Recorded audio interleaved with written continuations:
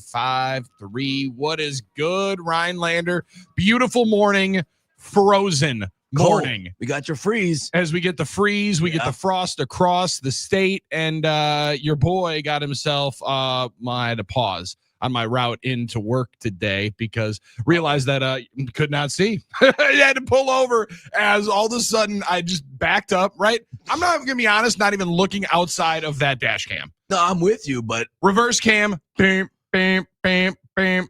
Sure. Hit and drive, locked up, iced up. Nothing to see here. And it was like fully iced up, like completely iced up on the windshield. Man, I didn't have it that bad. Oh, dude, it was cold. It was cold, and headlights looking right in my direction. I'm like, excuse me, sorry, pardon me, excuse me.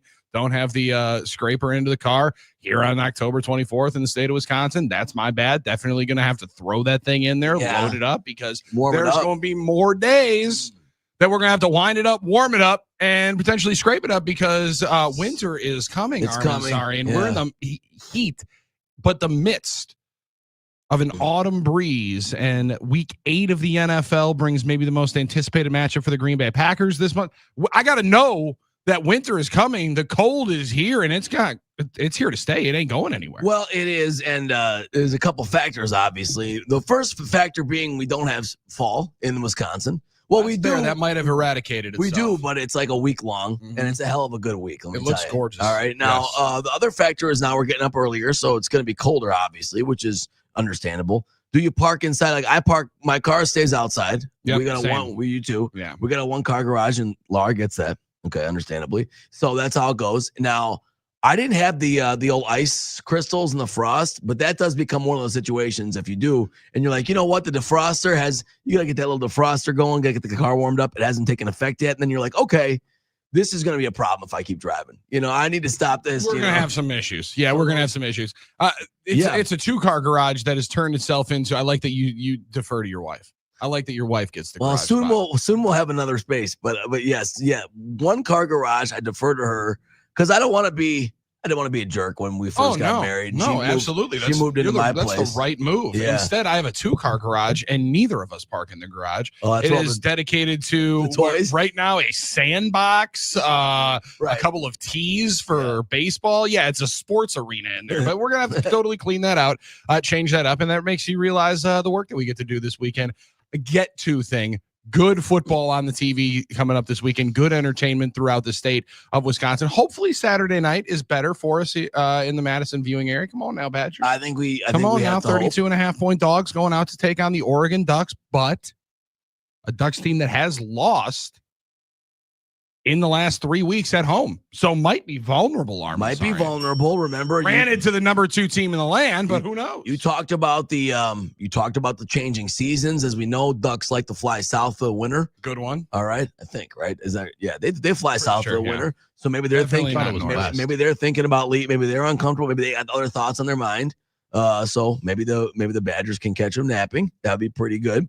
If you don't like bugs, well, the first frost of the season, the bugs should be dying. Should be gone. Yes, I think so. Should be gone. Get the bugs dying. Hopefully, that's a positive. Looking for all the positives, and like you said, a great football weekend upon us as the Badgers travel west and the Packers travel east. And the Packers travel to take on Aaron Rodgers and the Pittsburgh Steelers. Still fun to be able to say that. Also, the T.J. Watt-led Pittsburgh Steelers. He has not necessarily been the game wrecker this year that he has been in the past. Actually, another former Badger, Nick Herbig, leads the Steelers in sacks so far here in 2025. He's been phenomenal. Keanu Benton has been very, very good for them. But the eyes on Sunday night will be on the Packers defense trying to slow down their former franchise guy in number 8. He spoke to the Green Bay media yesterday. We'll hear a little bit of Aaron throughout the day as well. And I know you heard some of it on Drew and KB, but you, Armin Sarian, as digging into all different coordinators' corners,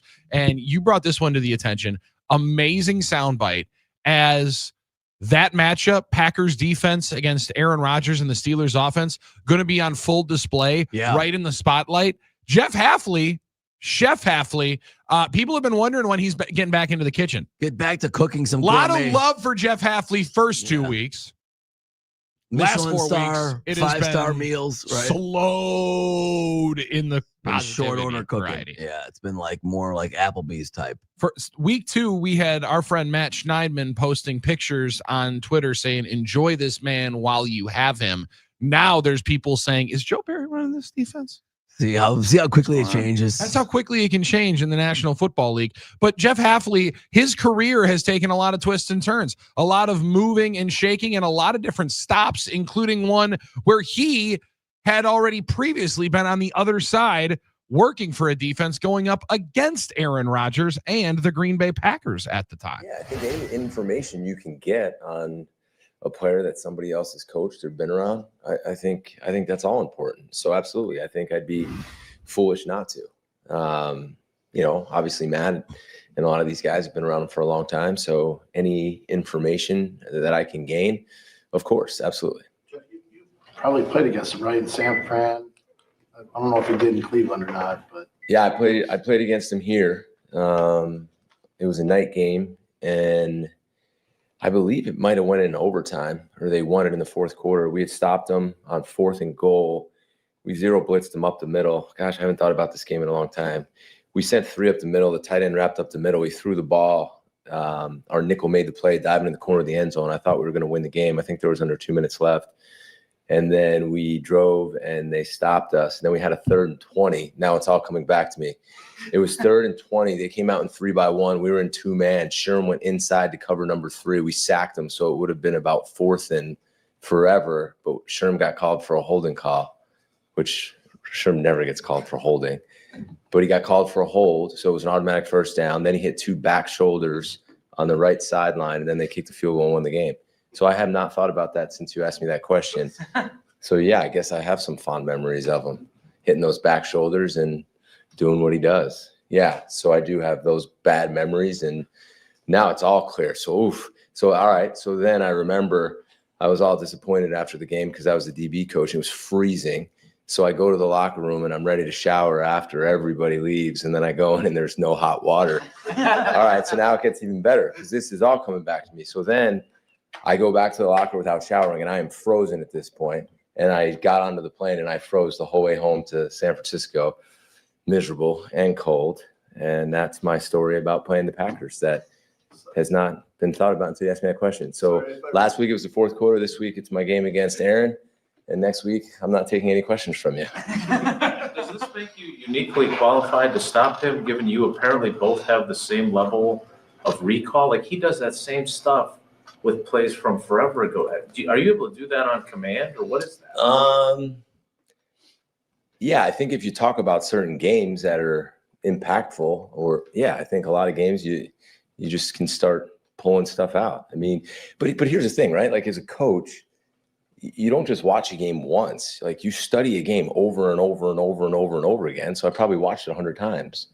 So yeah, there's the recall. I just, not a great memory, but he's got a great memory too. And he's a great player, obviously one of the best to ever play the game. And what's noticeable about him, it looks like he's rejuvenated, and he's moving around extremely well, making all the throws. And it looks like he's having a lot of fun again out there. So I got a ton of respect for him, what he's still able to do at this point of his career. And it will be a challenge to go up against him. And it's a cool challenge, I think, as a coach or a player. Anytime you go against a Hall of Famer, and I mean, you look forward to that challenge. I was going to ask you, there was a time when he was as physically gifted as anyone that's ever done it, right? And now he's 41, and he's doing it at an age where most guys long since retired, and he's doing it. But what does he look like now? Did you see him throw the Hail Mary at the end of the game? I mean, so physically gifted. I mean, he kind of smirked after he threw the ball. I mean, that was unbelievable. And then you watch him, and before we started studying him, you would think that he would have slowed down a little bit in the pocket, because he's always been so good at the off-schedule plays and moving around. And he has such an amazing feel for the rush, as you guys can pick. I mean, you guys know him better than I do. He's still doing that right now. And a couple of the scrambles he has where he's getting yards, he's as physically gifted as ever. And like I said, it looks like he's rejuvenated. I don't know how he does it. Is it possible to disguise and confuse him at this point, that the guy that's seen everything? And if so, how do you accomplish that with someone that's seen everything, has that recall, been there, done that? Yeah, I think certainly it's harder. but we're going to do our best to try to do that. And we have smart safeties and DBs, and there's stuff we can do up front. So we're going to do our best to see if we can. So you can ask me how we did on that next week. We're going to give it our best shot. That is Jeff Hafley yesterday, and the story in the game that he references about Aaron Rodgers and the greatness that he had to see firsthand on the visiting sideline at Lambeau Field was an October 15th Monday night game. Packers-Niners 2018. An unceremonious year, Armin, and one that Packers fans very rarely think back to. Very rarely are you fondly remembering or trying to put yourself back into your viewing spot of 2018 Green Bay Packers football when Mike McCarthy gets unceremoniously fired after they lose to the Josh Rosen-led Arizona Cardinals. I was there. Miserable day, actually. Terrible wet time. Snowstorm. Laura and I were first dating for her first ever game at Lambeau, and probably only. She said after that she doesn't really want to go to any games anymore. She had to sit in the wet, cold, and to see a tie, or not to see a tie, to see a loss, and then see McCarthy get fired on the way home. Like, so you thought, oh sweet, I'm gonna bring my new girlfriend to a Packers game. Awesome opportunity. Got Packers tickets. Cardinals gonna be a cheaper opportunity. She got my old Packers starter. Well, I was a pro player. I didn't get a starter jacket. It was pro player. She was wearing your old pro player my jacket. Old jacket, and we had a fun time until that cold rain started. Can you imagine, Luddy, really quick, not to interrupt your story, can you imagine what 18-year-old Armin would be thinking of girl wearing his white pack or his pro player starter jacket? He would have thought, man, oh what my is God, happening the next the few years amount of, of my life? dreams that you had of that exact day. Yeah, it was still awesome for me. I mean, except for the loss and I bet it was all that stuff. But then all of a sudden, for it to tragically end in the head coach getting fired and them losing. I mean, she kind of said, I remember, and our guy Spencer, I remember our guy Spencer let me know on the way out, on the way back to the car, because I had my phone in my pocket. We were freezing and stuff. He's like, they just fired McCarthy. And it was kind of wild because, you know, I was more like worried about, okay, Laura, did she have a good time and all these things? And is she cold and all this stuff? And she said, like, yeah, I just think I prefer basketball games or something.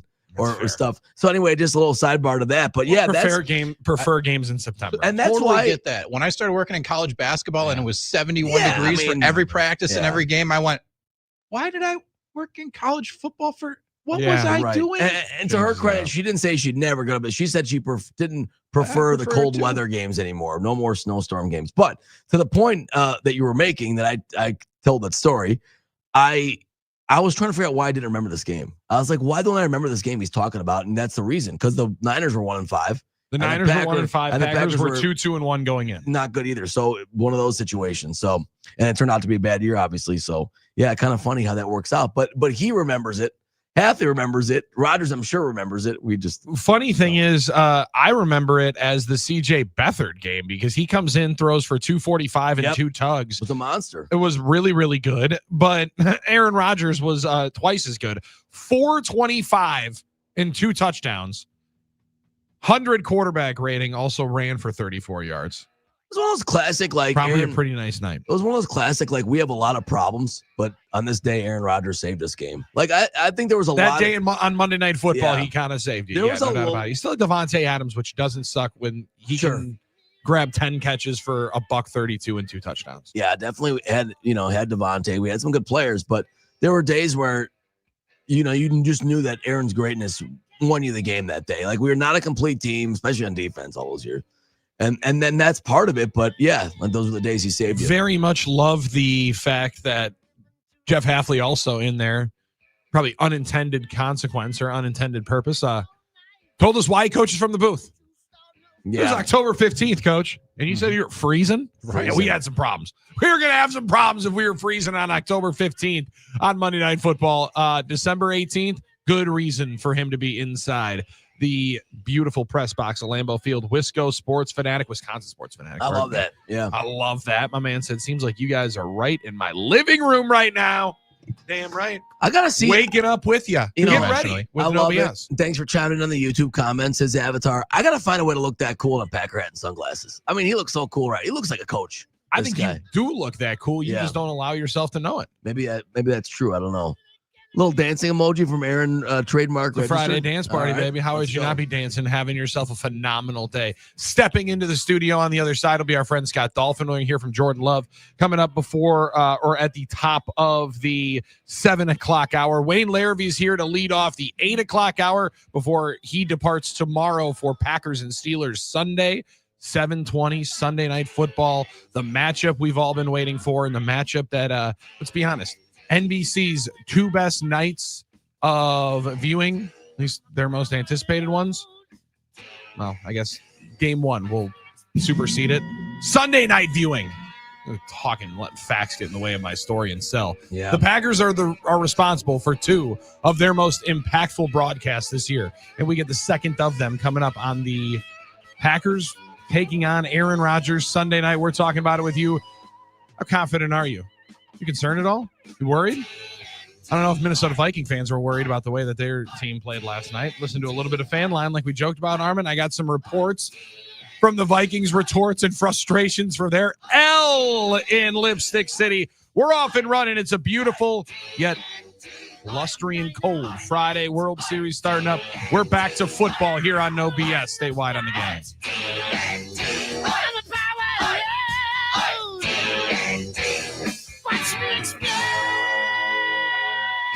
Packers, Steelers, Sunday Night Football. Our guys will be jacked up. Aaron Rodgers against his old team. Absence makes the heart grow fonder, maybe. I have a lot of great memories from my time there. A lot of great interactions with fans over the years. Living in Green Bay, living in Swamico, living in Hobart, going to Chives, being out and about, seeing people at the Piggly Wiggly when I'm shopping for groceries. Billy and Armin are getting you ready all morning for Sunday night's matchup here on The Game. Yesterday, Brewers GM Matt Arnold and manager Pat Murphy reviewed the 2025 season. I don't think we had a brutal performance. We had brutal results. We didn't have guys trying any less, or it's just when you face pitching like that, that was special stuff. And look to the future in their end-of-season press conference. We're going to have the resources that we need. We have support from our ownership to put a quality product on the field. Tonight at 5, Tim Allen will react to their comments and preview the offseason. Don't miss a special baseball offseason preview this evening at 5 here on The Game. Now, a year in rock spotlight, 1967.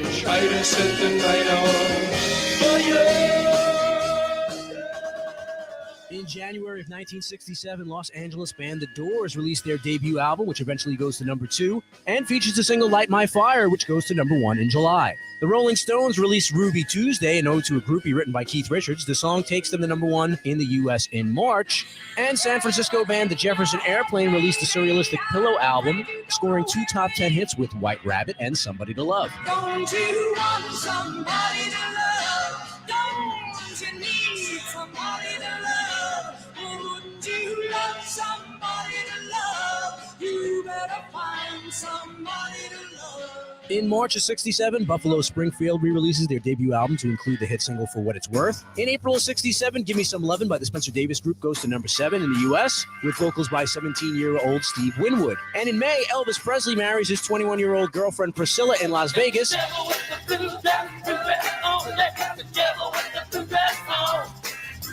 In May, Mitch Ryder hits number 4 with Devil with a Blue Dress, Good Golly Miss Molly. And the Jimi Hendrix Experience released their debut in the UK. In July, they toured the U.S. as the opening act for the Monkees in support of the U.S. album release. Keep listening to iHeartRadio for more from 1967, coming up. iHeartRadio. Here are the top Elton John songs that you've thumbed up. Number 3, Tiny Dancer. All the clothes are tiny dancer. Count the headlights on the highway. Lay me down in sheets of linen. Number 2, Rocket Man. I'm not the man they think I am at home. Oh, no, no, no. I'm a rocket man, burning out the fuse out there alone. Number 1, Benny and the Jets. She got a lady boots.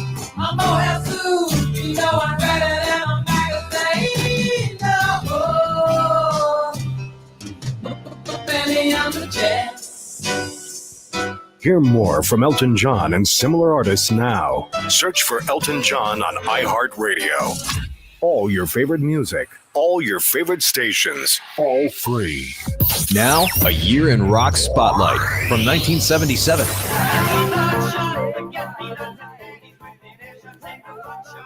In February of 77, 60s band leader Manfred Mann has a new band and scores a U.S. #1 hit with a cover of Bruce Springsteen's song Blinded by the Light.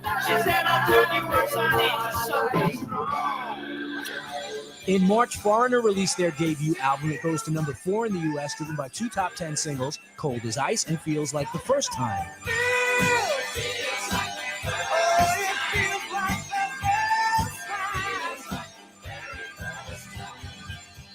Philadelphia Blue-Eyed Soul duo Hall & Oates have their first U.S. #1 with Rich Girl from their 5th album, Bigger Than the Both of Us.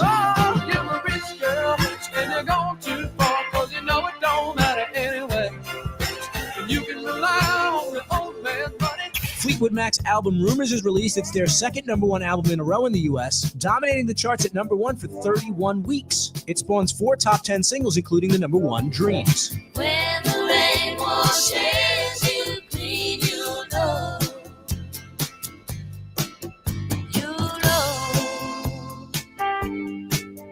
Keep listening to iHeartRadio for more from 1977. Coming up.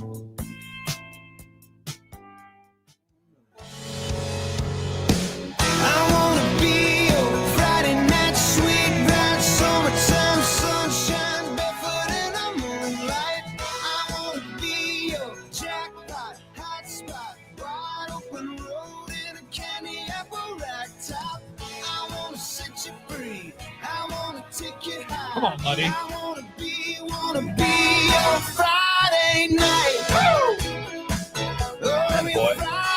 Well, maybe not the barefoot in the moonlight days anymore in the state of Wisconsin for your Friday night. But when you wake up this morning with us, statewide on No BS, grab a jacket. You're going to need it. Stepping out here, stepping into the studios is our friend Scott Dolphin from 106.1, award-winning morning show. What up, Scotty? Yeah. We didn't win this year, though, unfortunately. Wow. That was wrong. And there's some sort of nefariousness then in the ballot or something. Have not won yet. Our appeal has not been heard. Yeah, quite thank yet. you. Our appeal board meeting, I believe we are brought in next week, Tuesday at 1:30. I think that was the arraignment time. Did I say that out loud? Yeah, that's fine. You're #1 in my book. You're the best. You know what Norman Dale said before the final game Not a in clue. Hoosiers? He said, if you put your effort and concentration into being the best that you can be, I don't care what the scoreboard says at the end of the game. In my book, we're going to be winners. That's all that matters. You put everything on the line. You give it all. All right. The best part of that movie is when he gets out the tape measure and the best in well, there's a Hinkle lot Fieldhouse. of that is awesome. There's a lot of best parts of that Don't movie. let Armin get into a measuring competition with the best scenes of Hoosiers. No, I just love it's my favorite movie. I love it. I didn't know that. It's one of my favorite movies. It's one of my favorite moments in that movie. Yeah, my favorite one. If it's your favorite sports, if it's your favorite sports movie of all time, obviously, Yeah. then if it's your favorite movie Yes. overall. Okay. Yes, definitely. Be a What about tough you? one for me. I don't know, man. I mean, baseball movies and maybe a lot of them. Yeah, See, I struggled to not break them down into some categories too, right? Mhm. Like, I mean, for the motivational side of it, remember the Titans is going to be hard to ever tough to beat. Tough to money. beat. Yeah. But there's a point in my life when I was watching Rookie of the Year with Henry Rowan-Gardner every Friday night. Like, I mean, Wow. that was every single week. I was Kid, you loved dreaming it. that I was going to fall down, snap my elbow, and pitch at in the some majors. point I was going to throw 100 miles an hour after. And like, I thought it Was made he- a whole lot of sense. is he a high school teacher or something? Is that what it was? He was real a life? 12 or I don't know. No, Thomas Ian Nicholas, you mean in real life or in the movie? In real life, he was a. He's in like a band and he does normal guy style. He doesn't act much anymore, Okay. but he was also Kevin in American Pie, one of my favorite movie trilogies, when he was dating Tara Reid, Vicky Oh. Latham, and they brought him back for the sequel. It was pretty good. You could just tell he hadn't acted in a while, I think, but I think he's in a band and he's got his own Wow. band. I don't know. He probably, he might be teaching or something like that. Yeah. I like that I went to Google Dolph knowing that Armin knew exactly what that man was doing. Of course. Where he lives. He's in a couple of Where my he favorite studied. movies. Yeah, he's in a couple of my favorite movies. That's for sure. I don't think he acts much anymore, though. It'd be tough to pick a favorite sports movie, though. Very tough. I don't know if I could do it. I mean, nothing jumps right to the front of my mind. It's also one of those things that's hard to do now. It's hard to make good sports movies now. There's also, again, I think definitely throwing some shade at Air Bud, not mentioning that one right now. Right now, any movie of the Air Bud franchise, my son's favorite. Well, Puppy playing basketball, football, baseball. Anytime you have sports movies that involve animals, I mean, that's going to be hard to be beat. top 10. Yeah, and then boxing is just, again, kind of separate category because that's a much easier film to make. You know what? That might be the original Rocky or one of the early Rockies would probably be mine. Or even Raging Bull from way back. That was the classic. De Niro gained, I don't know, 40, 50 pounds for that role. Yeah. Jake LaMotta. So there are just so many great, sports movies. I agree, Billy. You have to kind of break because people always ask me like, Hoosiers is your favorite movie, and it is favorite basketball movie.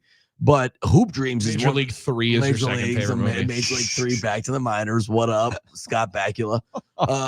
It's hard to like Hoop Dreams, for instance, is a great sports documentary.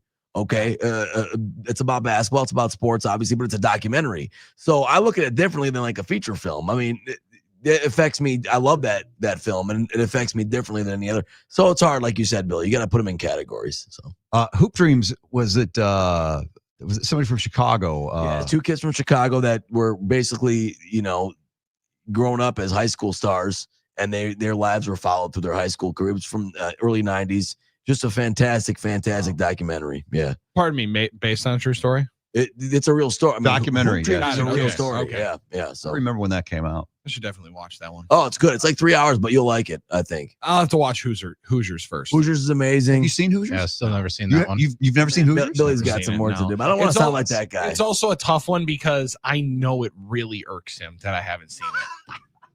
So Dolph, I know I lose that if I go and watch it this weekend. Is most of that based on fact, Armin? I mean, I know the names are changed. The high school name wasn't Hickory.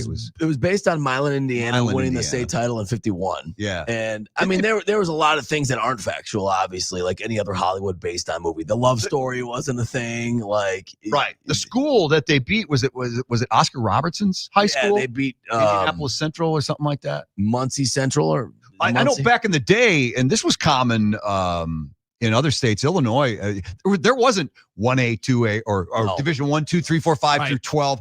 I remember Illinois was must-see TV when I was a kid because they only had 1A and 2A. So you'd have small towns against big city Chicago schools, and it was incredible competition. The Illinois State high school basketball tournament was legendary. And I think Indiana was the last to go away to class system in '98. '98 was the last year that everyone played in one tournament. In Indiana. Love that. And they were the last school. Kentucky was the second last. And in Illinois, those states were fine, but you couldn't do it anymore because of the powerhouses playing against the smallest, which makes for great Cinderella stories, but it also makes it does. I mean, it makes for the reason the movie was made. But it's more of an unrealistic thing now, I'd say, than ever, right? But I do wonder if the biopic of sports drama kind of takes off a little bit more again. I think it might. I think because you have the rise of documentaries now, right? I was going to say, granted, we do just have sports documentaries that we just, act like they're just completely told by both sides and right eras for 10 episodes. And we run those. And what's funny is luckily, depending on when they come out, we treat it like it's Sunday Night Football because it's the only thing on to talk about. The funny thing about documentaries now is a lot of it is it's old footage and interviews of people telling stories about it, right? And telling story, which makes sense. That's what it is. But like true documentaries where you just have a camera observing, right? Like Hoop Dreams was kind of like that, but like Last Dance is a totally different kind of documentary. Yeah. And really, Billy, we talk about this all the time. Now all these old guys going on podcasts telling stories. That's almost like a documentary style thing now because guys will spend, when we see Vernon Maxwell on one of these guys on Knuckleheads. I watched one with Big Dog on Knuckleheads or something. Glenn Robinson, one of my favorite all-time guys growing up, obviously, with the Bucks, telling an hour and a half worth of stories. I mean, that's almost like a documentary. You know what I mean? So you get as unfiltered as possible as you can get. Dolph, speaking of The Last Dance, speaking of Michael Jordan, the moment that was talk about dramatized a little bit was I don't know if you heard this story of his 3-minute interview with Mike Tirico on NBC Sports during their debut run of NBA basketball here. Once again, it was told to us that he was going to be a part of the broadcast. Some idiots like myself thought that he was going to be doing analyst work. I actually thought that too. Dolph, I think we assumed that, right? Yeah. Did I not think we really think that he was going to go and hang out in Oklahoma City? It was like he was going to stand on the desk again. I'm mad at myself for thinking that he was going to be more a part of it. But they sat down, interviewed him for 2 hours. They'll probably cut it up and use it all year long. One of the stories in there that we're hearing a lot more about and people are all excited about is his one free throw that Michael Jordan shot in front of a bunch of kids at a Airbnb, Armin, that he rented during the Ryder Cup. The Ryder Cup, right. He said it was the most pressure-filled moment he's felt in years. Really? Because he hadn't shot a ball. Yeah. I saw that clip, and of course he made it. Shocker, he made it. Of course he And did. he said he was super nervous about it, and everyone loves the story. It's a classic mystical. Jordan kind of returns to planet Earth out of nowhere because we don't hear much from him anymore. No, not at all. Makes the shot, tells a story, and everyone's like, wow, this is so vintage Jordan. This is so classic. What an amazing story. I don't know how you guys feel about it. I think it's a little overhyped of a story. He made a free throw in a backyard in front of a bunch of kids. I think it's a phenomenal fish story that I think every single guy has one of. I was fascinated by it. You know what I didn't realize is, did you see the Charlie Sheen documentary on Netflix? I don't think I did. Okay, No. a bit of it. There was a show back in the 80s where it was celebrities took on basketball stars in basketball. They packed this high school gym in California, and Charlie and Martin Sheen took on Michael Jordan in a game of 2-on-1. The charity game or something like that. It was like a, I don't know if it Made was for a TV weekly something. Wow. Oh, like the old superstars, Kinda like that. where the NFL Yeah. guys would do tug of war and track. And Jordan was probably a rookie, maybe in his second year with the Bulls, and they beat him.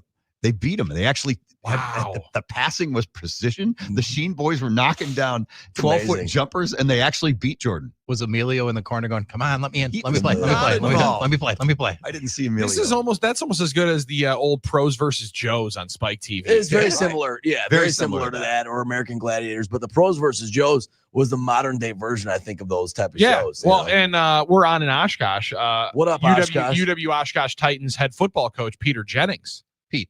Well, Petey Bananas. Oh, Pete yeah, Jennings. PD Bananas. Yeah, I forget he that. was on Pros versus Joes. Pretty He was it our, made his resume, actually, when he interviewed for the job at UW Whitewater. Smart, At yes. the bottom, it said Pros versus Joes. Yeah, he was our offensive coordinator when I played at Carroll, and now he's the head coach at Oshkosh. And that was one thing that he would, like, when necessary, throw in there. Just so you know, I want to say it was either Aqib Talib or Pac-Man Jones.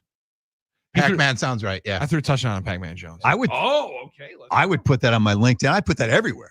Everywhere. It would be plastered in my pinned tweet, probably. Are that you video. kidding me? I put the video. I was just to say, put the video up on everywhere you can find. What's your claim carry to- around tape of it? What's your claim to fame, Armin? Did you ever, get a big hit in a celebrity softball game? Or, He's got a couple of those. Yeah. Do Come I? What's Do one? I? What celebrity I saw? remember you talking about taking that walk in the media softball league. Media soft. I mean, we had a media league in Milwaukee. No, I played in it for several years. Yeah. And it's been a while now, but I played with my old station, and we had a team and everything. And I did have a big triple once, I think, Nice. in media league. I had a moment there, and it was a great moment. It was fun. I caught a ball in Little League in right field to win the game once. I love it. Never had like a winning hit or a winning shot, but I had that moment, I guess. Was there one I'm not thinking of that I told the story of, Billy, that you're looking at me? I kind of remember there being a nice triple that you've told the story to a number of different times. But like that outfield in. That's the only reason I hit a triple.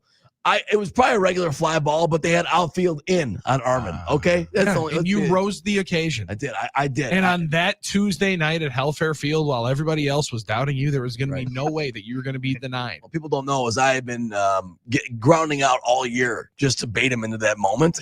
And when I needed that the most, I set it up. I made them relax for exactly 15 games. And then the last game, I hit it over their head. That was my grandmaster. You have one of those. I got a couple. We used to play in a lot of those softball games with the Packers and stuff like that. Oh, sure, yeah. And, there's a couple come to mind. I got to play when I lived in the Bay Area. I got to play in a celebrity softball game against the 49ers. This was the early 90s 49ers when they were going back to back with Montana and those guys. Wow, so Rice and those guys. Yeah. And Bill Romanowski was pitching. Oh my gosh. But I made a great play in left field, the sliding catch, and I robbed John Taylor of a hit. Remember him? He caught the touchdown in the Super Bowl, the real tight one against the Bengals. But the other one was here my first year in Milwaukee. I got to be a guest Washington General against the Globetrotters on New Year's Eve. That's the best. And I got in twice. They said, we're going to put you in the first and third quarters. And so the first shot I took got blocked into about the 8th row by one of the Globetrotters. And the ref came up and got in my ear and said, do that again. I'm going to put you on the line. And so I do it. And it gets blocked again. And he calls a foul. And this guy's losing his mind. So I got on the line.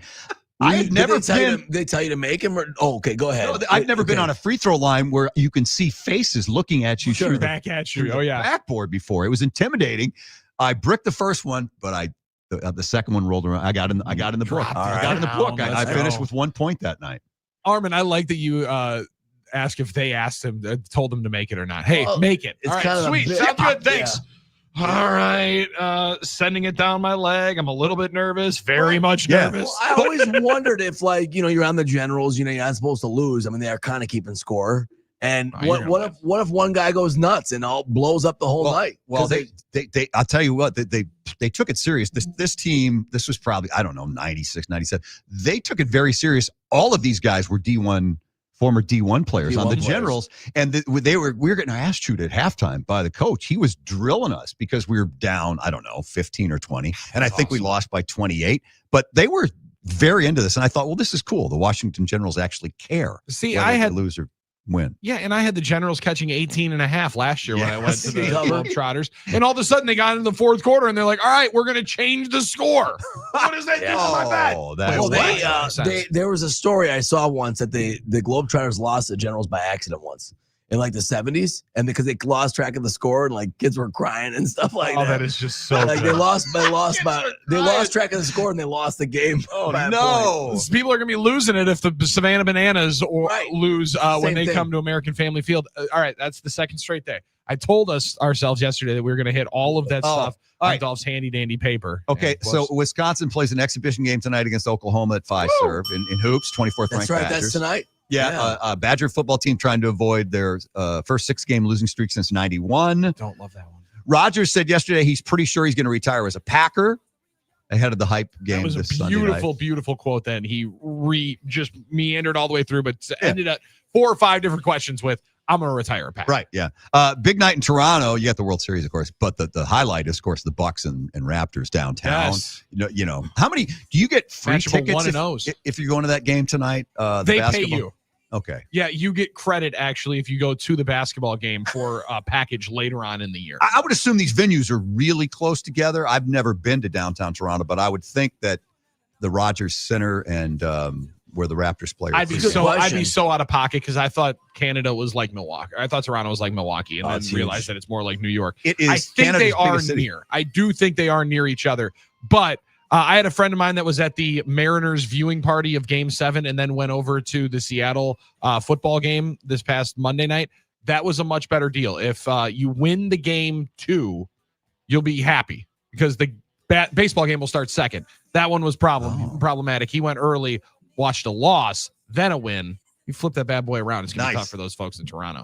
Nice. Dolph, always appreciate it, brother. Thank you. Enjoy Dolph. the weekend. Have a good weekend. These 2-day work weeks pretty fun, aren't they? I could get used to this. We got I wonder if iHeart would let me just semi-retire and come in twice a week. Come on now. Listen, you're Scott Dolphin. Yeah, you don't have me. I'm not mad about it. Dolph, they might let you walk in here for 15 minutes. And You guys are the best. This is why I keep coming back right here. Appreciate it, brother. We'll talk to you on Monday. There he is, Scott Dolphin from 106.1, hanging out with us here on No BS. Stay wide on the game. Back to the football. Jordan Love coming up in about 20 minutes right here on the game. Wasn't me, she was fooling, but she knew what she was doing when she taught me how to walk this way. She told me to walk this way, walk this way. Miss an hour of No BS? Honestly, Billy, I don't think you'd miss it. You can find all of the shows in podcast form. Just search No BS on the iHeartRadio app. Now, a year in rock spotlight. 1974. In April, Diamond Dogs is a #1 album in the UK for David Bowie. It goes to #5 in the US. Rebel, rebel, you torn your dress. Rebel, rebel, your face is a mess. Rebel, rebel, how could they know? Hot tramp, I love you so. In June of 1974, Chicago funk band Rufus, featuring lead singer Shaka Khan, score a #3 hit with Tell Me Something Good. UK supergroup Bad Company have a #1 album and a top 5 single, Can't Get Enough. I can't get enough, enough of your love. I can't get enough, enough of your love. I can't get enough of your love. Yeah, this one, this one.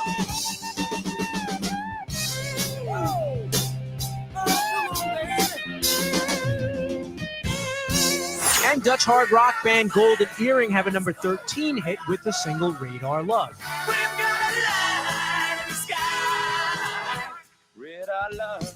Keep listening to iHeartRadio for more from 1974. Coming up. Here are the top Bryan Adams songs that you've thumbed up. Number 3. Run to You. When it gets too much, I need to feel your touch. I'm gonna run to you. I'm gonna run to you. 'Cause when the feeling's right, I'm gonna run all night. I'm gonna run to you. Number 2. Heaven. Baby, you're all that I want. When you're lying here in my arms, I'm finding it hard to believe we're in heaven. Number 1. Summer of '69. Standing on your mama's porch, you told me that it lasts forever. Oh, when you held my hand, I knew that it was now or never. Those were the best days of my life. Hear more from Bryan Adams and similar artists now. Search for Bryan Adams on iHeartRadio. All your favorite music, All your favorite stations. all free. Now, a year in rock spotlight from 1977. September of 77, American duo Steely Dan released their 6th album, Asia. It goes to number 3 in the States on the strength of 2 top 20 hits, Peg and Deacon Blues.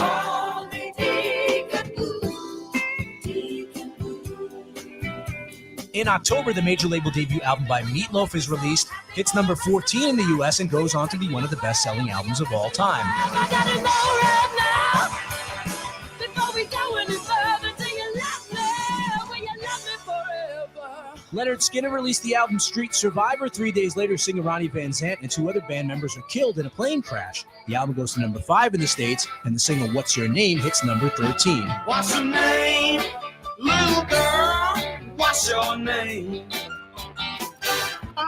In November, Eric Clapton's Slow Hand is released. It goes to number 2, driven by 3 hit singles, Cocaine, Wonderful Tonight, and Lay Down Sally. Lay down, Sally, and rest here in my arms. Don't you think you want someone to talk to? Keep listening to iHeartRadio for more from 1977. Coming up. We call it Wagertainment. All right, place your bets, place your bets. VSiN every night at 6. Presented by Potawatomi Sportsbook. Bet above the rest on Fox Sports 920.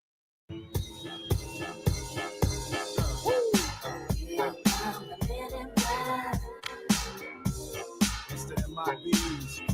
Here come the MIBs. Here come the No BS on the game. Billy and Sarian with you statewide and on the iHeartRadio app. Hanging out on YouTube. You can be watching us wherever you are, coast to coast, worldwide. No international restrictions like some broadcasting rights for different games. That's the great thing. I mean, you can get on this YouTube anywhere in the world, anywhere 100%. There's internet. You can talk Say you're to going us. to game 1 of the World Series tonight. Say you're going. Let us know. Doesn't matter. Say you're like Don. Morning, guys. One day closer to Aaron Rodgers' ass whooping. Packers win 34-27 with the next McKinney pick. Another 3-sack game for Micah. That'd be pretty good. So you can chime in just like he did. Put you up in the window here. Watch us on the stream, which we have a pretty good group already. Billy at 645, 320 people watching. I guess I got a different definition of an ass whooping. Yeah, it's a 7-point win. I mean, I'm fine with it. I'm happy about it. Always in for it. It'd be a successful business trip, but when I think of that, I think of like 34-7. Which I would definitely be in for. Like I would not say no to that outcome coming up on Sunday night at Lambeau or at Acrisure Stadium. Should be at Lambeau Field. This game should be at Lambeau Field. Thanks a lot, Minnesota. You just find opportunities to screw over and screw up great viewing pleasure opportunities like last night. Would have been a great game. Vikings, Chargers, Thursday night football. Nothing else really on television other than South Alabama. I was fired up. And then the Vikings decided to not show up. Get absolutely pantsed in Lipstick City by the LA Chargers, who came off a really bad loss. And when a team, I guess, is reeling like that, Armin, you can anticipate that they'll be able to fight a little bit for their lives. And the Chargers got kind of embarrassed against the Colts at home a few days ago. So not totally surprised by that performance. Stunned, though. And I don't know about you. I think Kevin O'Connell is a phenomenal head coach. You listen to this radio show, you know how I think about the Vikings head coach. You said that a lot. I don't like it. We both agree. As much as we don't like, we both said that. Wished him to take different kind of professional. I think he'd be adventures. a phenomenal next head coach for the Miami Dolphins. Miami Dolphins. I think he'd do a great job running an accounting firm. I think the New England Patriots should have taken a bigger swing at him this offseason. Former Patriot draft pick. Said they wanted to go with this guy that's won a couple of Super Bowls there in Mike Vrabel. I guess that makes sense. I guess it makes sense. I think he should go coach in college, find more fulfillment. I would say this, though. Yeah, whatever. I don't know that I've second guessed him as much as I did last night when they consistently trotted out what became the skeletal remains of Carson Wentz. Yeah, I mean, that's absolutely true. My man was in pieces damn near last night. Like that was honestly tough to watch. That was almost as close to the South Park Dan Snyder skit where he walks out there as a sacrificial lamb against the Dallas Cowboys, 1 against 11, and he just gets absolutely massacred. He just got messed up last night. When the ball gets batted up into the air and he's trying to knock it down, you can see him just like grabbing for his shoulder while he can like weakly like hit the ball down. I woke up last night because the game was non-competitive into the second half, so it didn't deserve my viewing pleasure. So I deserved a little bit of the pillow. Luckily, I woke up right as I don't know what hour of the TNF nightcap they were getting into, but right as Viking Fan Line on our friends at KFAN was starting up. Okay, did you check out Viking Fan Line? So I listened to. I was going to call in. So I listened to. You should have. It would have been a fun night too. Yeah. So I listened to a little bit of their post game show, and. Damn. I don't know. I've heard an NFL team call for a third string quarterback louder than they were Max Brosmer last night. The bro. Because Max the bro Brosmer. Well, listen, we had a couple of Golden Gopher season ticket holders that said, I watched Max Brosmer play a ton of football for the University of Minnesota. Cool. He could have done a lot better than what Carson Wentz was doing. Now, granted, they did throw in Brosmer, I think, in like the final 2 minutes of the game. He went 3 for 4 last night, I believe. Yeah. So he finally played. So again, maybe that almost stokes the flames more. Like that kid could have done that for the whole second half and we could have won the game. Yeah. It was 21-6 or 21-3 at half. Didn't get much better. Jordan Anderson does find the end zone. Nearly helps us out for the parlay of the day. Keenan Allen, what up, dude? Come on.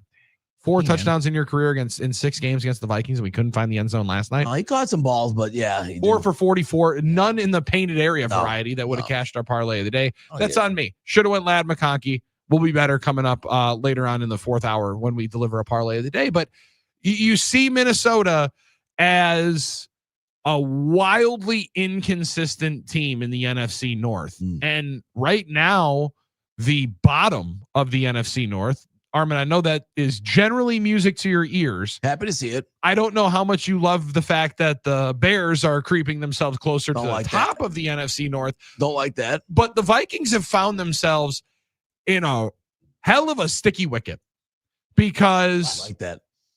I'm watching JJ McCarthy last night in uniform, jumping away from incoming players towards the sidelines, signaling first down for Justin Jefferson before even JJ can. And I'm watching Carson Wentz out here with one arm and no legs play for the final 3 quarters. And then them call for the third string quarterback, rookie from Minnesota, when, correct me if I'm wrong. You guys can help me out here. Yeah, I got the Google ready. Weren't they in the Sam Darnold business and offer more guaranteed money to Darnold reportedly? Reportedly, yes, reportedly. But it made it pretty clear that JJ McCarthy was going to be their guy. Wasn't Daniel Jones in their building last year? Was. Well, a guy Minnesota playing real Jones, well. it could have been. What and who else, Billy? Weren't they potentially rumored to be around sniffing around Aaron Rodgers, and Rodgers had asked, wanted to play there? Thank you. Yeah. Now, but this is the life they chose. This is what they chose. This is the lane that you decided to drive in. And drive careful. Man, I'm hearing a lot of Viking fans, understandably so, gotta be upset. Remarkably ticked off last night, saying, I don't care. At this point, he's got to play because we got to know what we're going to have. This ain't it. And if I'm asking for Brosmer, we got bigger problems in Minneapolis. Huge problems. That was phenomenal to wake up to last night. In the midst of what ended up being like a 2.5 hour nap before the end of Thursday Night Football. Yeah, and a really weird situation. I mean, you got to be wondering what's going on in Minnesota. As much as we've complimented Kevin O'Connell, KOC's a great coach, but choosing this situation, choosing a guy in McCarthy that either has the worst non-game ending ankle injury I've ever seen that I didn't think was an injury 7 weeks ago, whose claim is still not ready to play. Either he can't play Sunday football or it's the worst injury I've ever seen. And most importantly, making the intelligent decision, well, they think the intelligent, full agency in the right mind decision to choose this over Aaron Rodgers. Yeah. What were you thinking? That's going to go down as a very, very damaging decision. As much as Kevin O'Connell's done so far in Minnesota, that one's going to linger with him for a while. Yeah, and it's going to hurt him. And you have to wonder what they were thinking, not if what we believe to be reported is true and they had a chance to get Aaron and Aaron would have played there. What were they thinking? Well, in Armin, I understand why we'd say that Aaron would be the bigger offense. I think the first two are even worse. Fair enough. Like you're looking at an organization that is desperately trying to find somebody for the next 4 or 5 years at that position. That has talent around him. That has a ton of talent around him. That team is a Cadillac to drive. It's a good car. Now, granted, their offensive line is as battered and bruised as any in the league. They need some body work on that offensive line. They definitely do. Yeah. Definitely do. However, the core of the car is an easy drive. And when you got Daniel Jones and Sam Darnold, both left to be starters. Yes, Dan said on the YouTube chat, both they could have had as their starter. That it could have been a starter in Minnesota. Sam Darnold was their starter last year. He won 14 games. That's the point. And they couldn't have escorted him out quicker because of the way the last 2 games ended. And I didn't see anybody playing well for the Vikings at the end of the year last year. Daniel Jones, who was willing to play safety in practice, play safety. Playing some scouts. Is now cooking right the here, league. Coach. Is now cooking the league and Mike and MVP votes if things keep going this way, right? Daniel Jones and Sam Darnold's current teams that they start for have a combined 3 losses. The Vikings have 3 wins. 877-794-1973.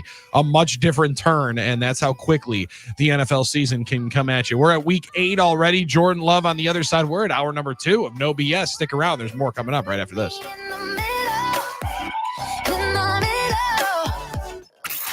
Now, a year in rock spotlight from 1976. Bob Dylan releases his album Desire. It goes to #1 in the States, thanks mainly to significant radio airplay for the single Hurricane. Couldn't help but make me feel ashamed to live in a land where justice is a game.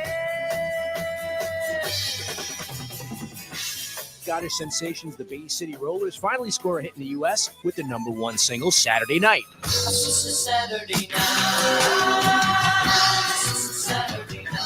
In February, former Steve Miller Band member Boz Scaggs has a #2 U.S. album with Silk Debris. Peter Frampton hits #1 with his double live album Frampton Comes Alive. It would become the best-selling album of 1976. I want you, show me the way every day. I want you, show me the way night and day. In March, Irish hard rockers Thin Lizzy's 6th album, Jailbreak, scores them a #12 hit single with The Boys Are Back in Town. The boys are back in town again. Been hanging down at Demos. Keep listening to iHeartRadio for more from 1976 coming up.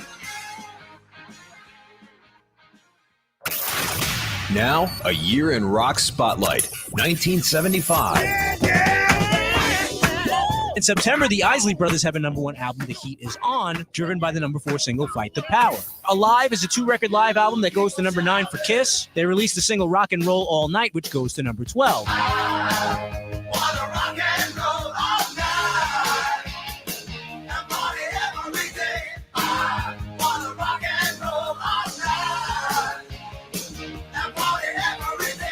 David Bowie switches to Philly Soul on the LP Young Americans, featuring the #1 single Fame, which was co-written by John Lennon. UK rock band Foghat have a top 20 hit with Slow Ride from the album Fool for the City.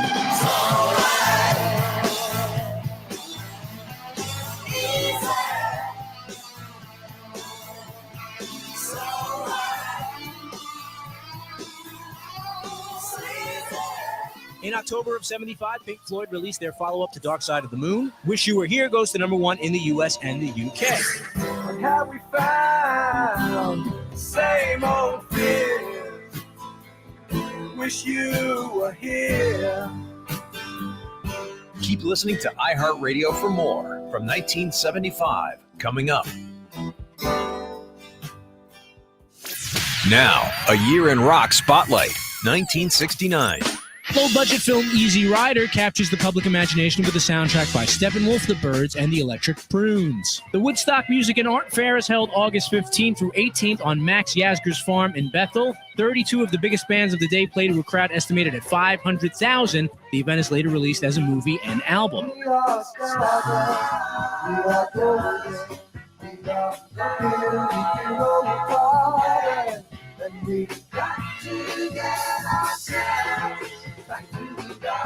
And with the boost from their appearance at Woodstock, San Francisco band Santana hits the top 10 with their debut album, Evil Ways.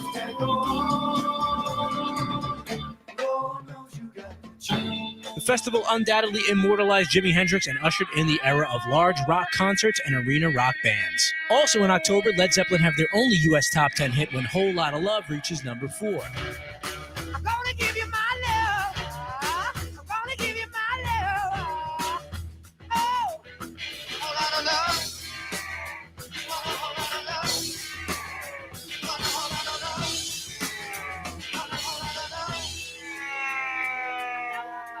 The Allman Brothers Band released their debut album on Capricorn Records to good reviews but limited sales. And 7 years after his last #1, Elvis Presley tops the charts with Suspicious Minds.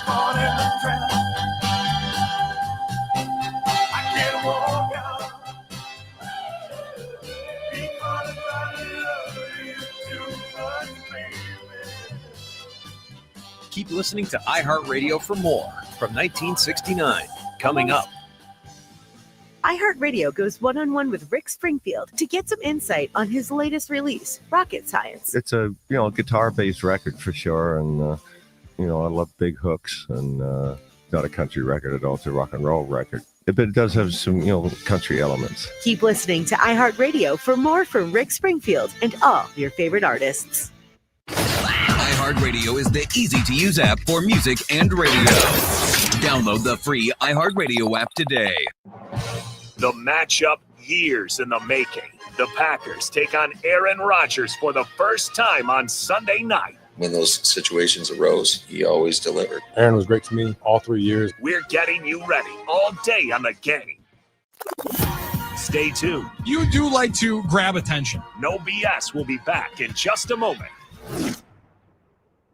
Touchdown! Milwaukee's most listened to sports station and the home of your Green Bay Packers. A dagger right through the heart! WRN WFM Milwaukee, 97.3 the game.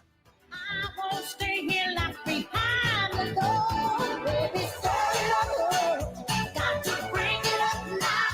When I think about tomorrow, ooh, I can't wait to stir it up. Got to shake it up now. If I'm not to make on borrow, I'm not gonna take it anymore. Welcome back, No BS, Hour 2 of the No BS Morning Show, streaming live on YouTube and on X as well, formerly known as Twitter. Still tweet us or send us an X post. We're also on Facebook, which might be your family's favorite social media. Yeah, that is probably the fact. I would say a fair way of putting it, Armin? I would say that's absolutely fair, Billy, based on maybe culturally, your generation, your age. Let's be honest. I mean, it's true. Certain ages seem to use certain apps more, certain websites and more. Facebook's become a lot of your family older now. I think a lot of people still on X. YouTube's a thing, obviously, for everybody. YouTube's one of my favorite and generally my number one frequented social media, to be honest with you. It's the one that I watch most of my content on. I would agree. Now, granted, that's because it's where most of my slot YouTubers are.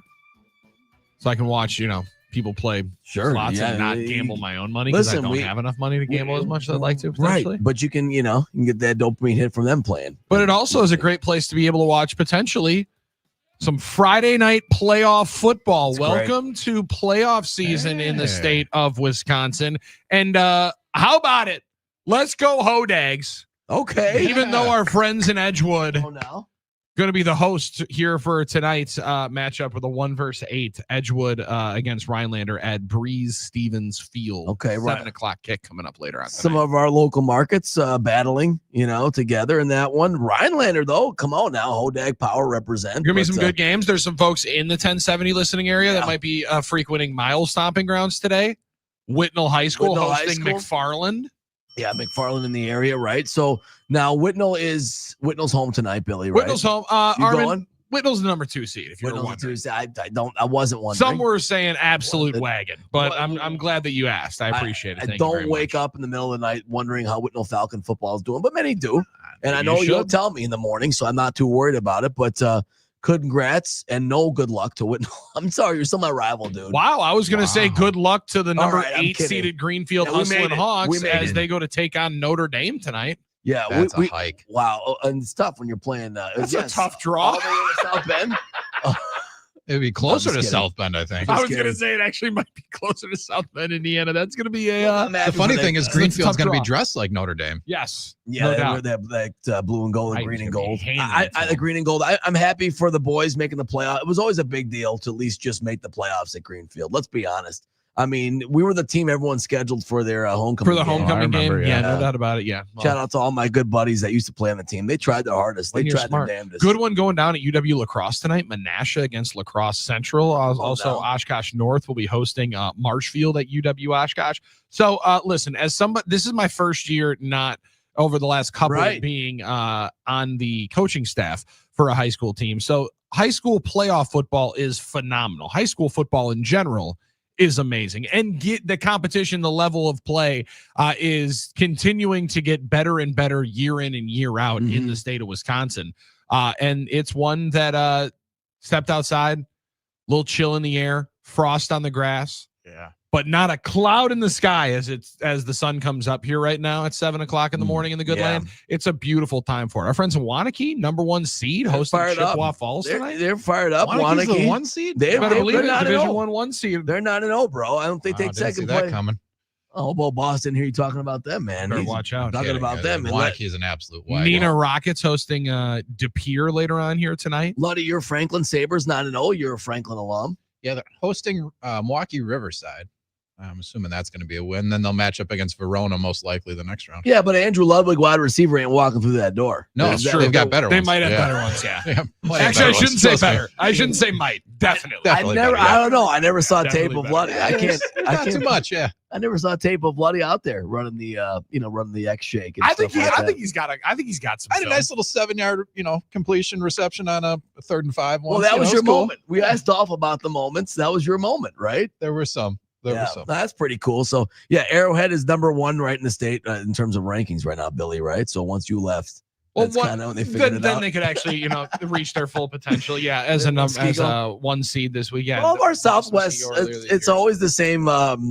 The usual suspects. Our Southwest. A lot of the suburbs. suspects. Yes. However, Kimberly coming to your city. Fond du Lac's coming to your city tonight, and then they'll be coming to Hamilton City in week number 2. So I'm excited. I love the playoffs. I love high school football and love to be able to spotlight some of the great performances that we'll see. And you will not probably have more from a morning show talking about the state championships than this one. Why not? Right. Well, we were on from 9 to 12 last year during it. I think we almost broke sanctions for the broadcast that we were potentially relaying of play-by-play. Did Tim forward you an email? No, I mean we understood that we were pushing the limit. I do quite a remember bit. listening and going, this is so much fun.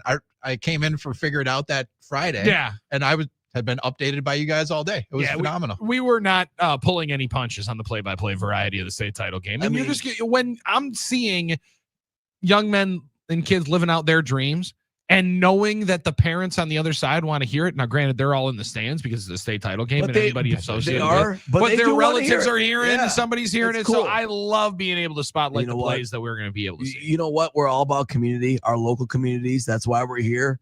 Still doing what we're doing is to highlight and spotlight and share with you as members of said community to be with you guys. So that nothing defines that more than this time of the year with high school football, Billy. So shout out 262 on the NickLayLaw.com talking text line wants to shout out to Lake Geneva Badger. Lake Geneva Badger hosting Oak Creek tonight. Number 42. I don't know if that's a relative or if that's him maybe. Hey, if you're texting us, that's great. Good luck tonight. They're playing Oak Creek. So if number 42 on Lake Geneva Badger is texting us here at 7:06 this morning. Good work. Why? School hasn't started yet, or maybe it has. Should be fine. Yeah, By probably. 7:15, buddy. Yeah, he's probably on his way to work. Probably on his way to school. Yeah, for sure. Pretty cool. And he has first period study hall off campus. Could be a senior. Interesting. Now, Or you just make it off campus. I don't know if I can. I was a lot better at that. Yeah. That's good. That's good. Same.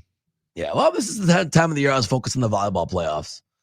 For high school. I always volleyball. said if boys volleyball was not during football season, I would have played boys volleyball as well. Some states it's not, but it's pretty cool. It was definitely during that. Soccer, volleyball, football were always during the same season. So all right, well, good luck to all the young men out there trying to live out their glory, live out their schoolboy dream. Get yourself to Camp Randall Stadium, and also just enjoy a Friday walking down the hallways with the jersey on.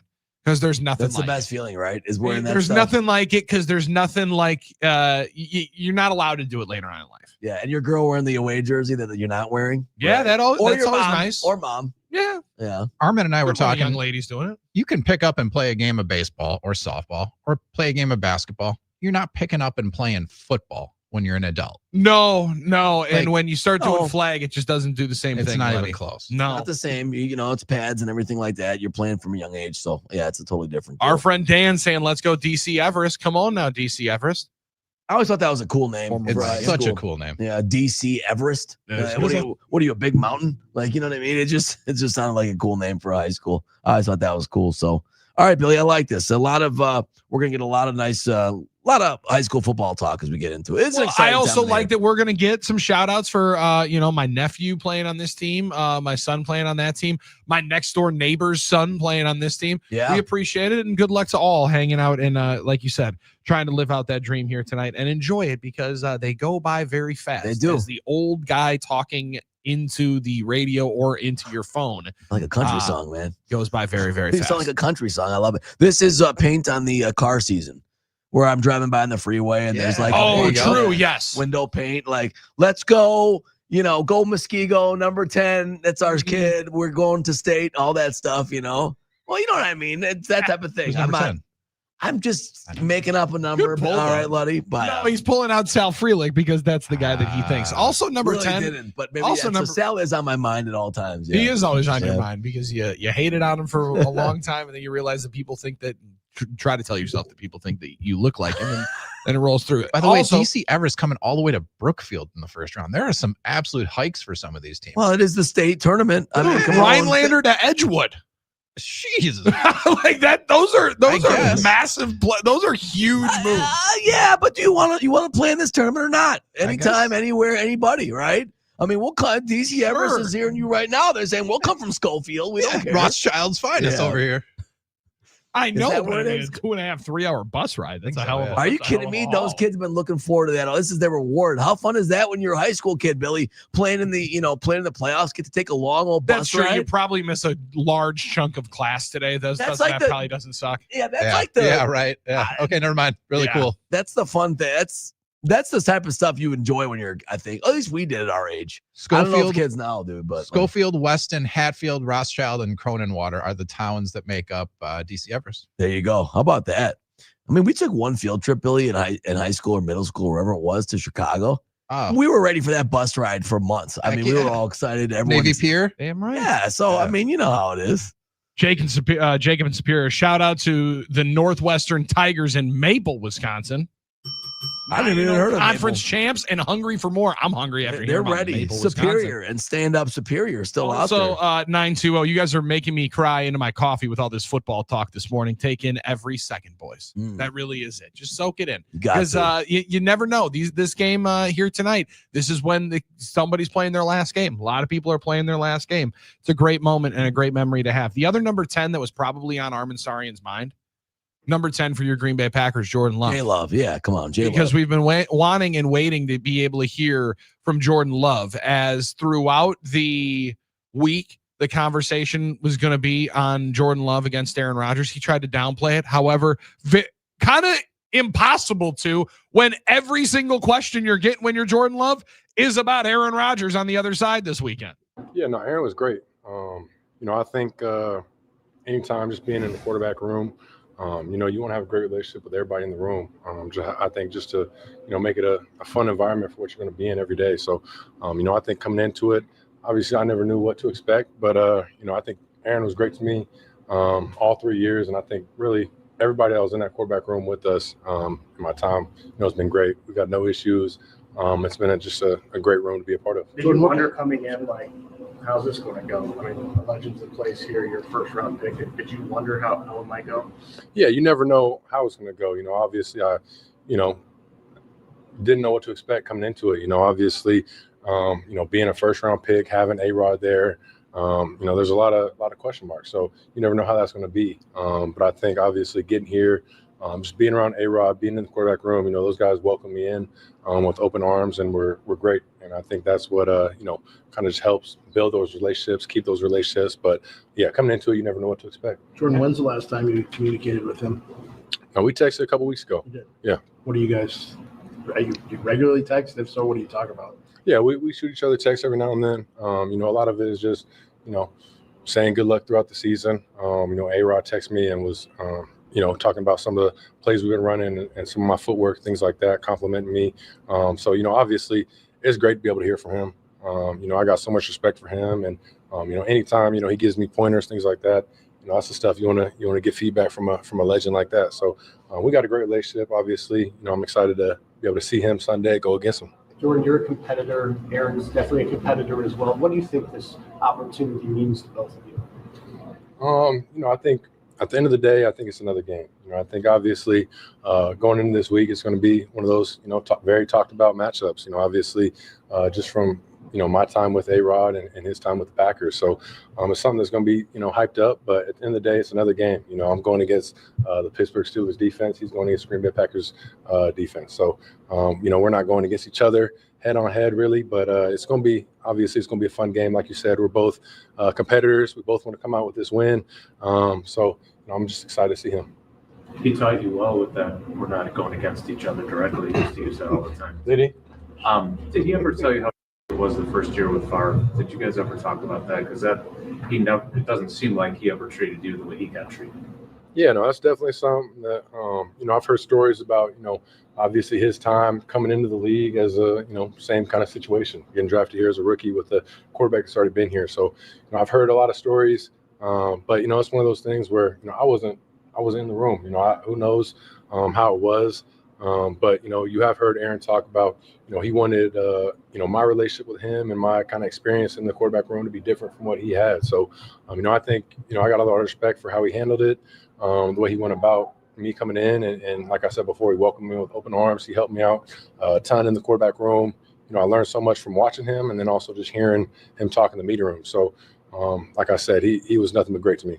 Jordan, is there any particular area of his game that you kind of picked up on from those 3 years, or anything you kind of incorporated, into your own arsenal, when you finally did move into that spot? Oh man, there's so much stuff that, I took from A-Rod. I think anytime you sit back and just watch a guy for 3 years who plays the position at the highest level, you're going to take a lot of things. But, you look at just a lot of aspects, footwork, obviously cadence, seeing the consistency, the way he threw the ball, the touch and the way he would, kind of create the holes. It might be a tight window and he's going to find a way to fit the ball in there. Just everything that he did and just the way he played at a high level. But I always say the most important thing was just the consistency, day in and day out, seeing this guy practice, make these crazy throws, and then, it all translates to the game. So just consistency day in and day out. But there's so much stuff that I learned from watching him. Have you managed to come across the film of him much this year as you're scouting other defenses, or made a chance just to look at what he's been doing this year?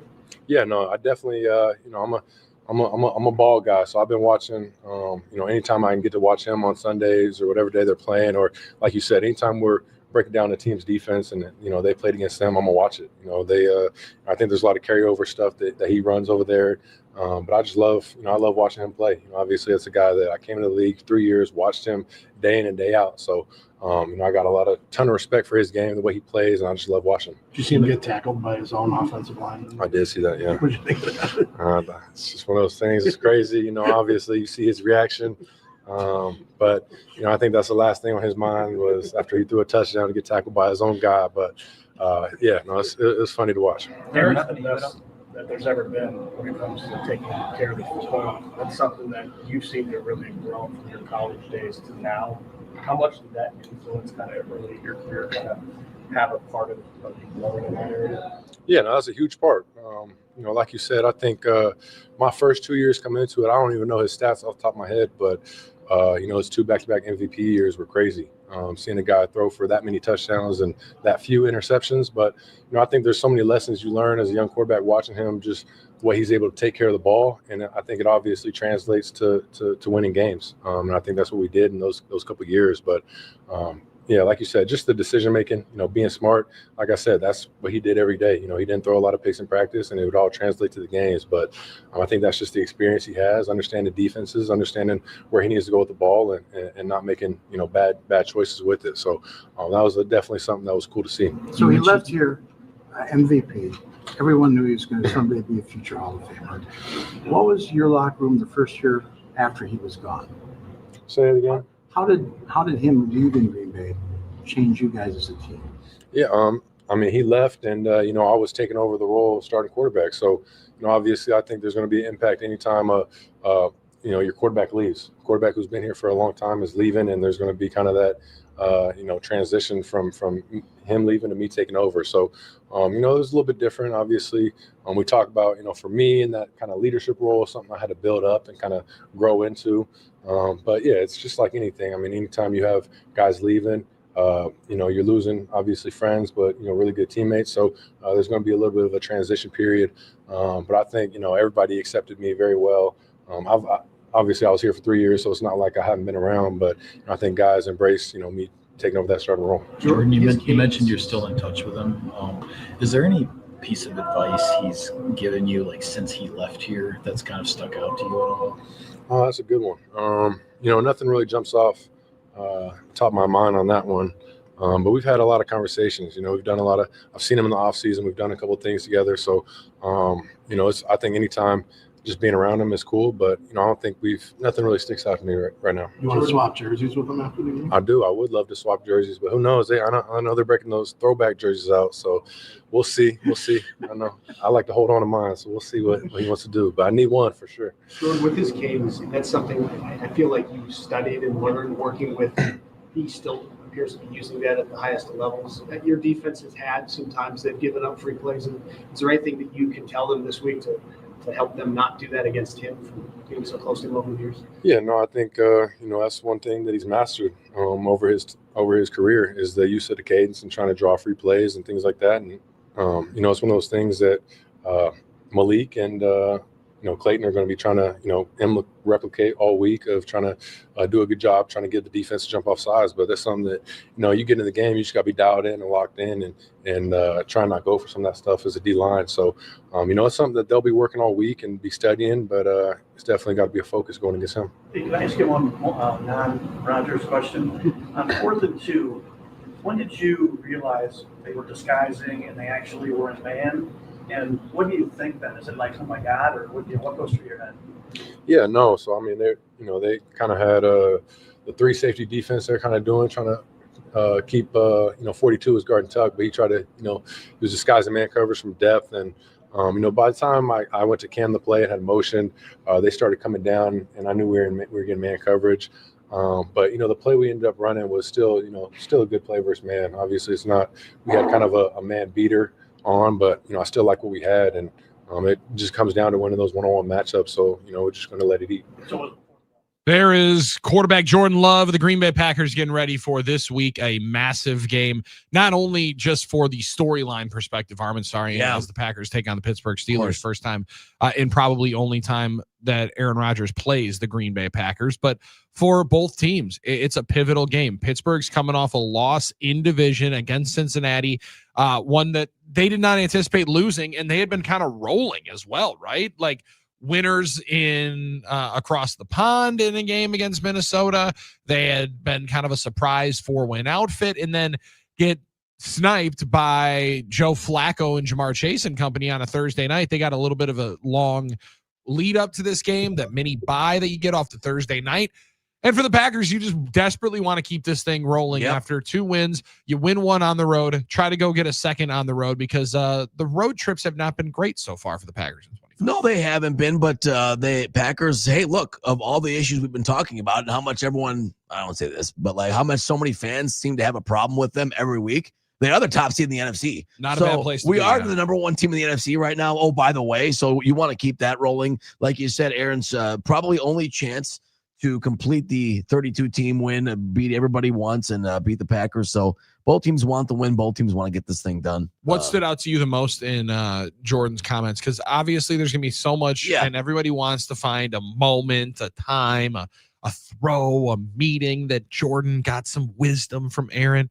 To me, it seems like it was a lot of, you gather the information from just years of being around someone. Sure. It was more of by osmosis than necessarily just one individual thing of, this is how you do the no look throw to the right. Oh, thanks, boss. Right. Like there doesn't sound like there's that moment that I think we've all been trying to grab, but from years of just being around someone, you kind of soak in some of their mannerisms, how they interact, and definitely how they lead a football team. I think is probably the bigger one. Yeah, I think that type of thing, mannerisms, work ethic, habits, strategies to maintain your time, your body. I think those are the things he probably picked up from Aaron more than just, I always find it kind of management's a good one. Yeah, I always think it's kind of funny when people are always like, well, you sat behind and learned from the best. Like that's supposed to automatically make him throw the ball super accurate, fast, and like with power. Like, you know what I mean? That's always the thing that kind of cracks me up about it. Like, yeah, he sat behind the best. I could sit and watch Favre. Does that mean I can throw it as fast as him? No. So Jordan Love has abilities. Aaron Rodgers has his own abilities, or different players. But I think that's the type of stuff. I did think it was interesting the way he obviously didn't have a bad thing to say about Aaron and their relationship. Said everything was great. Obviously, it was different for Aaron. Talking about Brett, I know Willie trying to bring up that question. He said, you know what, I wasn't there. That's Jordan Love classic. He's going to take the high road. Yeah. He's going to say everything positive, and I believe he means it too. He just isn't going to necessarily reveal too much. I did think it was interesting. He said, no, Aaron just texted me recently, by the way, about some stuff he noticed in drive. So that's pretty cool that Aaron will text him if he notices something in his progression or his mechanics, footwork, what have you, technique that he can give a little tip for. I mean, that's a really selfless thing for Aaron to do. He doesn't have to do that. So that's nice that he does that. It shows at least some level of interest and care for his former teammate and his pupil, if you want to say it that way. So I think that part's pretty cool. I think the jersey swap thing is pretty funny. Kind of cool. That's a good one. Yeah. He wants to swap it with Aaron, and Aaron, I know, said that same thing. However, I don't think he wants that ugly yellow throwback. Well, Jordan Steelers said he wanted to hold on to his. That's the thing. So he's like, Jordan, I think that don't work. He wants to swap it, but I actually don't want to get rid of it. He could do the Larry Bird, what Larry did in game 6 of the 86 finals, Billy, which was change at halftime because he knew he was going to win the title. Oh, he changed at halftime, so he had two winning jerseys. Or I should say the Desmond Howard from the 96 playoffs. Yes. Change your clothes. Coach, I was all dirty. I was all dirty. Where were you? Yeah. I had to change my clothes. Well, you're supposed to be a return to the kick. Right. It was all wet. I had to change my clothes. How about Andre? Andre was almost back there. Just in time. Almost was there. Well, you mentioned John it, Beebe though. running around like, where the heck is everybody? Jordan wasn't the only one that mentioned the jersey swap, because Aaron yesterday with the Green Bay media had mentioned something about the jersey swap, and he's got a potential target for Sunday night. I jersey swapped with Lucas Patrick last week. Lucas was a great player. Don't make that face. A win for Lucas. You guys know what kind of guy he was. Don't He's make as that tough as they come. He is. He was awesome. There's a lot of guys over there that I, still have a lot of love for and played with. I'd say at the top of my list would be Jay Love. I'm not sure the Packers have always been a little weird about swapping. I don't know what the policy is these days. That's a great point. Yeah. If there was one, it'd probably be Jordan. All right. So sorry. That was it. Some interesting points about that. That's true, as we know from Marge, who was the Packers head seamstress before she retired. And we used to get, John would tell us some inside info about that. Mm-hmm. Packers only had 2 uniforms, and they'd repair them no matter what. Now, the Packers get those Sandnet uniforms, as you know. Luddy, we've talked about this. Billy, they don't get the regular ones just shipped from Nike. So I've seen a lot of TikTokers doing a lot of content on that. A lot of content. They like to repair their own stuff. So I'm sure they're not going to get mad at Jordan if he swaps a jersey, but that was never something that Packers really did. Everybody had 2 uniforms and they'd repair them. They had a main and a backup. So they'd have to get new uniforms. I'm sure there's been jersey swaps. They'll probably do it. I'm sure Aaron would want Jordans just because they're both quarterbacks. That's a win for Lucas Patrick, though. You get that. You get Aaron Rodgers. If you're Lucas Patrick, that was his guy. You get Aaron Rodgers. I feel like it's got to be awkward when another guy that you consider, I don't want to say this wrong, maybe lesser in stature wants to swap with you, and you're like, no, I'm already asking the other girl to prom. I'm already gonna jersey swap with somebody else. How do you say no in that? You were situation? the one that was prom king. You're the one that probably felt that a lot. Yeah, I'm not gonna lie. You had a lot of offers out there. A lot of offers on the table. Yeah, you had to make some business decisions. You wanted to leave it open. I mean, if you're Jordan Love, show friends is show business, baby. You're not gonna commit your jersey to some backup offensive lineman. No offense. When you know you could get it from Aaron and be that iconic moment. Come on, you got to hold out for the good ones. So I think that part of it's kind of funny. Lucas Patrick deserved it. No, he did. Don't get me wrong. Gritty guy. And Aaron and him were close, and he protected Aaron a lot. Every team could use Lucas Patrick and all do everything, ultra versatile, tough offensive lineman. They could play everywhere. Those are hard to come by. Hard to come by, and he was good for the Packers. He could always fill in. He was always tough. The thing about it is, good on the Packers for going the all-white winter warning color rush. They saved it. They saved the jersey matchup. Was it really going to be that bad with all yellow helmets? Bro, nobody wants to watch 22 yellow helmets on the field. Right? Am I wrong? I don't know that. No, I didn't think it was that. I didn't think it was that big of a deal. I think it's a big deal. I didn't realize that because you're not the only one that was hot and bothered. It's gonna be easier to watch. It's gonna be much easier to watch, easier to officiate. Thank goodness. My man Wayne Larrabee's gonna have an easier time separating these teams. Definitely one though, as you say it in Madden, I'm potentially suggesting a restart if we both have yellow. You see what I'm saying? Like just like everyone's like, why are the Packers wearing their, why not wear your traditional? The Steelers started it. They didn't have to wear their throwback for this game. The Steelers started. It's their fault. We're correcting it wrong, making it a legitimately comfortable viewing experience. The Steelers helmet is wrong. They only have one logo on one side. Well, yeah, it but could have been a classic with their black uniforms and black helmets been, against the Packers' iconic logos. Okay. Yeah, no doubt. It is what it is. But I we're gonna love the Packer winter warnings, and I'm excited to be able to see it. And it's still a standard white jersey top, right? Yeah. Pretty much. So it's not like he's going to get a weird jersey for the swap. So. No, that's fair. Yeah. Well, he'll get a weird Aaron Rodgers one, but it'll be one to remember as Sunday night Packers take on the Pittsburgh Steelers. Battle of 4-win teams in the NFC will go or NFL will go through the rest of the games. Good slate in the NFL and some college games to keep as of note, even though the one with our home college team might not be super exciting coming up tomorrow night. Could get exciting if the Badgers shock the world, but a couple of good games to be able to watch as well. On the other side, let's recap what we discussed yesterday, what we all witnessed yesterday, and the takes that have fired through on the FBI raid of sports gambling as well as rigged poker games. We were hot on the story yesterday. A lot more information, and we'll recap it on the other side. It's No BS Morning Show on the Game.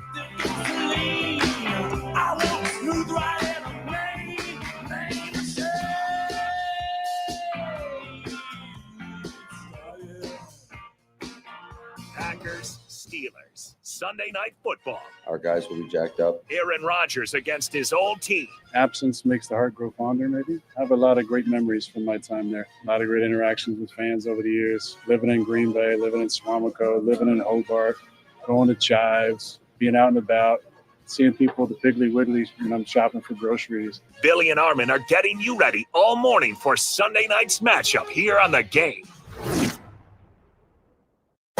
Miss an hour of No BS? Honestly, Billy, I don't think you'd miss it. You can find all of the shows in podcast form. Just search No BS on the iHeartRadio app. Yesterday, Brewers GM Matt Arnold and manager Pat Murphy reviewed the 2025 season. I don't think we had a brutal performance. We had brutal results. We didn't have guys trying any less, or it's just when you face pitching like that, that was special stuff. And look to the future in their end of season press conference. We're going to have the resources that we need. We have support from our ownership to put a quality product on the field. Tonight at 5, Tim Allen will react to their comments and preview the offseason. Don't miss a special baseball offseason preview this evening at 5 here on The Game. Now, a year in rock spotlight, 1970. Don't keep me waiting here. Lead me to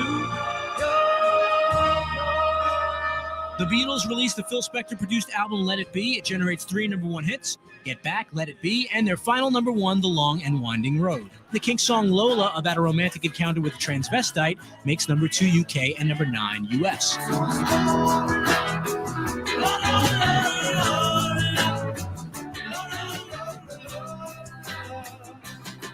In July, the Stooges released their second album on Elektra Records, Fun House. And British band Mungo Jerry are #1 in the UK, #3 in the US with the single In the Summertime. have a drink, have a drive, go out and see what you can find. In August, Eric Clapton releases his first solo album and scores a top 20 hit with his cover of J.J. Cale's After Midnight.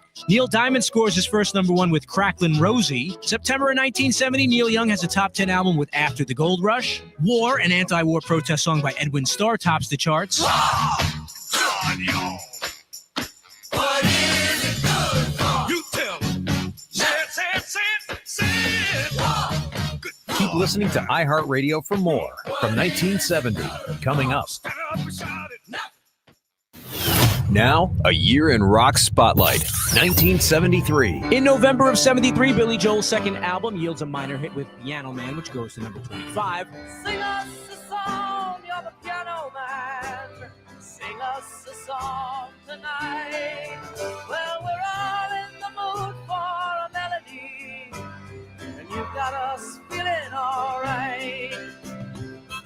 Ringo Starr continues his solo success with the #2 album and 3 top 10 hits, including 2 #1s, Photograph and You're 16. Meanwhile, John Lennon releases his 4th solo album, Mind Games, which goes to #9 in the US.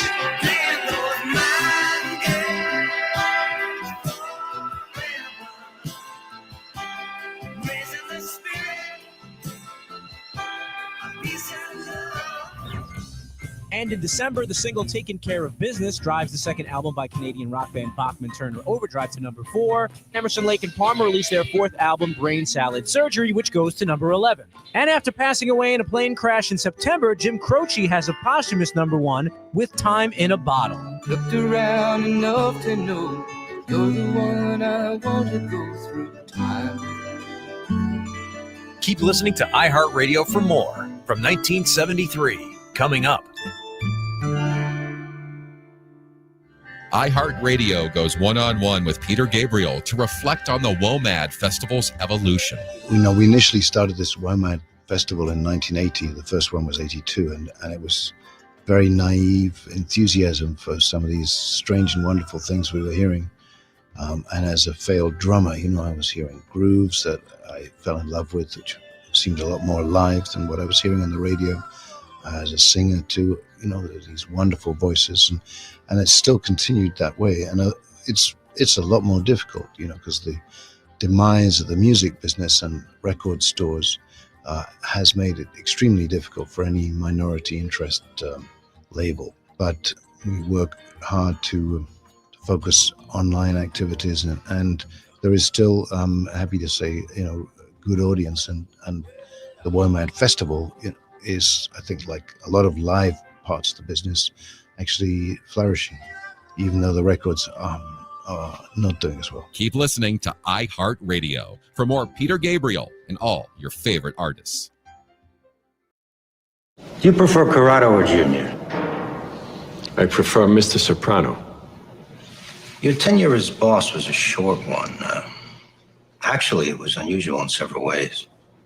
Let me put this to you as simply as I can. You can avoid sentencing on these charges if you will testify that, in fact, you were not the boss of North Jersey, that, in fact, your nephew, Anthony Soprano, was and is that he de facto controlled Joe Capos, with the backing of 2 of the New York families, communicating through their emissary, John Sacramone. We want Johnny Sack, but more than him, we want Mangano and Teresi.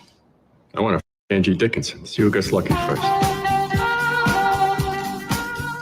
Junior Soprano has such a beautiful way with words. Love having Luddy not only be Sopranos literate, Sopranos fluent on the drops and being able to call and pull back just about anything. I watched that series in 2 different parts, and Luddy, the funniest part is both times came with an illness. I had mono at one time. Oh, that's rough. So I was down for the High count. school? Actually post college. No, that's okay. I'm not. That's when I got mine, actually, 23. Yeah, at 23, 24. Yeah. I had the worst flu of my life when 2014 I started here. Yeah. So you never know what's going to happen. A lot of people wonder why I'm a Sam Darnold guy. Might be one of the reasons why I like Sam Darnold so much.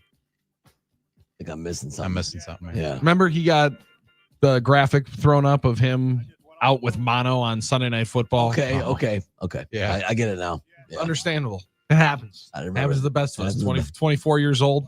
Stuff happens. But down for a good 2 weeks. That's the only way that you're binge watching that program. Sure. Because it's so long. Because you need a lot of time. And A lot of time. Little slow at times, but then when you get towards the end of the season, you're like, oh my gosh, did like 17 people just get killed? How did this just happen? How are they going to have Oh, enough? another guy peop- just died. How are they Wow. going to have enough people for next season? They'll figure it out. Yeah, you got to every Certainly time you guys keep going down. You're like, how are they going to keep running this thing? But it somehow still happens, So Family never stops. You talk to, or you hear Jamie Lynn Sigler, who played Meadow Soprano, talk about how you found out you were going to die on the show. I forget, David Chase was the executive producer, and it was kind of like a firing. He'd pull you into his office and go, we're going to have to kill you this next show here. This next Yeah, show. this is it. You're getting killed you're gonna off. have to- You get yeah, the script. Don't tell anyone, but we're going to have to kill you. But you're going to have to go. Your last It's script a that comes hilarious, out. hilarious deal. It's important with Luddy because Luddy's got cultural touchstone to touch both of us, which is important. Yeah, I'm the middleman. The Seinfeld stuff. What is he all doing? your stuff. Touching us? Well, okay, I said it. Never mind. I'm not the middleman. I was going to say, yeah, let's All right, I said it calm kind down of on that one. Yeah. 877-794-19. Well, it's been that kind of week, but it's the Been that Ocean's kind of 11. month, man. But when you talk about this NBA gambling story and seeing Cash Patel talk about La Cosa Nostra, Tremendous crossover, yeah. yeah, and look, we were just Speaking of talking during the basketball. break about this. Still, the investigation, the robbery at the Louvre in Paris.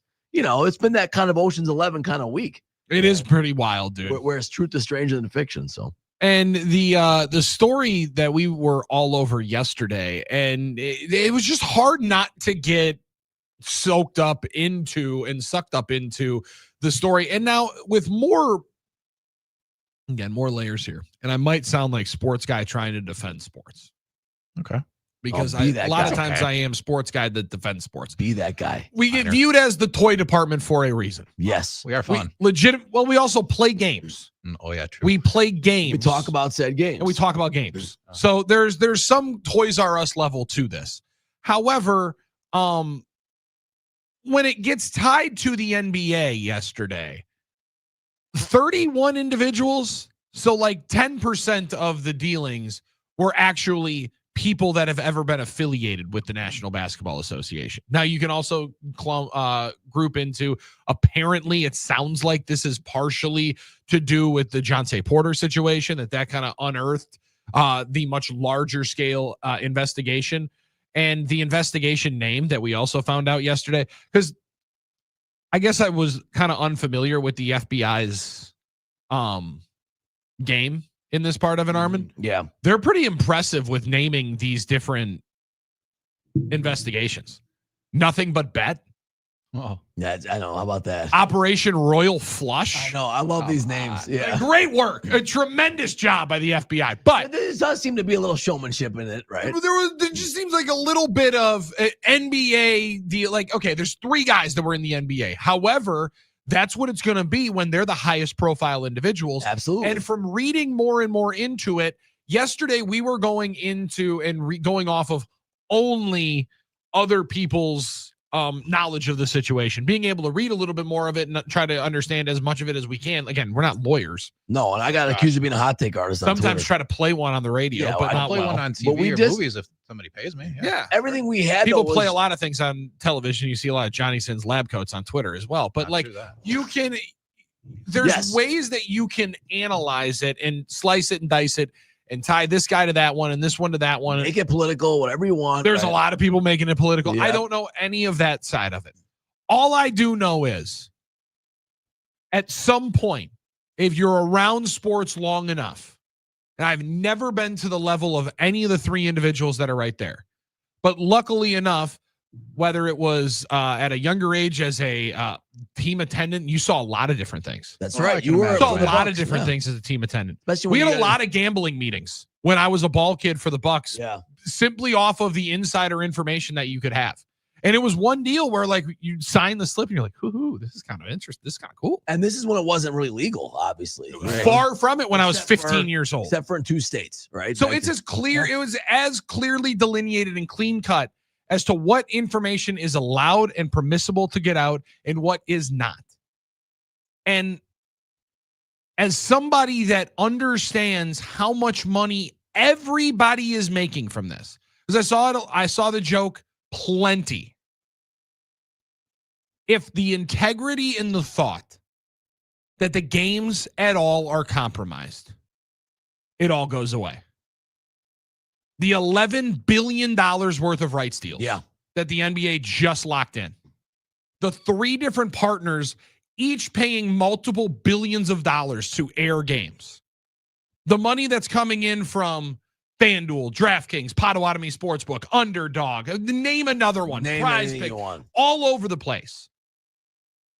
It all goes away instantly. If the integrity of the game and the thought that it can be manipulated and is being manipulated, it all goes away rather quickly. Absolutely. And I think this is the other part of it. And this is where I struggle with it after reading and following more of it.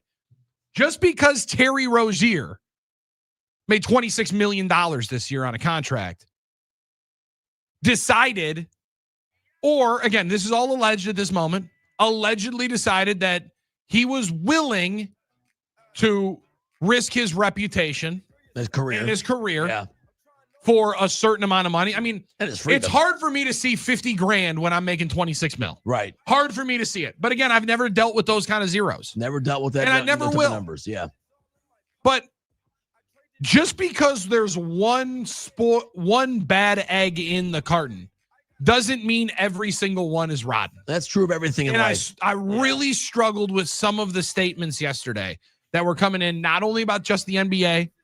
Emmanuel Classe's name came in, and a lot of baseball was questioned. Football right around the corner. Like, if you think that just because this situation, Isaiah Rodgers almost had a pick 6 last night. Okay. You know, he missed an entire NFL season because of sports wagering that was around his name in games that he potentially had invested on at a certain time. So just because it happens with one guy doesn't mean it's as widespread as I think it was ran with yesterday at certain points in time. Well said, Billy. Good point. That's true, I think, of a lot of things in life, in a lot of industries, and a lot of rule breaking. There are people that are always going to break the rules that shouldn't indict the rest of everybody. And it's a good reminder that sports books are usually the ones that are catching this nefarious activity, the ones that are regulated, legally run, those type of things. And everyone has a responsibility to keep this the entertainment, the sphere of gaming entertainment safe. So and up and up and up. And it is as clean as it's ever been, and getting cleaner. Yep.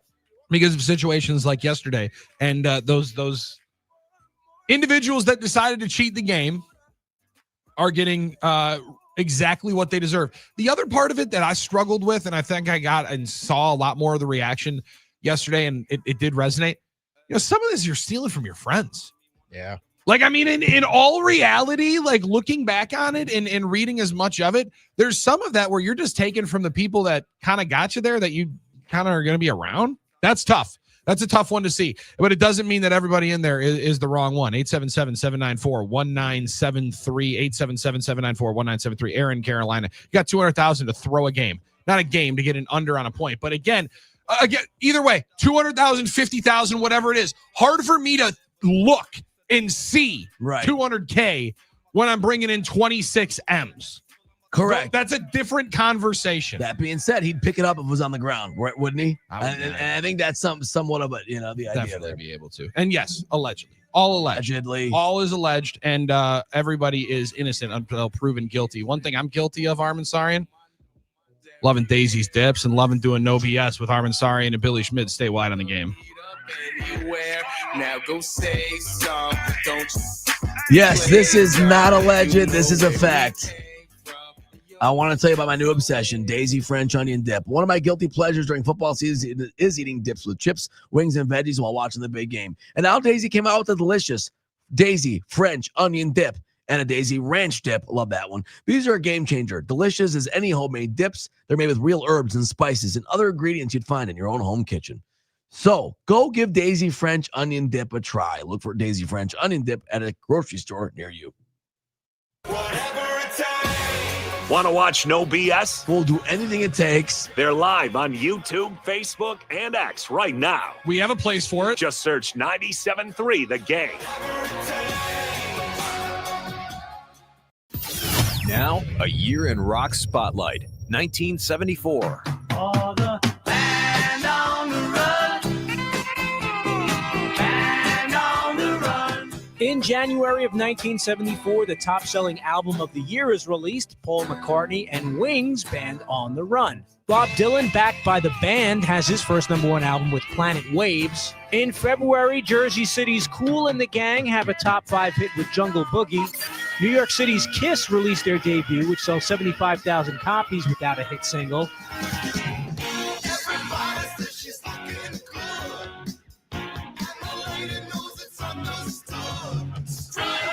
In March of 74, Canadian band Rush released their debut album, Get a New Drummer, and go on their first U.S. tour. David Essex has the first of many top 10 hits in the UK and his only U.S. hit with the single Rock On, which goes to number 5.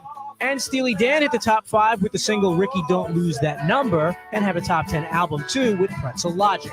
Ricky, don't lose that number. It's the only one you want. You might use it if you feel better when you get home. Keep listening to iHeartRadio for more from 1974. Coming up. Now, a year in rock spotlight. 1971. The Doors released their 6th and final studio album, LA Woman, while Paul McCartney releases his second solo album, Ram, which goes to #1 UK and #2 US. The album includes several jibes at John Lennon and the #1 single, Uncle Albert Admiral Halsey.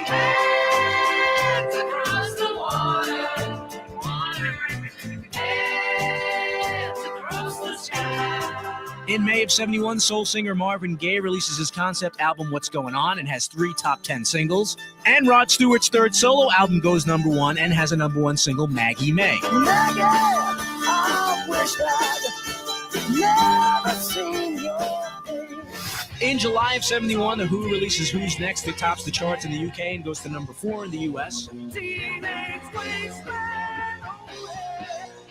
Teenage wasteland. They're all wasted. The Allman Brothers released their breakthrough live double album at Fillmore East. And in August, the concert from Bangladesh, organized by George Harrison and Ravi Shankar, is held in New York City. In addition to the organizers, Eric Clapton, Bob Dylan, Badfinger, Leon Russell, and Billy Preston appear. Feel my guitar gently. Keep listening to iHeartRadio for more from 1971. Coming up. Now, a year in rock spotlight. 1971. February, 4 months after her death, Janis Joplin's album Pearl is released and goes to #1. The single Me and Bobby McGee also tops the chart.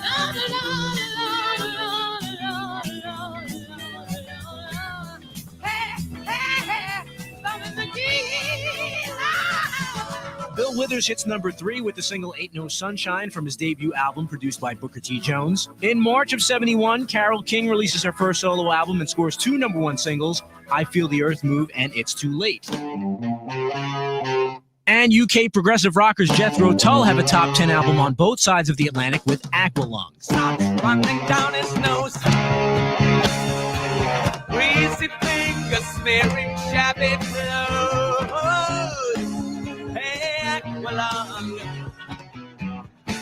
In April, the Temptations topped the charts with Just My Imagination, their third number one and their 13th top 10 single. Three Dog Night have their second number one single with Joy to the World. And the Rolling Stones album Sticky Fingers is released, including the number one single Brown Sugar.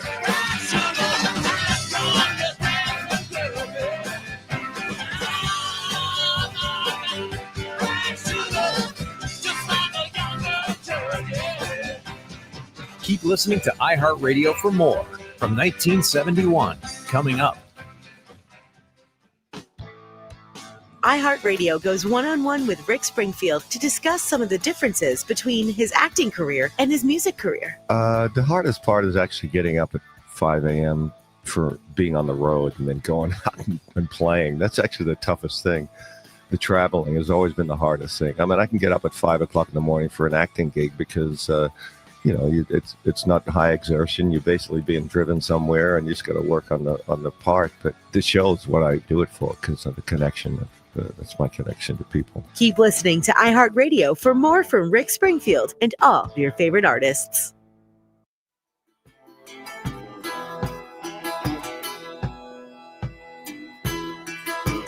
Break the silence, damn the dark, damn the light. No BS on the game. Billy and Sarian statewide with you, and on the iHeartRadio app on YouTube. You can always watch the show. You'll watch us make some picks on Week 8 in the NFL coming up in the 9 o'clock hour. Dan in Wausau said, "Can Green Bay get a new jersey design for once instead of all the throwbacks?" Armin? Dan, thanks for the comment. My answer is a resounding no. No. I hope you see me. No. We're not doing a new jersey design in Green Bay. This is the Green Bay Packers. We can do the one-offs, the color You don't want rush, that cool all that Rivals stuff. one version that the Miami Vice Dolphins were doing? We don't mess with gimmicks. We don't do any of that stuff. We're the Green Bay Packers. No. Thanks for the comment, though. Well, love you chiming in. Thanks for listening, brother. And I Appreciate you, love Dan. that he ended up grabbing one of the comments that I knew would just send you through the bleeping We're roof. trying to get all the comments in, even if they're trolling me, like my dad, who texted in to say, "Hey, Armin's still milking that prom king thing from 20 plus years ago." Thanks, I would Dad. too. Emotional I damage. really have to. Oh, Thanks, that is Dad. good. Thanks, Leon. 608. You guys are taking Badgers predictions this week? I believe in the Badgers this week. I believe they score 35-3 Oregon. Now that's just rude. Hey, you never know. You never know what's going to happen. We'll take all your predictions if you want to send them for all the games this For weekend. all the games this weekend, no doubt about it. 877-794-1973. That graphic right there for the predictions of Packers Steelers on the 4-letter network. Somebody's got to fix that graphic, Armin. They closed the box on the 4-letter network. Everybody going green and gold. I got a Don't feeling like our, that. I got a feeling like our that. next guest would lean towards the G. Voice of the Green Bay Packers, Wayne Larrivee, joins myself, Billy Schmidt, Armin Sarian on the other side. It's no BS. Jump on the YouTube stream. Hang out with the voice of the Green Bay Packers, Wayne Larrivee. We got 2 more hours to play on a beautiful football Friday in the good land. It's no BS.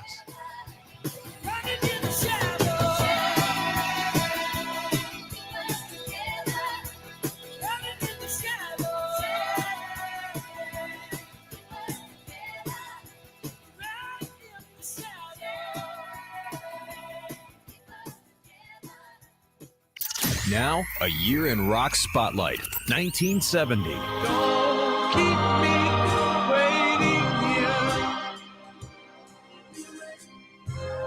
Lead me to The Beatles released the Phil Spector produced album Let It Be. It generates 3 number 1 hits, Get Back, Let It Be, and their final number 1, The Long and Winding Road. The Kinks song Lola, about a romantic encounter with a transvestite, makes number 2 UK and number 9 US.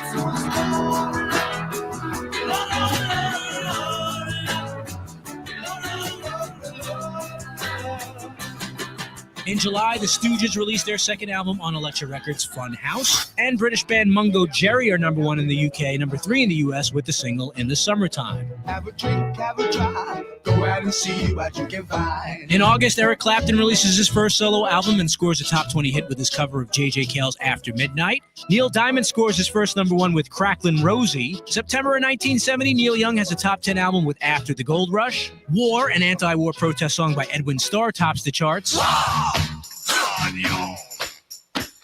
is it good for? You tell me. Say it. Keep listening to iHeartRadio for more from 1970. Coming up. Now, a year in rock spotlight from 1977.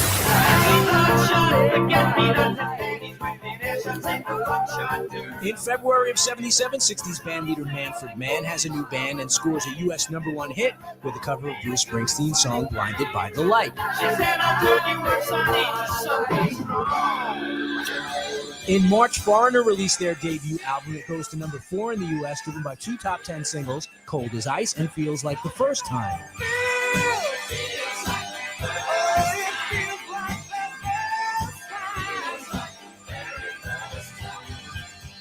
Philadelphia blue-eyed soul duo Hall & Oates have their first U.S. number 1 with Rich Girl from their 5th album, Bigger Than the Both of Us.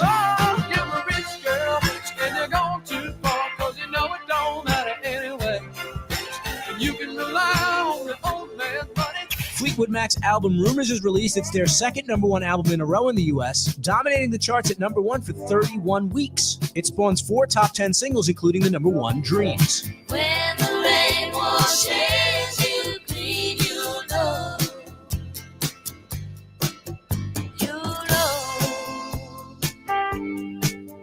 Keep listening to iHeartRadio for more from 1977. Coming up. Now, a year in rock spotlight, 1968. Born to be wild. In January of 1968, Steppenwolf released their debut album, including the single Born to be Wild, which charts at number 2 in the U.S. Johnny Cash records 2 live shows at California's Folsom Prison, along with June Carter and Carl Perkins. Also in January, the Beatles are number 1 with Hello Goodbye. In London, they launched their own company, Apple Corps, with a store, a recording studio, and record label.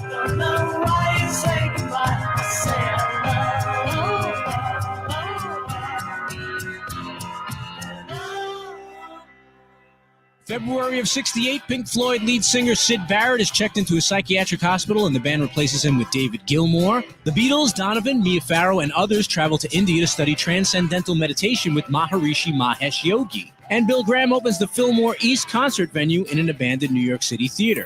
April of 1968, the musical Hair opens on Broadway for the first of 1,750 performances. It would spawn several top 40 hits, including Aquarius, Good Morning Starshine, and Hair. Simon and Garfunkel released their album Bookends, which goes to number 1 in the US and the UK. The single Mrs. Robinson would go to number 1 in June, thanks to the movie The Graduate. God bless you, please, Mrs. Robinson. Heaven holds a place for those who pray. Hey, hey, hey. Hey, hey, hey. Keep listening to iHeartRadio for more from 1968. Coming up. iHeartRadio soundtrack flashback. Shaft hit theaters in 1971, and its soundtrack by Isaac Hayes grabbed a few Grammys and an Academy Award for Best Original Song, the theme from Shaft. Who's the black private dick that's a sex machine to all the chicks? You're damn right. For more great movie soundtrack hits, check out Popcorn Radio on the iHeartRadio app. The matchup years in the making. The Packers take on Aaron Rodgers for the first time on Sunday night. When those situations arose, he always delivered. Aaron was great to me all 3 years. We're getting you ready all day on the game. Coming up next, Wayne Larrabee, the voice of the Packers, will join the guys. There is your dagger. Stay tuned. Heavy is the head that wears the crown. Every day live from Milwaukee and heard on the iHeart app by fans everywhere. This is WRNW-FM Milwaukee. 97.3 The Game.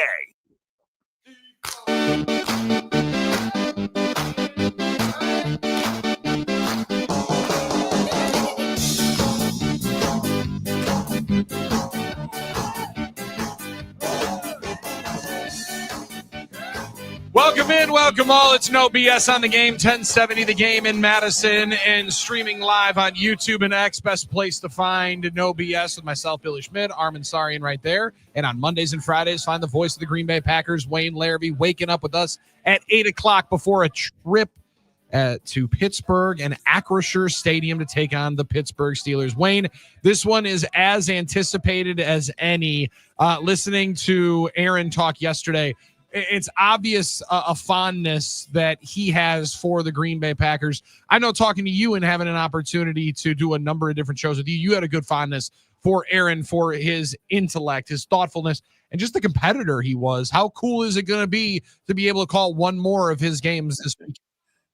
Well, pretty cool. If the Packers win and Aaron plays well, that's fine. Okay. Yeah.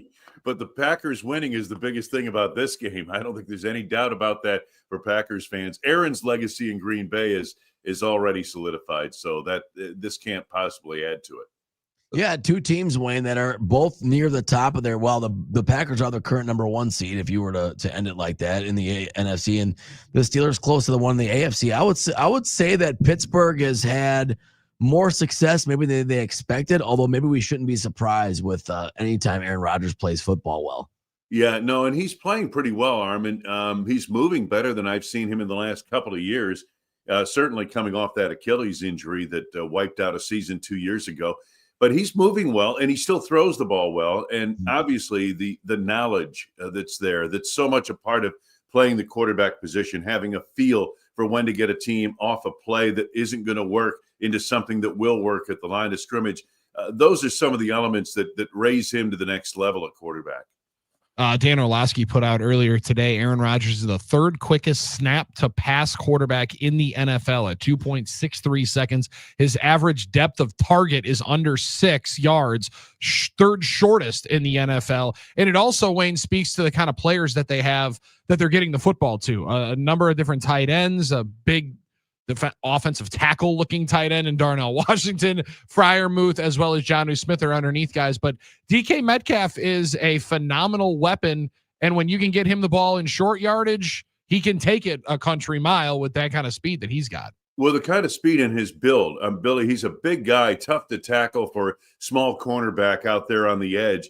And they will get it to DK Metcalf, and that's probably how they'll do it. They'll get it to him short and they'll let him make a play. Calvin Austin on the other side has missed the last 2 games at wide receiver. I think he's a pretty good player. He's a little on the smaller side, obviously, but he's very fast and somebody the Packers will have to account for, and Rodgers will be looking for downfield on the few occasions they do go downfield against this Packers defense. Yeah, Wayne, it's been kind of a trend since the Packers pass rush has been improved. A trend for teams, it seems like the last few weeks, to try and get the ball out quick, to do those short, quick drops, to try and negate the aggressiveness or the effectiveness of the Packers pass rush. And obviously, if this is what the Steelers do well, Aaron's one of those guys that, given his opportunity, can pick you apart. You know, he can cut you up if he's got the chance to get to those guys underneath. Is there anything the Packers might do differently defensively to try and prevent kind of getting bled to death in that scenario? Yeah, I don't know. I mean, you talk about, well, the Packers play a lot of zone. Okay, they play a lot of zone for 2 reasons. Number one, it's Jeff Hafley's philosophy: eyes on the ball, make more plays on the ball in that regard, rather than man-to-man, where oftentimes in the corner, of course, your back is sometimes turned to the quarterback as you trail the receiver.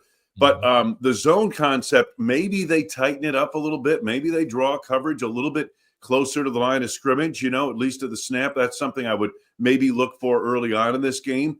But the fact is, I think the Steelers have enough capability downfield that if they get somebody loose, that's a possibility. They can make some plays. And obviously DK Metcalf can get loose downfield.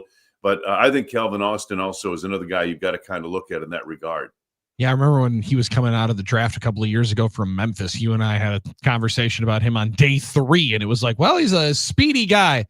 quite small. Hard to see how he fits into an NFL team, but when you can get him loose and get him the football, it works out. Wayne, this is a young Steelers offensive line, and that quote or number that we mentioned about Aaron getting the football out quickly, some of which I think has to do with the fact that they need to help out this young offensive line for Pittsburgh, because otherwise Micah Parsons is going to have to get back there lightning quick the way Rodgers is getting rid of the football right now. But they don't necessarily run the football extremely well from what I've seen so far. Yeah, no, they've been spotty. I think they've had over 100 yards rushing in 4 of the 6 games and maybe the last 3, but it's not a powerful running team in that regard. You're exactly right. And they really don't have a lead back. I mean, Jaylen Warren's a nice back, but I wouldn't call him a lead back like they had with Najee Harris a couple of years ago, that kind of thing. But Pittsburgh's kind of like Green Bay. They do what it takes to win the game. The defense has been interesting in that they've had 3 games where they had 17 of their sacks. In 3 games, I believe there were 3 out of 4 games where they just dominated people at the line of scrimmage defensively. They've had a game in New England where they forced 5 takeaways. I mean, the Packers have 3 takeaways this whole season. They had 5 in a game at New England. So, but on the other hand, teams are moving the ball against the Steelers. Teams are scoring the ball against the Steelers. What Cincinnati did on the ground against them was very exposed. The Steeler defense, which is not as good against the run today as it has been in the past. Yeah, to your point, the Steelers have given up 374 yards of offense against opposing teams per game. That's 5th worst in the league. That's 28th. So they've had trouble consistently stopping teams from moving the ball. And they have a lot of talent over there on that side, obviously, but it's a little bit uncharacteristic. TJ Watt, is he taking a step back, or do you still see him on film as effective as he's always been, Wayne? No, he's TJ Watt. And Nick Herbig, the other Wisconsin kid, comes in pass rush situations, very effective off the edge. That's a really potent pass rushing duel. And, they get their turnovers. They get their takeaways. This is not the old Pittsburgh defense that shuts you down on the ground and through the air from a yardage standpoint. You'll move the ball against this defense, but the chances are they're going to take it away at some point, and they've been very good at that this year. So it'll be interesting to see what kind of pressure they're able to get on Jordan Love. But Cam Hayward is also still on that defensive line and must be accounted for. Mm-hmm. And what you just mentioned, Wayne, they're going to make their place, especially in that environment. It's a tough environment. There's not a whole lot of great home field environments in the NFL, but Acrisure Stadium at night, especially, this is a game that the Steelers are a hard one to bet against. They're going to get theirs, and they're potentially going to take the ball away. How do you feel watching the Packers so far through 6 games? I think one weakness that they've had is their response when stuff has not gone their way, being able to handle some of the adversity. They faced a lot of it this past weekend, but how do you feel going into this environment? It'll be a lot different than State Farm Stadium was. Better than I did 2 weeks ago. I think the Arizona game is a step in the right direction for this young team. I think, again, another factor where they're learning how to win. They're experienced and they've won, but they're learning how to do it this year, and it's different every year. But I think last week was a step in the right direction. Now, does that mean they're going to go to Pittsburgh and clean out the Steelers? I hope so, but I don't know so. That's for sure. And it's a week-to-week league, and the Steelers and Packers are 2 of those teams capable of beating anybody, but seemingly capable of losing games as well. Very true. And I guess you could say that about a lot of teams in this league right now, a lot of parity. Wayne, Lucas Havrisek probably been one of the most, one of the revelations of this team, a godsend for this team that they've needed at that position when Brandon McManus went down. Rich Bisaccia was a little bit non-committal about how McManus looked kicking during practice. He said you see how he feels tomorrow. It was good to see him completing practice. McManus said, I was happy where my leg was at and the pain with it. The power and the accuracy was there, so that was good. But it'll be the conversation the next couple of days if he can play Sunday. Do you think the success of Havrisek is allowing the Packers to be a little more cautious with McManus' recovery of this injury? I don't think there's any question about it because, really, and even before Havrisek took the field, they were working out McManus 2 games ago, the last home game against Cincinnati. They were working him out of the field, and he was hitting some longer field goals. But they just decided, they would give this kid a shot.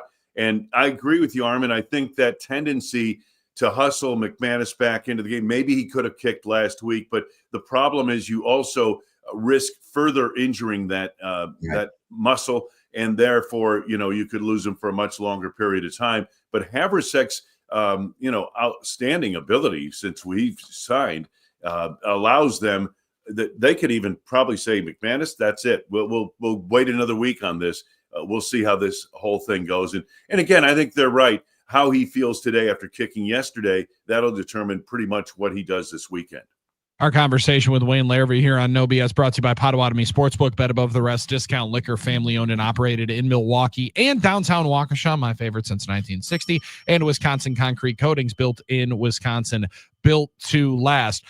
Built to tote the rock a bunch is Josh Jacobs. He was clearly on a pitch count this past weekend. Hopefully that can get rectified with the injury and illness that he's been nursing. How do you assess his season so far, Wayne? It's nice to finally get, it appears, a stable unit in front. 5 offensive linemen played the entire game, and Jordan Morgan was one of them at right guard. That was interesting, but he's just over 400 yards on the year, but 8 touchdowns, second in all of the NFL. It's a good start to a year, but still a lot of room to grow. It feels like he's starting to gain some real traction, though. Yeah, you look at Josh Jacobs and Saquon Barkley. I was looking at the stats yesterday. Barkley way down in rushing. Yeah. And there are 2 reasons for that. Number one, these guys are probably front and center on the front page of the scouting report.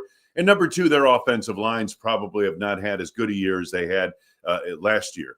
I haven't looked at Philly really close to know. We'll see them in a couple of weeks. But anyway, Josh is still Josh. And I don't see a drop-off in his physical ability. Now, he's been compromised a little bit with injury and illness the last 2 weeks, as you mentioned. But when he's in the open spaces and they've tried to get the ball to him in the flat on pass plays, because it seems like every time he gets the ball in the backfield, he has to make one man miss or he has to break a tackle to get to the line of scrimmage.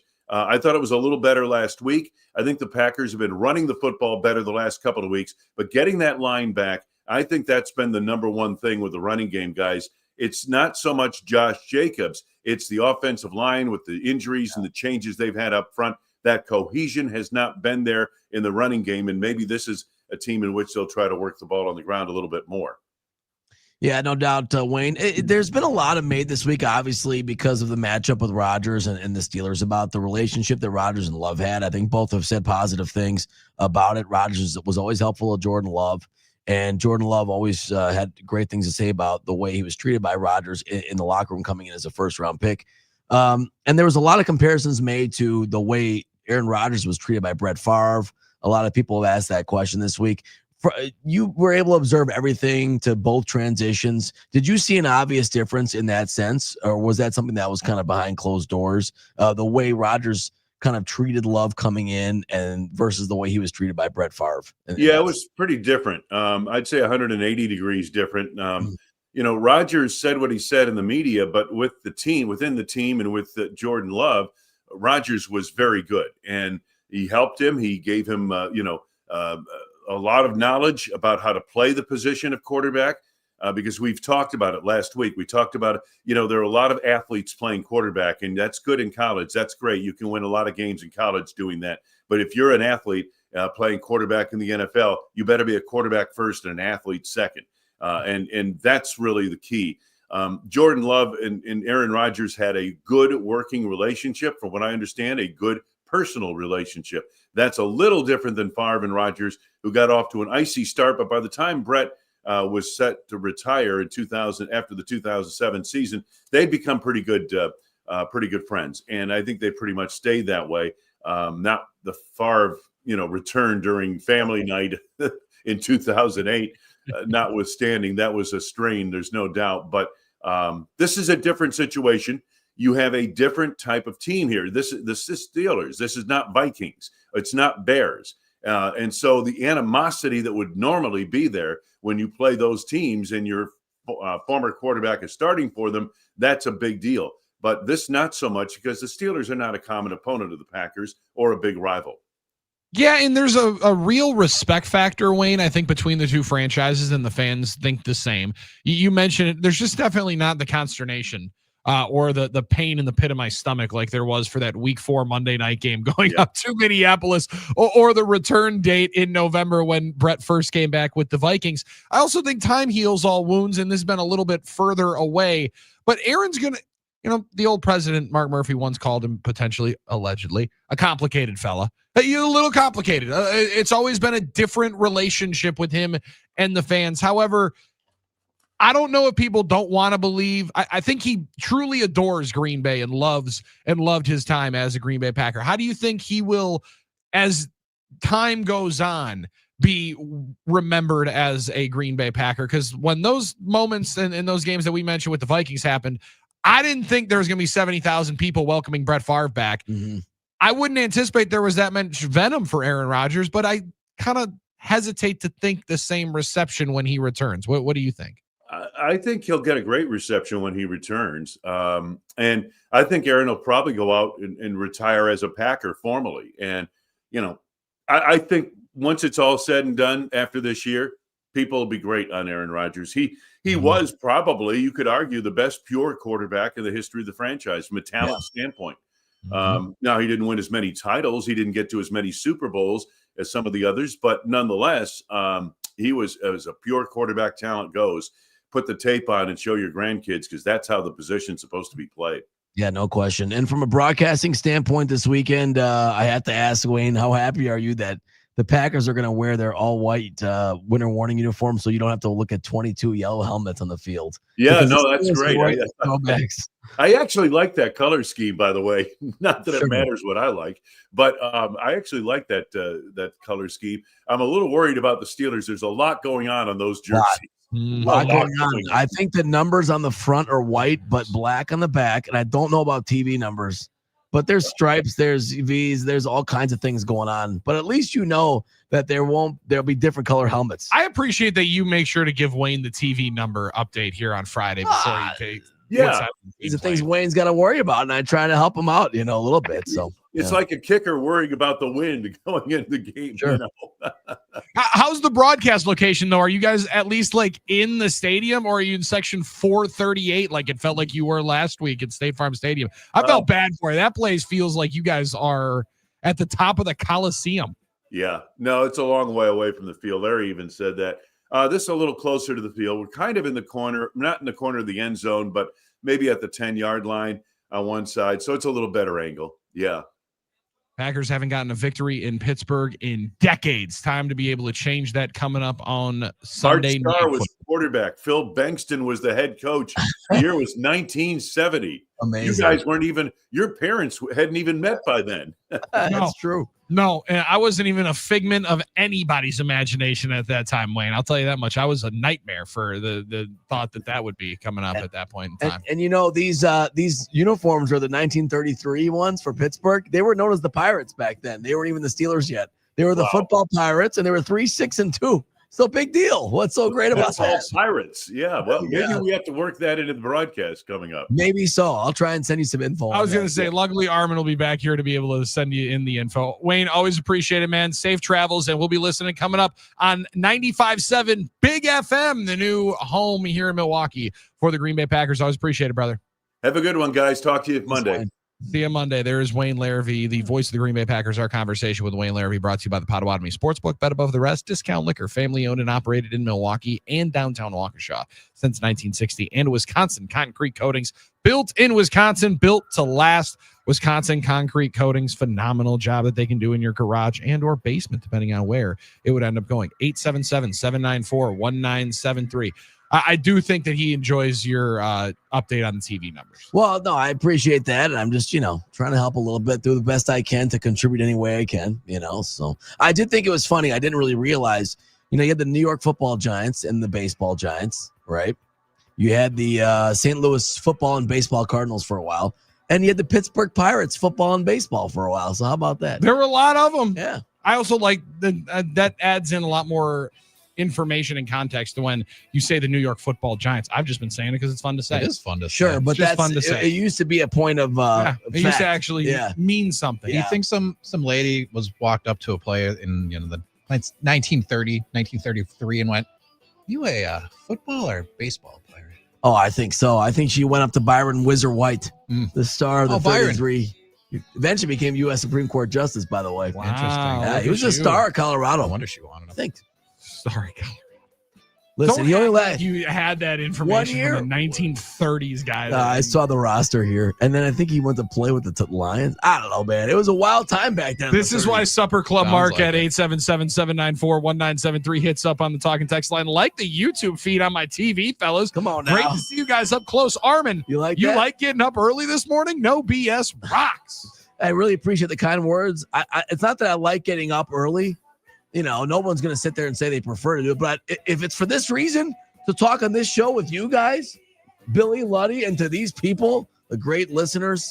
There had never been a time that I'd be up this early other than going to an airport. I like this one a hell of a lot more. Right. 877-794-1973. It's no BS on the game.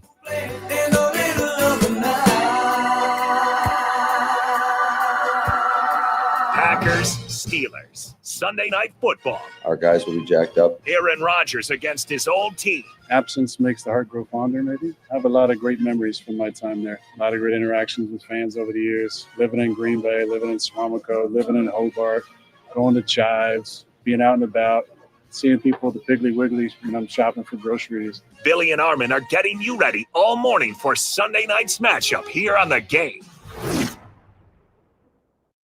Miss an hour of no BS? Honestly, Billy, I don't think you'd miss it. You can find all of the shows in podcast form. Just search No BS on the iHeartRadio app. iHeartRadio. Here are the top Journey songs that you thumbed up. Number 3, Separate Ways, Worlds Apart. Someday love will find you. Break those chains that bind you.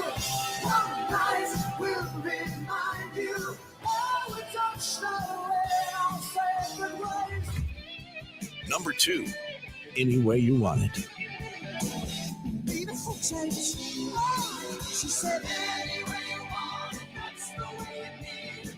Any way you want it. Oh, I said, any way you want it, that's the way you need it. Any way you want it.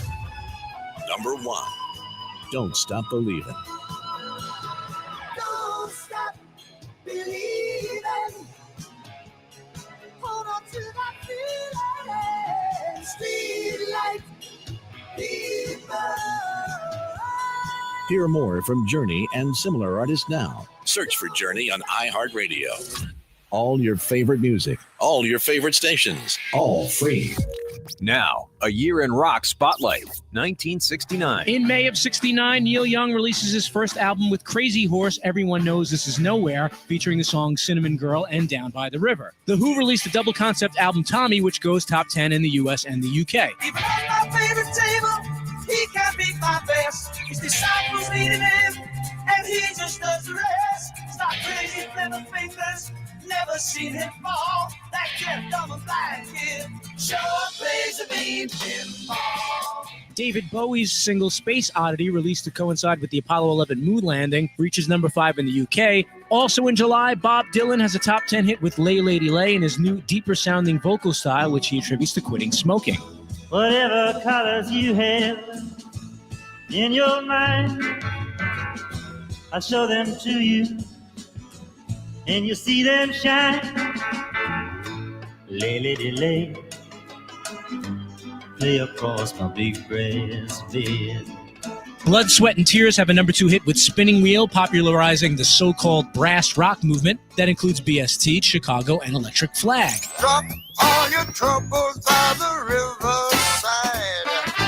Catch a painted pony on the spinning wheel ride. Keep listening to iHeartRadio for more from 1969. Coming up. Now, a year in rock spotlight, 1973. Led Zeppelin released their 5th album, Houses of the Holy. It goes to number 1 in the US and the UK, and yields the top 20 hit Dire Maker. But I still love you so, and I can't let you go. I love you.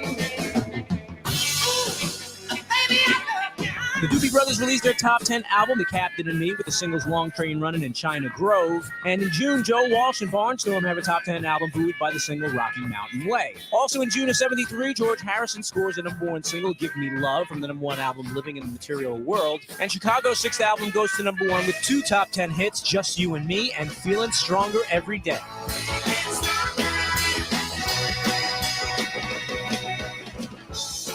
In July, 600,000 Jam Watkins Glen for Summer Jam, the largest rock festival ever held in the U.S. It features the Fan, the Grateful Dead, and the Allman Brothers. And in August, those same Allman Brothers released their first album after the death of Dwayne Allman and had their only hit single with Ramblin' Man, which goes to number 2.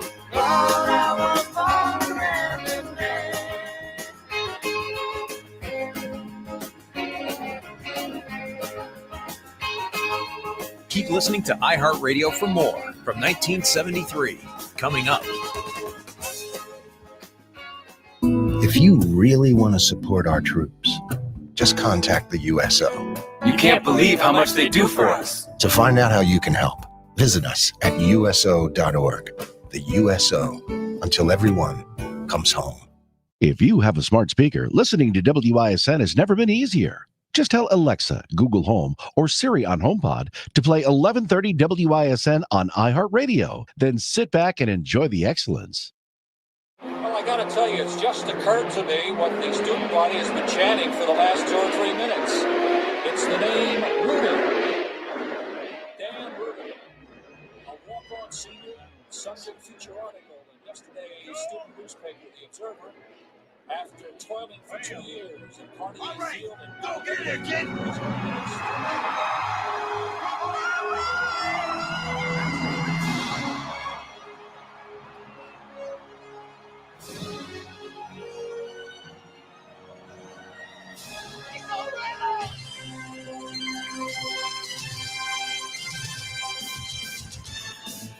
Maybe no Rudy moment for the Golden Domers this weekend as Notre Dame hangs out idle, waiting for their opportunity to try to claw their way into the college football playoff. They actually have a nice little pathway to it. It's 877-794-1973. No BS on the game. Good slate of college football this week, and it'll all lead up to the Wisconsin Badgers going to take on the Oregon Ducks. Let's go, baby. Come on. Come on now. Time to eat. Very difficult task ahead for the 2-5 Wisconsin Badgers. Obviously it is. But, you know, you take the opportunity. Yo, duck can be good. The duck nachos they used to have at Balzac were phenomenal. The neck meat, yeah. What's that? I'm sorry. The duck nachos they used to have at Balzac. On Brady, yes. Yeah. That was they a changed spot. their menu and they went downhill. I don't really know what to tell them. Balzac on Brady, change the yes. menu, Well, listen, no, Billy, that's a legit. It's like a wine The duck place. nachos were phenomenal, man. You don't. I don't know. Believe me. This is- BALZAC, right across from Garage. No, it's right from by the hi-hat there. And listen, I don't do it. I don't hang out in these spots anymore. I don't go out, but our man Luddy does. He's always hanging out at these places, Billy. And I once texted a friend and I said, "Hey, where should I take this first date? Give me 3 That's options." a little late. I'm sorry? A little late on the pause button. Oh, I know, yeah, We're I even was talking way about late. Balzac, BALZAC, and neck meat. No, that's the tender part of the Correct. duck. I know. Yeah. Just think about what you're saying. That's what we're Okay, saying with the fair thing, what enough. we're saying part Yeah. of it. Well, I didn't know when I was saying neck meat. I didn't know he was going to say Balzac. Anyway, Rudy though, great sports. We were talking about sports movies before. Great movie. Yeah, Love no that doubt about it. Totally factual and one that totally. Oh, so many things wrong with that 100% one. was totally it. Wait, he and- didn't and even everyone play loves for it. Notre Yeah, Dame? No doubt about it. No, he played. Rudiger played for our name. Dan says Little Giants. Yeah, we're still talking about sports movies. Great one, Little Giants. Love Little Giants. I'm shocked that you were able to grab that one. That is one of your all-time favorite ones. Amazing. Yeah. So, but yes, Billy, on the road at Oregon, trying to get that upset win or trying to build on something, trying to find something to build on. Upset win, first win against a ranked opponent for the new regime. Yeah, 100%. And the cards are 1,000% stacked against you. Like, this is going to be one of the tougher tests that anybody has going in, let alone a team that is limping in like the Badgers. And that's the easiest and nicest probably way to put it, as they take their 5-game losing streak on the road to go take on Oregon, which is one of the toughest home environments in college football. They just had their 20-plus game home winning streak snapped a couple of weeks ago in their last home game against Indiana and your boy Fernando Mendoza being able to shock yeah. the world and go and deliver that dub. So the weird thing is, in this way of college sports, Oregon feels like a shoo-in for the college football playoff. However, they just can't have a stub your toe moment. Yeah. And this would be the, as you like to always put it, step on a rake game. That'd be the Because rake. otherwise they're looking at no other ranked opponents on the way out. They've been pretty dominant against other teams, albeit you got to continue to flex that dominance against lesser teams. And Wisconsin sadly comes in as that foe this week. But Minnesota might crack the top 25 by the time they play them. Maybe USC gets back in there. Washington, it's going to be tough. I thought they were going to be victorious this past weekend. None. And they have Illinois there for their trip to Michigan. So it's hard to see Oregon with another big time benchmark opportunity on their 2025 schedule. Because right now I don't think they'd be in the Big Ten tournament or the Big Ten championship game. Indiana and Ohio State right now are in lockstep to be there. You are somewhat, and this sounds very, very bad, you are in line for what they need as a homecoming trip. They need big time wins. There's no style points we like to emphasize in the NFL, Armin. There are somewhat in college football, and that's the one to protect against this weekend. That's why you got to be able to, again, they played one of the more competitive styles of football against Michigan 2 weeks ago. That's why the last two results have been as maddening and frustrating as they have been, because you get shut out by Iowa and Ohio State after putting together a hard-fought game at the Big House. You're going to need more of that, and the way you did that against Michigan was establish the run game early and whatever, in any way, shape, or form, calm down the screaming and shouting of the Duck fans.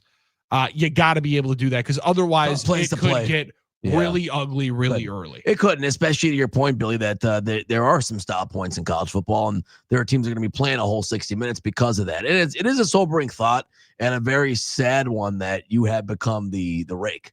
That you instead of a team trying to avoid the rake, you are the rake. That teams are trying to avoid stepping on it. It's a sobering thought, and it's the reality right now for the Badgers football program. But that Michigan game is the one I think you point to and say, okay, that was your best effort, right? That was the effort you want to give. That's the effort you want to try and repeat and to try and build something. And, what are the goals left for Badger football this year? It's to put out efforts like that. It's to find something to build on. It's to try and find a way, I think, to build to Minnesota and try and find a way to win the Axe back. That's a fair point. That's a good one. I think that's the one tangible thing you have left this season, where you can say it's a goal that's tangible. If we work toward it, if we work on and to improve the things we can improve and try and win that game, win that trophy game, very important to Badger fans, obviously, at least have something to hold your head up on and say, okay, we can hang our head on that for this season. You know what I mean? It's another reason why it made a lot more sense as to the timing of, even though it's tough to feel a lot of vote of confidence when you lose 71-0 in back-to-back games. It's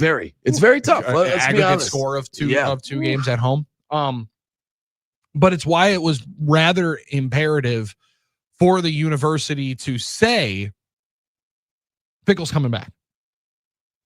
Like, we're going to do this. We're going to figure out a way to supplement income. We're going to find a way to get the resources necessary.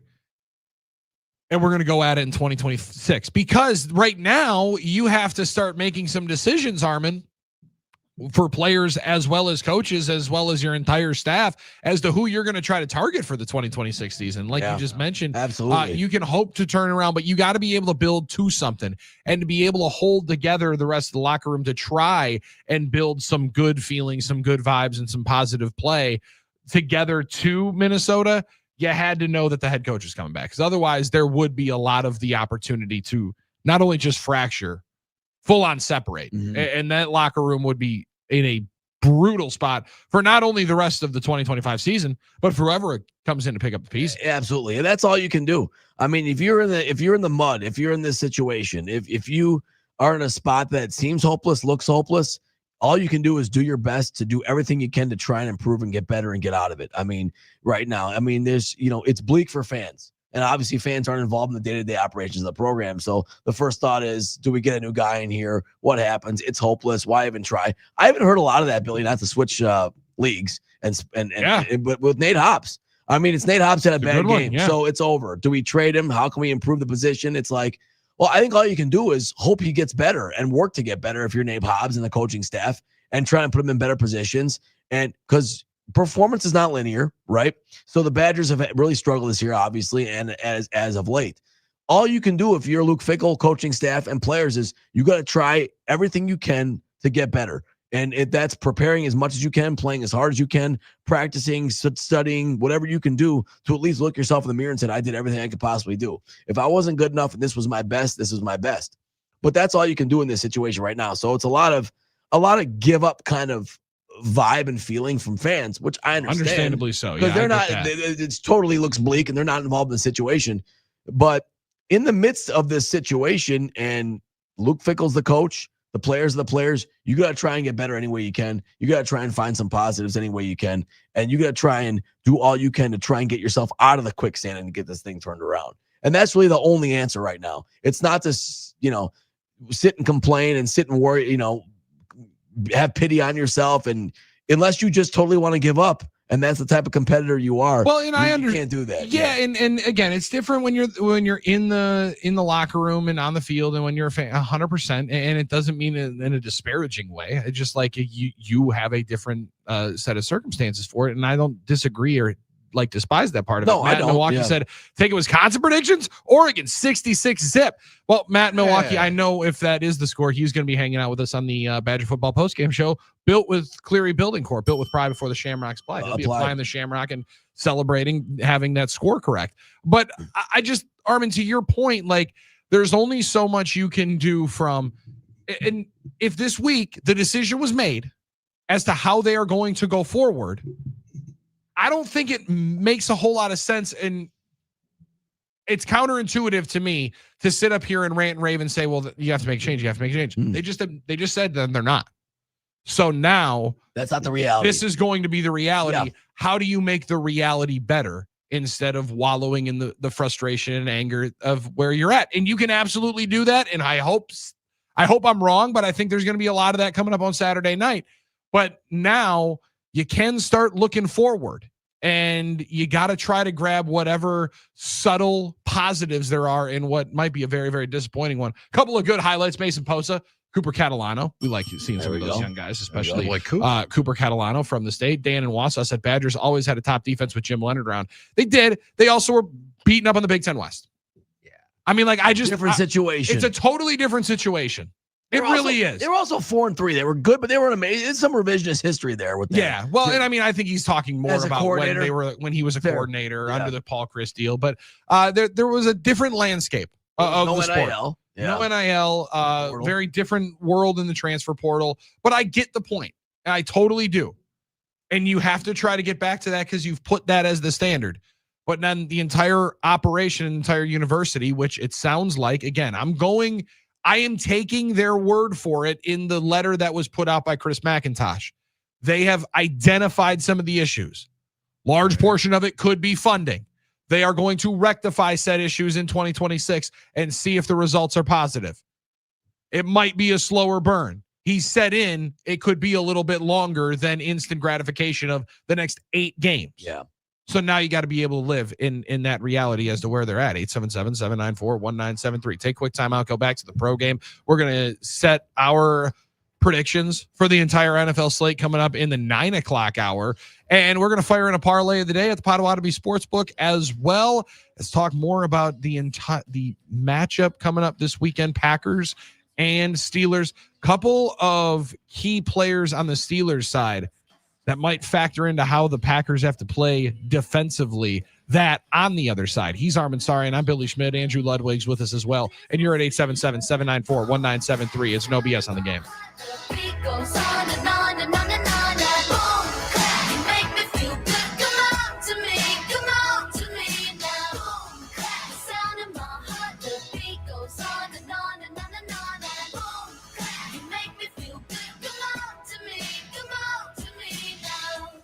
.97.3 The Game. This is what's trending in Milwaukee now. The matchup years in the making. The Packers take on Aaron Rodgers for the first time on Sunday night. When those situations arose, he always delivered. Aaron was great to me all 3 years. We're getting you ready all day on the game. Yesterday, Brewers GM Matt Arnold and manager Pat Murphy reviewed the 2025 season. I don't think we had a brutal performance. We had brutal results. We didn't have guys trying any less, or it's just when you face pitching like that, that was special stuff. And look to the future in their end-of-season press conference. We're going to have the resources that we need. We have support from our ownership to put a quality product on the field. Tonight at 5, Tim Allen will react to their comments and preview the offseason. Don't miss a special baseball offseason preview this evening at 5 here on The Game. Now, a year in rock spotlight, 1967. Van Morrison, formerly of the band Them, has a number 10 hit as a solo artist with Brown Eyed Girl.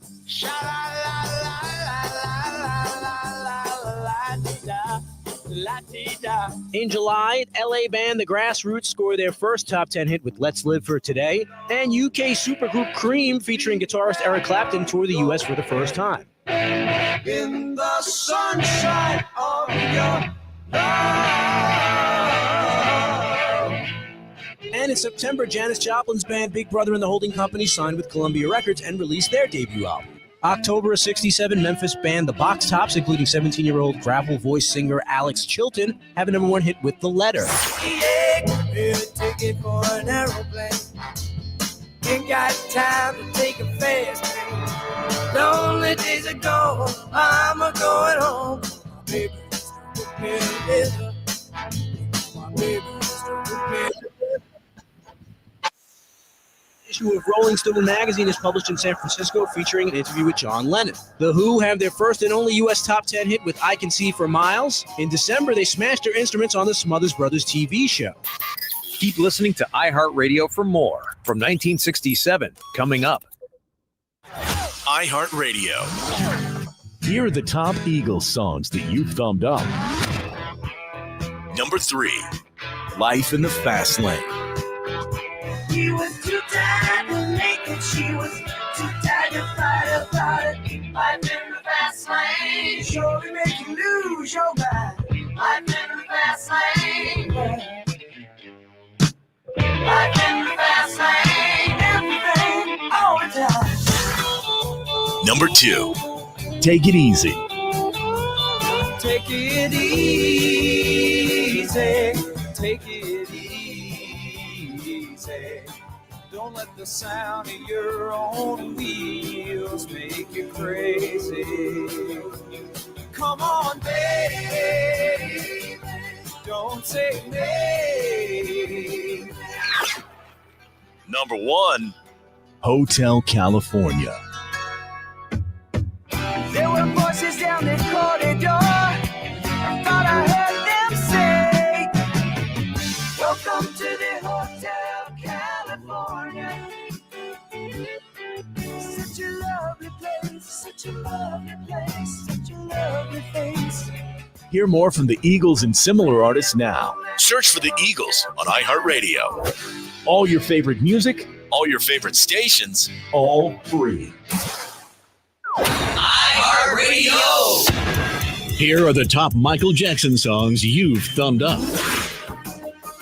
Number 3, The Way You Make Me Feel.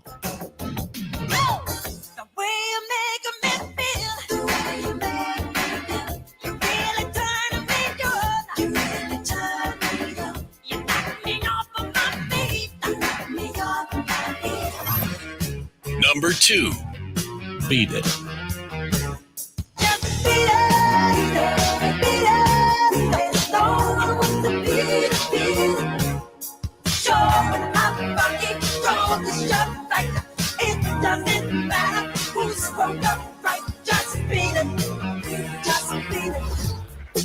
Number 1, Billie Jean.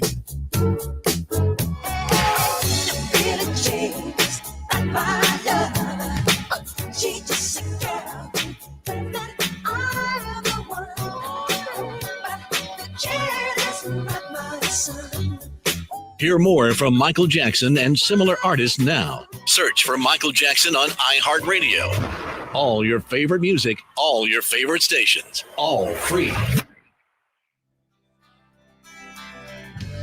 all she wants is just that something to hold on to. That's all she needs. Yeah, if I can be like that, I would give anything just to live one day here in those shoes. Armin Sari and Billy Schmidt with you on 1070 The Game in Madison, hanging out on the talking text line 877-794-1973. That's where our 319 texter said, who do you have winning the battle for the pig, Armin? Wants to know our prediction for Minnesota and Iowa. I wish I could be like that. I wish I could be one of those individuals that could watch this game and actually care about the result. I despise both institutions. I'll take it. Don't really like either state. No, I don't. But I will say, give me the home team. Give me the Hawkeyes. I'll take Iowa. They're at home, right? Take You Iowa. know, and all that stuff. That As- is the pig? Is that why ours is a bull? And we couldn't have two pig trophies? Technically is a bull, but yeah, it definitely is. They battle for a pig with Minnesota and a bull for Iowa, Wisconsin. Iowa anymore, right? I'm sorry. What? I'm sorry. Yeah, Paul. Iowa, Minnesota should not be a trophy game. So what's cool about Iowa, Minnesota, like as a rivalry, else is state meaningful? rivalry?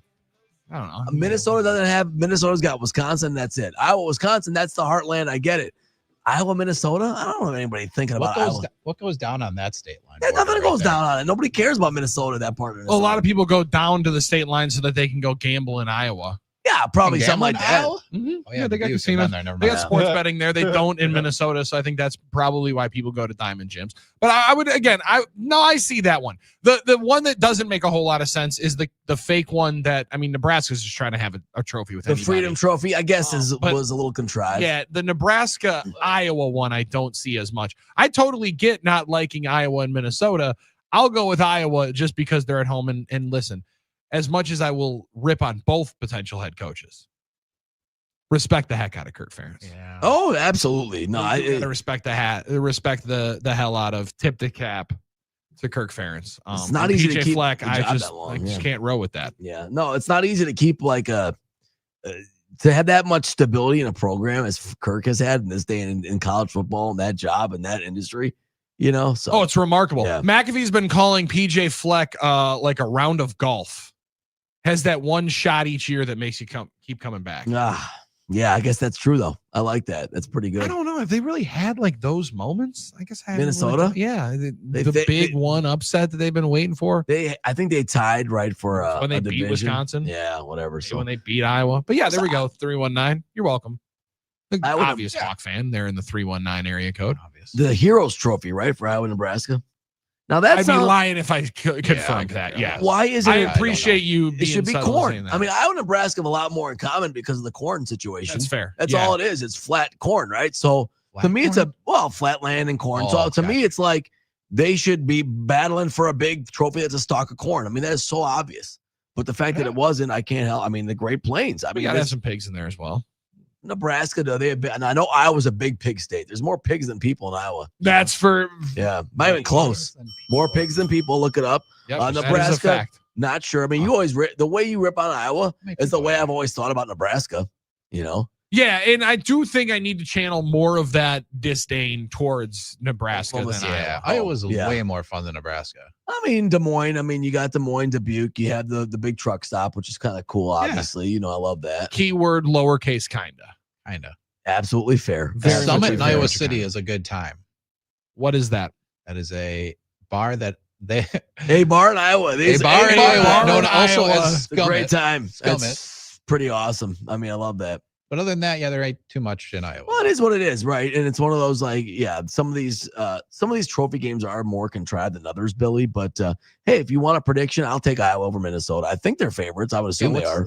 Yeah, the line on that? Iowa lays 7.5 Yeah. at the Potawatomi Sportsbook. yeah. I bet they'd cover that. Here, how you want a prediction? I got them. I do want a prediction. That's why they asked you for it, Armin. them He covering. said you got a prediction for the battle for the pig, Buying and the we half got point, one. though. Buying the half point. I'm not getting killed by a hook in that one. Oh, okay. I like that deal. Well, As don't you know always you said. always don't you buy the know half you always point. buy the half point. Not right? the only big game going on in Iowa this weekend, and as Iowa State will be hosting number 11 BYU. Stand up, BYU. Stand up. BYU, the Cougs coming in with your boy Bear Brockmeyer as their quarterback. Rocking a 47 jersey as a quarterback is a It's heck of a nasty. decision, and it is brutal work. It's dangerous stuff, it's but crazy. it's awesome to witness while he's steamrolling over people as a true freshman. Dan and Wass said driving through Nebraska is so boring. It 1000% is. It's almost as bad as driving through Southern Illinois, which by Southern Illinois you mean anything south of Chicagoland. Is quite barren as well. I'm a sucker for borders and river crossings and everything. So I wanted to go to. It's an interesting thing to be into, but yeah. Oh, but into like So maps, we all got our things. topography. Yeah. Oh, I'm a maps nerd. I've been called. Me too. I mean, I can't really make. I can't make fun of him. The stuff I'm into. All right, Well, so yeah. bird Never watching. mind. Get out of here. mode You were stuff? watching sunrises the other day, and now you're getting into that. And You had to sneeze. You got the nature app and all that. I don't know if you have. No, I don't have the nature app. I do want to get the bird watching That's app. what I'm saying. And I definitely should get your Flight Aware app, because I was free. realizing Yeah. as I was looking out into the sunrise yesterday morning, that I was looking at a plane thinking that it was a star. So I could have Right. known exactly what plane It's that kind was. of cool to know where mornings that are early, plane's I'll going. tell you that. Yeah. All right. So Yeah, I'm back sorry. to Cairo, Illinois. Let me tell you, that place is as run down a spot in the entire United States. I thought it'd be cool to go to this park where I could see, this is where the Mississippi and Ohio River confluence meets at the southern tip of Illinois. I was on my way to Nashville to go visit a girl. And a little detour. But as I got closer to Cairo, off on exit 3 to then drive to exit 1, I decided, you know what? I'd rather just pee my pants than find a gas station to go to, because there are no gas stations down here, and I look like I might get killed the moment I walk out into this park. So I went, there's the park, and went over the bridge into Kentucky. No, I like that, but I do appreciate you at least saying I got to do something else besides drive 9 hours just to see a girl. I got to do something else with this trip to make it worthwhile. Yeah, and it wasn't worth it. Let me tell you that. That's tough. Yeah, I I've didn't been even there. get close to getting out of the car. I've been there. That's why I won't go to Albuquerque anymore. wrong So with we've all Albuquerque? been in that situation. That's a different story for a different day. But BYU is a dog, by the way, going to Iowa State, which kind of surprised me. No, it kind of surprised me. Love it. All right, I got to say this. All right, bird watching. Great work tying that one back. But together. bird watching. Yeah, go ahead. What about bird We watching? contractually obligated to tie it all back There's together? a bird feeder. Okay, now I Somehow. gotta give Zabe credit, and Zabe is always big on this. Is a bird feeder, all right, that will take the pictures of the birds when they come to the bird feeder, like a motion sensor. Did he return and that one use- too? Hold on, probably. Use AI to identify the species and send you an alert. And send That's you an alert. genius. Oh my gosh. It's like I got a house wren. I got a wren here. I got like a goldfinch. What's going on? Like 3 a.m, you're getting alerts that you have like, a blue jay at the A thing. ring doorbell for your bird Oh my feeder. gosh. They take the picture and the emoji. I mean, if that's not being getting older and being a dad, I don't know what That's about as old of a thing as I've ever heard. And now I finally know him. I sure love it though. When people say, "What do you want for Christmas and your birthday?" I never know what to say. I don't know. How you anymore. haven't paid. What am I gonna dialed get? What is left? What do I need that I don't have? Like a slushy machine? I was I'm gonna say Yeah, another that'd be quarter cool. zip. Exactly, another quarter zip, right? You can throw liquor in that slushy machine. You right? could always do it. Oh yeah, then that might. I'm thinking. might be I'm trying to worth get it. creative, Might be but worth it. do I really want a slushy machine? No, I'm not. I'm not gonna clean it. No, I'm not yeah, gonna you're store it. No, but you know what? Now I got the bird feeder that's got the AI recognition and the stop motion camera of the species. I just want to There you find go. something in the world that brings a smile to my face, like the thought of an AI featured bird feeder for Armin Sarian. It is Yes, pretty it's impressive a stuff. Jay. It does. You do realize how old you start getting once you start reading the neighbors tab on the Right. Ring camera app, where you start realizing what everyone's seeing. What is the throughout neighbors Exactly. tab? Tell me more. Luddy, it's not exciting. It's Okay. legitimately where people say, "This is what I found on my Ring doorbell camera today." Oh, well, Yeah, and generally it's the same two guys going and trying to open a car door and see if there's 84 cents in it. let me tell you, Sick. the suburban I'm life glad sounds I thrilling, watched guys. this once again. Yeah. There is something that there are things that bring you that much pleasure. Your kids, your family. Boise State minus 21.5. Yeah, that would work. I jumping mean, on that maybe, one? but good Lord. Well, He's got to be able to find something. We'll get a winning parlay in here soon, since I wasted this whole segment with my story about the bird thing. I don't know Whatever, that man. wasting is the right way of Oh, saying thank you, it. thank you. But we are going to hear from Matt LaFleur in the 4th hour. We're going to pick games, and we're going to talk about a promotion in Milwaukee for a man that rightfully deserves it. Haven't gotten into the Brewers conversation from yesterday. That's straight ahead. It's no BS on the game. This is gonna be the best day of my life.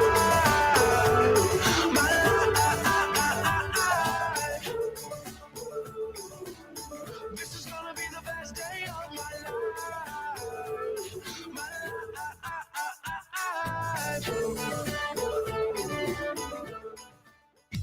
iHeartRadio.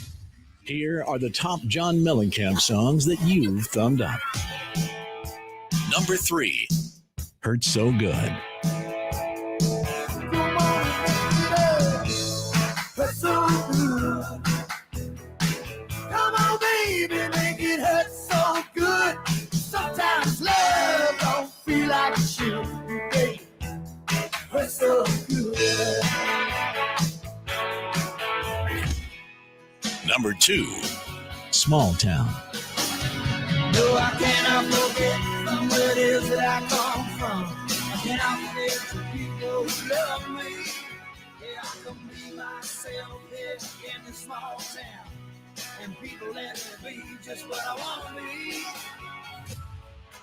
Number 1, Jack and Diane. Oh yeah, life goes on long after the thrill of living is gone. To walk on.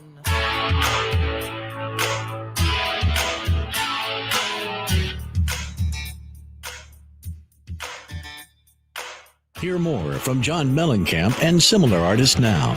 Search for John Mellencamp on iHeartRadio.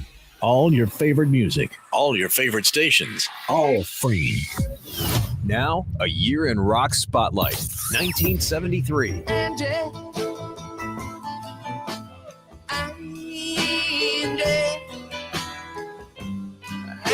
time we said goodbye? The Rolling Stones are back on top with the number 1 album in the US and the UK and a number 1 single, Angie. Come on, baby. Let's Get It On is a number 1 single and a number 2 album for Marvin Gaye. Also in August of 73, Stevie Wonder is back with the number 4 album, Inner Visions. And Florida band Leonard Skinner released their debut album, have a top 20 hit with Freebird and tour opening for The Who. Won't you fly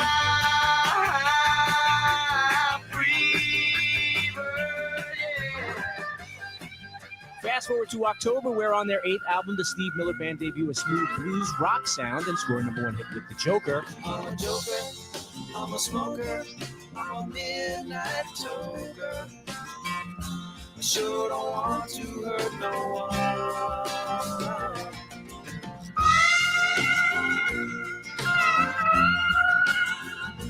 Keep listening to iHeartRadio for more from 1973. Coming up.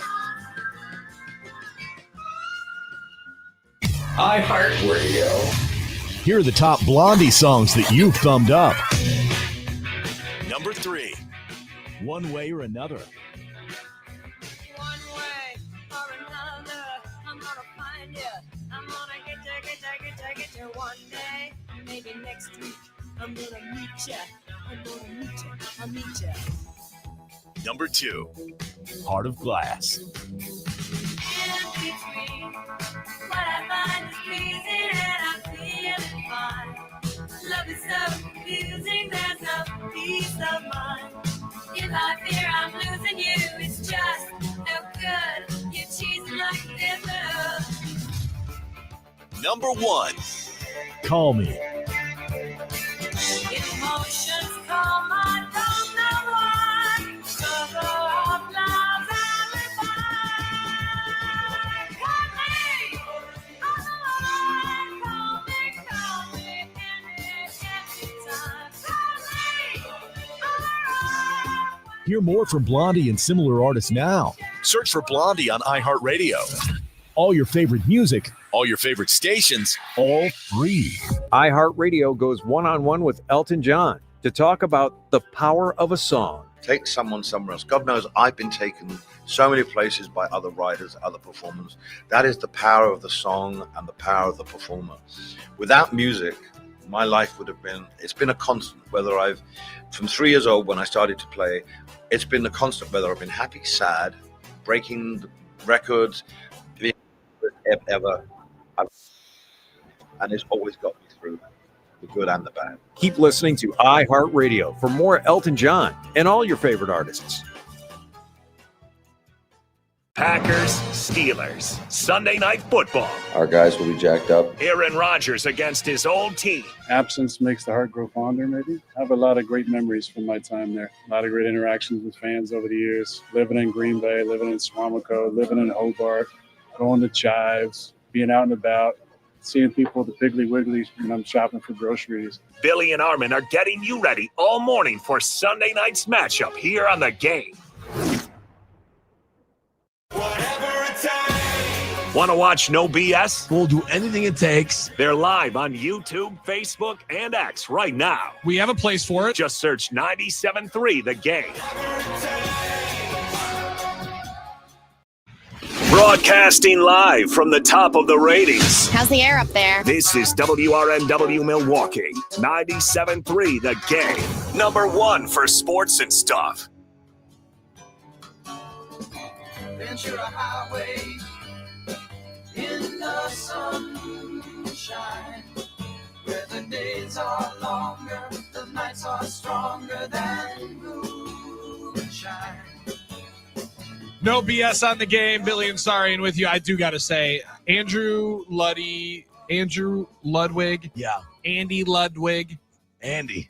I do like calling you Andy Drew. a little bit more than Luddy. Drew might be a new one. Man, this dude has such an eclectic taste in bumps. It's tremendous what's bringing us back. You have no clue what's coming back. This is Ventura Highway by America, right? America, good song. Okay, let's go. But last segment, and we didn't have time because we were talking about real important stuff. Real important stuff like AI bird watching. AI yes. bird watching, I ripping don't on have a Iowa, song for that just ripping on yet. Nebraska. But last month you had the song by that guy. If I could be like that. Oh, I'm blanking now. I just blew this whole thing. Just to live one day. Oh, 3 Doors Down, Be Like That. 3 Doors Down, Be Like That.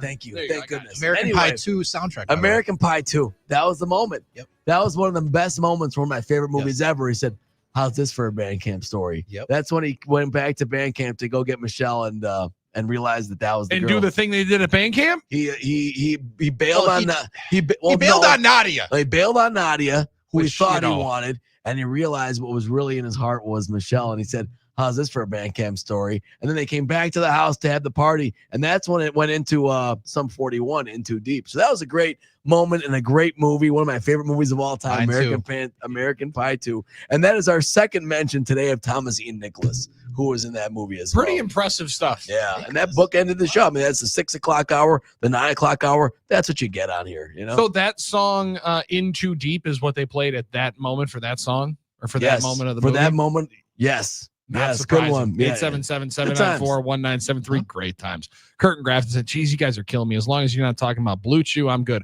We're having a whole lot of fun here today. We got Jeremy and Oshkosh firing in as we're ripping on different states, saying, hey, how about top 3 states that we could get rid of on a not top 3 Tuesday, or not top 3 Friday? He said Illinois, Nebraska, Oklahoma. Hard for me to say Illinois intellectually just because of Chicago. It I is get that. cool. I mean, there's a lot of cool things about that city, and it's hard for me. Say what you want. I'm not cheering for their Sure, teams. you are a Chicago guy. I mean, I'm not cheering for their teams. I'm not doing any of that stuff, but I mean, they got a lot The of cool lasagna stuff. pizza. They got the pizza. They got all that stuff. I'm just for saying. There's no way I'm putting them top Beef 3. sandwiches. Yeah, whatever. I mean, they have great Italian beef there. Yeah. He threw in the honorable mentions of Iowa, Vermont, New Hampshire, Arkansas, Delaware, Kansas, Maine, Montana. I think I've heard Arkansas, Kansas is terrible. with all, I mean, listen, in all due respect to Bobby Portis, I think Arkansas is a good one. Arkansas. I don't know anyone that's sitting there saying I got to go to Arkansas on vacation. You know what I mean? I just don't. you know? Fayetteville doesn't seem like a great spot. Well, they're not. Yeah, I mean, yeah, you might go That watch some doesn't seem college like football, a but they're not. vacation destination. No, and they're not winning this year. So, I'm not going to agree about Vermont, New Hampshire. I'm sure they're beautiful states. You love the Northeast, so you're Come on. definitely not taking one of those states. And we're out. talking about maple syrup. We're talking about the outdoors. We're talking way about, too close to your favorite place in the whole wide world, Boston.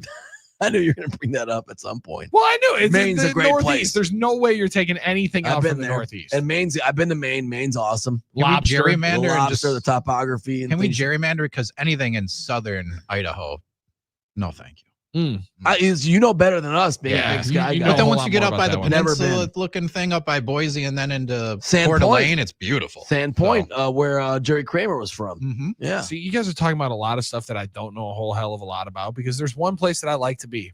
Wisconsin. Yeah, no, I'm with you on that. This is still my number one as state. bad as it sounds, I don't know enough. I don't know enough to have enough great takes.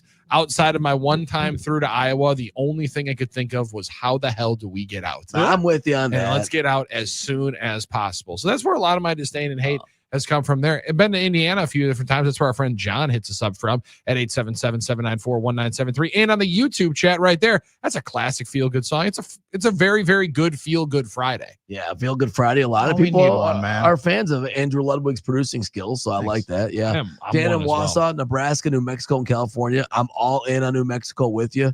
Nebraska. California, I mean, there are so many aspects of California. I talked about Idaho being two different places. California is 100 different places. 100 different places. You're absolutely right. I mean, there's cities, there's rural, there's urban, there's every sort of thing there is. So there's 100 pro sports teams. So Kurt Grafton, you're gonna jump on that one, Billy? Sorry. No, I was gonna actually say Matt in Milwaukee go as ahead. we can because you guys are continuing to go on to the geography in the different states. Yeah. Because Matt said people in Iowa and Nebraska are listening to this saying, wow, these guys are talking stuff about our states.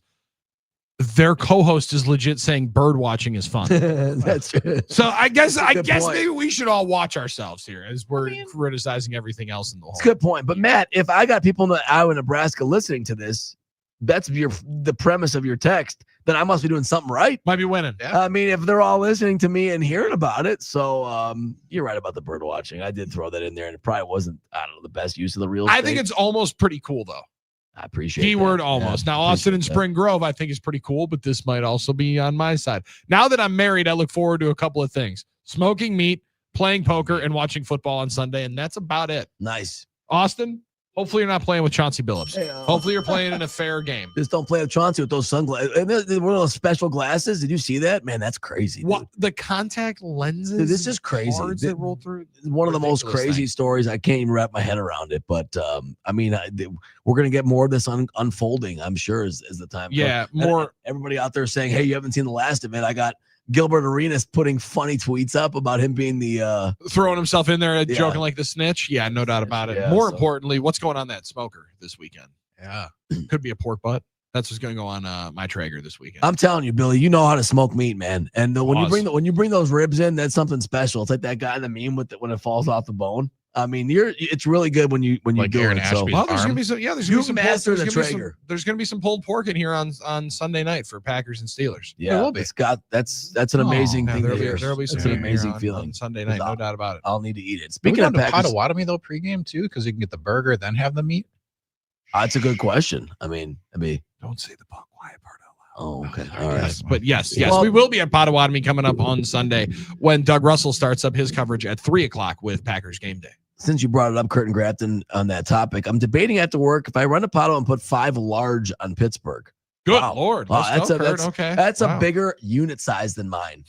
No pause. A And bit, when I say yeah. bigger unit size, we're talking about 1,000 times the unit size. Because I As do compared enjoy to a a $5 bet. Oh, my that's what that minimum means, my yeah. minimum unit.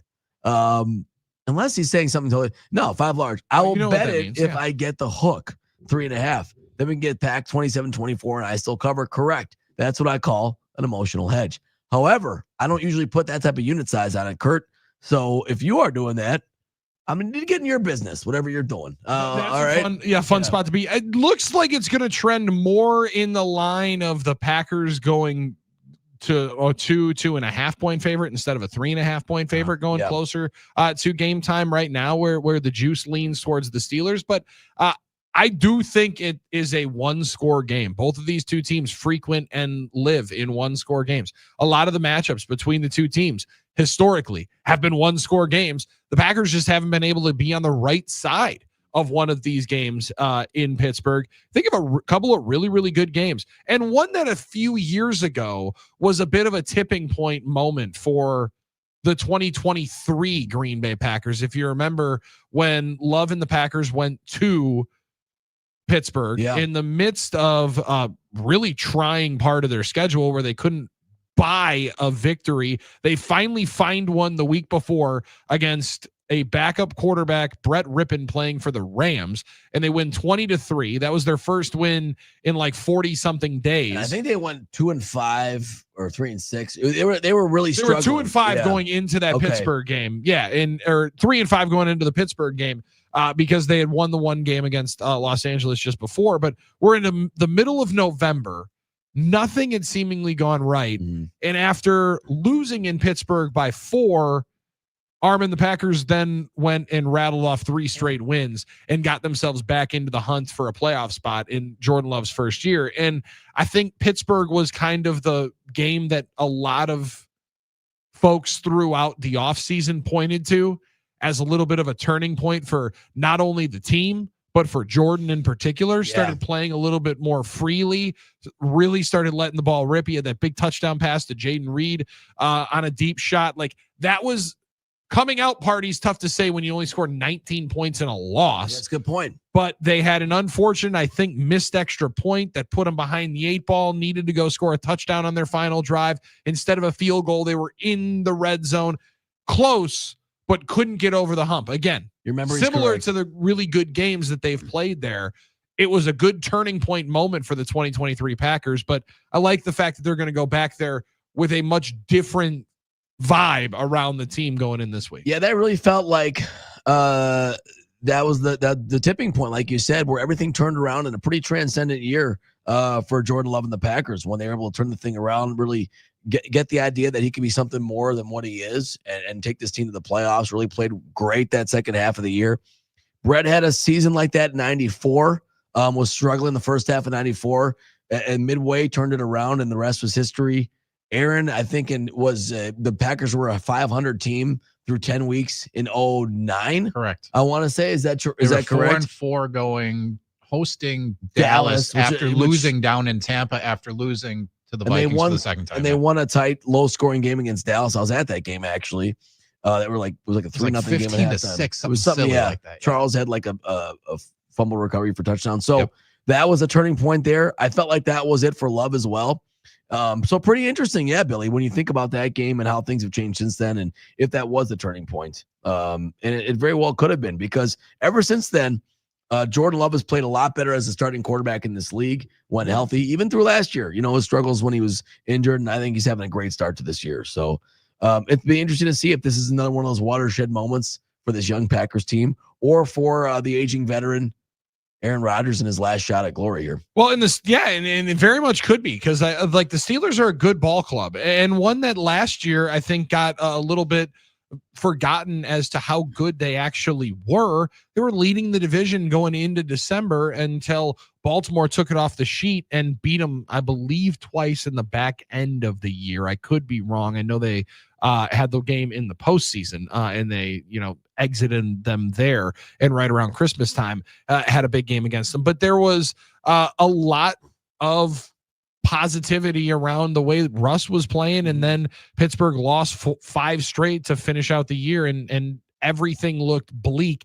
People were calling for Tomlin's job. So at one point they were 10-3 a year ago. There's a lot of talent on that team, and for a league that is built around quarterback play and wondering how good it can be and the levels to it, I'm not surprised that people kind of forgot what the core of that team really was last year. Yeah, I would agree. And the funny thing is, as Aaron's improved the offense, it's been the defense that's kind of taken a step back. But they're definitely a contender in the AFC. Just like obviously the Packers are right now in a very muddled NFC at 4-1-1, but still the best record in the NFC in terms of seeding and things like that. And a really good start to the year. Through 6 games for Jordan Love, 10 touchdowns, 2 picks. He's at a 70% completion rate, which would be by far the best of his career. Amidst all this kind of bizarre criticism I still hear from people, from Rex Ryan, from Packers fans even sometimes, Billy, I kind of predict the same thing I predicted the last 2 weeks. A close win for the Packers and a very dissatisfied Packers OT callers and fair. Fan base on the talk and text line. That just seems to be what it's been. I understand the standard's high. We want perfection. We want greatness. I think the Packers are trying to trend toward that. And, win this weekend would be a great next step in that, to get a 5-1-1 record going into week 8. But that's the goal still. Or I'm sorry, week 9. It would be week 9 going into next week, because the Packers have had the bye. So that's the goal. And we'll see if the Packers can get it done in a very tough environment. In terms of all the, deep diving numbers that the NFL media will put out there, the biggest advantage that you would look at in the overall rankings of the two teams, Packers through the air offensively are a top 5 offense in football. Steelers are a bottom third defense in all of football against the pass. That is something that you have not been able to say for a long time. Like you said, how the Steelers defense is kind of the thing that's been dragging them down and pulling them down.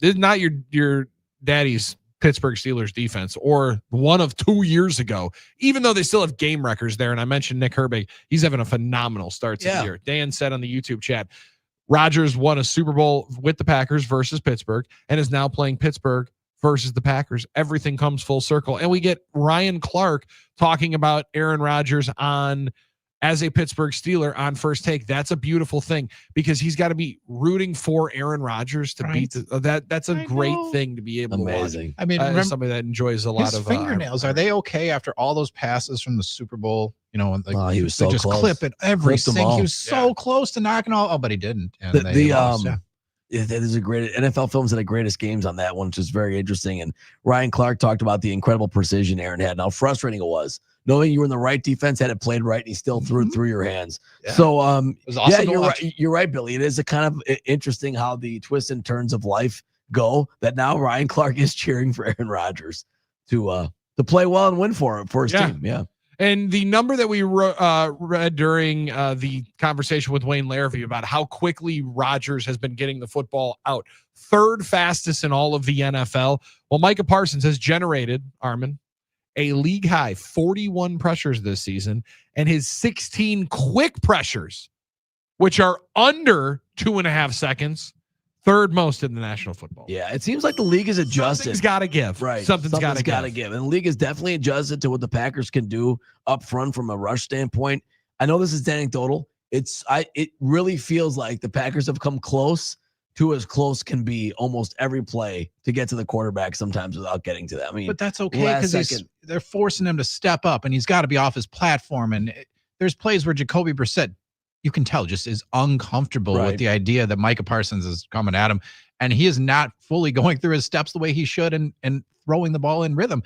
Even though they're not getting there, it is disrupting stuff, and you're never going to see it in a box score. Yeah, and that was the thing, Luddy. Besides the pressure, you'll see a pressure in a box score. It's the thing that gets missed about just how good Dak Prescott was in the Dallas game is his ability to throw off platform and out of the rhythm with his footwork and being able to be as effective. That was pretty impressive. This one is also a spot of the game that I think is going to be very, very interesting. Both teams love to use their tight ends.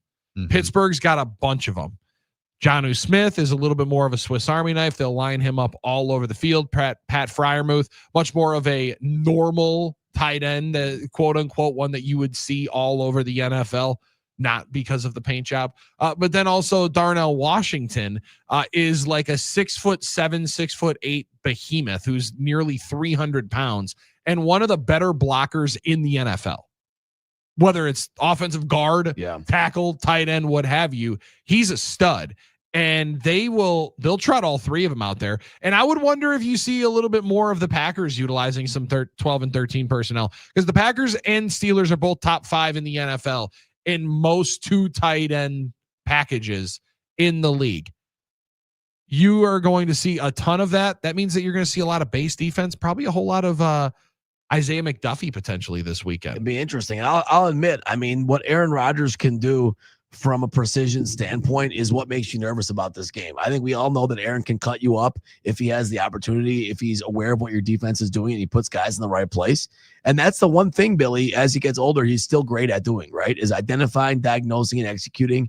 And that's a concern, right? Because you could be playing right into what he does well of a defense. Now you're going to try and get to him. You're going to try and add as much pressure as you can, but it could be a very frustrating day if he's finding ways to pick you apart and beat that rush and have the guy available underneath and know how to pick apart. So we'll see what happens in that regard. I would never, ever go into a game doubting his ability to win and throw the ball well and be able to beat you as a defense. So I'm expecting and kind of girding my loins for a long and frustrating day defensively, and hopefully I don't know. That's the right thing. Love that. And hopefully still getting no clue what it means. Yeah, and do you gird other things and other avenues of life, or is it just loins? I don't know. Great question, and I don't know. Gird your loins. Super dirty. I don't know if I'm thinking of Billy's like cosplay pork.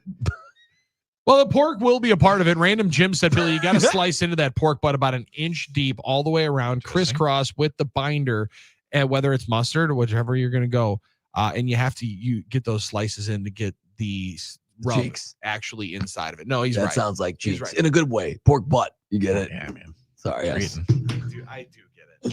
Sorry about that. Sorry. Hit the laugh track for the guy. I don't know if we have one. Bless. Give us a rim shot. My Lord, that's impressive stuff. I've moved stuff around. But he is right though, Arm, because you got to be able to let the seasoning get in there. Get in there, yes. And especially on that big old fat calf that you're going to have, you got to slice into that a little bit. So you will crisscross it. We will be doing that. You've been watching YouTube videos, haven't you? You've been watching some YouTube videos. Have I been watching YouTube videos about smoking pork butts? You got to be kidding me. Oh, man. And I love also that. briskets. However, I am still a little nervous. Why? I would be. I mean, just brisket's like a $70 piece of meat. You don't want to mess it up. man. And that's a full-time job. That's a 12, 16-hour lock-in Deal. moment. And just do it during a Packers broadcast. That way, you're going to be up the whole time. You're going to be, fair. Overnight. You might as well do it on Sunday night or Monday night because we're going to be up all night doing this show the next day. You know what I mean? So UW Whitewater football camps. I'm not going to lie. There was a smoker that was brought to that. We smoked some meat along with some other stuff. there we during go. you guys are living large. the hours that we're coaching. Yeah. You guys were having a time. Living There we large. go. Yeah, living large. Those Whitewater football camps. Yeah. They're good I times. like this one from Marty in Madison. Okay. Armin, I'm convinced we're basically the same person. Let's go, Marty. All Just right. Swap Armenia for Puerto Rico. Okay. I'm a year older than you. My kids are a What? bit older, and my family knows that if fried pickles are on the menu, That's it. Marty, you know how we're getting them every time. Marty, you are the Puerto Rican alternative life, like alternate Armin, like you know what I mean, or the alternate universe when Do Jerry fried had pickles alternate hit friends. the same way as? Hell yes. Okay. Oh, I love fried pickles. Because Are I you know kidding you're me? a pickle guy. I didn't know if you're no, they're pickles are good. created equal. You're They're cool good. with pickled chips, I love pickle spheres. I love half slices. Love them. bread Love and fried butter. Yep. Not All right. like bread and butter. Here, Don't yeah. like sweeter bread and butter. Thank Like you. regular Sweet, dill yes. pickles. We need dill only pickles. Does relish work for you, or is that? Has That's to be okay. dill relish. I don't really mess with it. It's usually sweet relish. Yeah, and that's just what are we doing? That's There sweet is pickles. there is dill relish. If there is, I love it. Oh, okay. Yeah. Okay, gotcha. I just want to make sure we had that all. But fried pickles are great. I don't need the sauces either. I don't need it. Just need that pickle taste. I mean, I don't need dipping sauces and all that stuff. Man, I only want thing you fried need are pickles, some man. Daisy's dips with those Well, pickles. yeah. I mean, Come on now. that's for chips. It's kinda Chips hard and chips. dip. Well, that's fair. You don't. How about a dill Dip a Daisy pickle dip? in Come there? on, Daisy. How about a dill dip? Oh, you're talking about moving dips. Yeah. That's it. The dill dip from Daisy's Dips. Brought to you by Armin Sarian Have and one. OBS. I haven't seen one yet in the store. They might have one. Yet. If they're gonna make one, you can consult me. Throw your boy a little bit of cash. Oh man. Great man. idea by you. 877-794-1973. A lot more of those coming in. Shout out to you, Marty. I love that. I love that. Yeah. Also, you are seen, Marty. And listen, we need more guys like you guys because that means you got big old heart if you're the Puerto Appreciate Rican that. Armin Sarian. Hey, No doubt thanks, about man. it. All right. Hopefully you got some winners because we need some. Parlay of the day on the other side. We're also going to roll through the NFL slate. Who do we love in the NFL Week 8? Find out next on the game.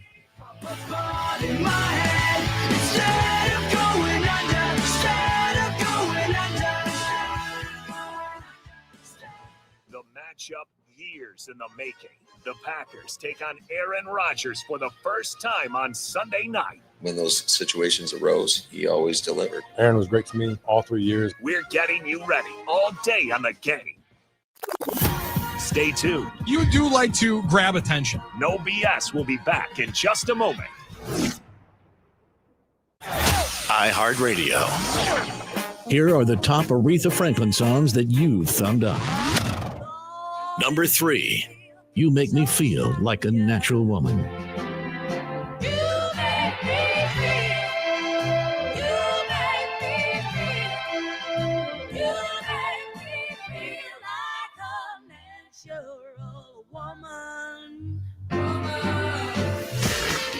Number 2, Freeway of Love.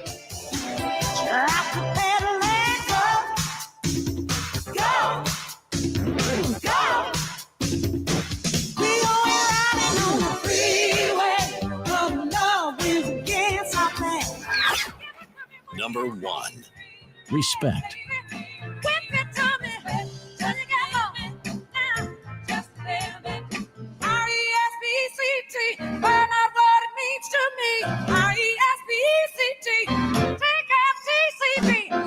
Hear more from Aretha Franklin and similar artists now. Search for Aretha Franklin on iHeartRadio. All your favorite music, all your favorite stations, all free. iHeartRadio. Here are the top Foreigner songs that you've thumbed up. Number 3. Hot Blooded. I show you loving like you never knew. That's why I'm hot-blooded. Check it and see. Feel the fever burning inside of me. Come on, baby, do you do more than dance? Number 2.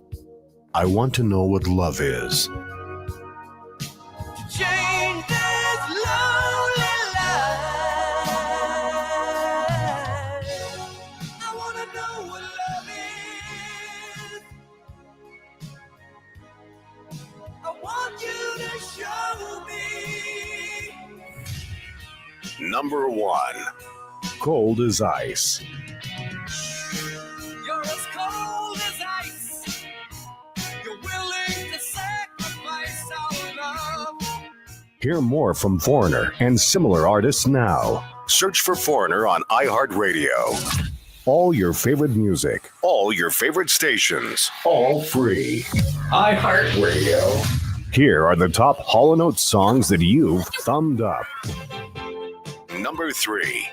Kiss on My List.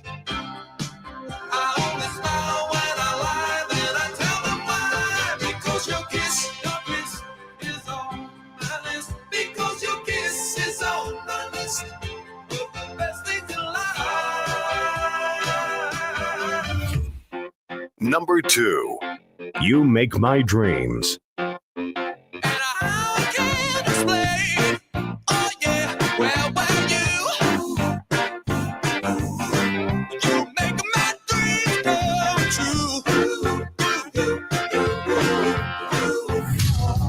Number 1. Man Eater. Oh, here she comes. Watch out, boy, she'll chew you up. Oh, here she comes. She's a man eater. Hear more from Hall & Oates and similar artists now. Search for Hall & Oates on iHeartRadio. All your favorite music, All your favorite stations. all free. iHeartRadio goes one-on-one with Elton John to talk about performing live. Going on stage was when I could show off and be comfortable. And you know, I was always a bit timid off stage. And the stage gave me an outlet. And you'll find that with many performers, where they be dancers, actors, singers, musicians. They have the outlet on stage to become the person they're not off stage.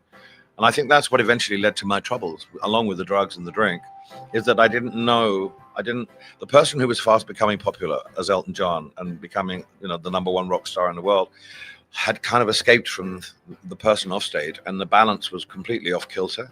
And the more I became successful, the harder I worked, and the less time I concentrated on being normal, or trying to be kind of normal. But people who knew me privately were shocked, I think, at what I was doing off stage. Rather, they knew what I was going to do on stage, but off stage they were shocked and disappointed. Keep listening to iHeartRadio for more Elton John and all your favorite artists.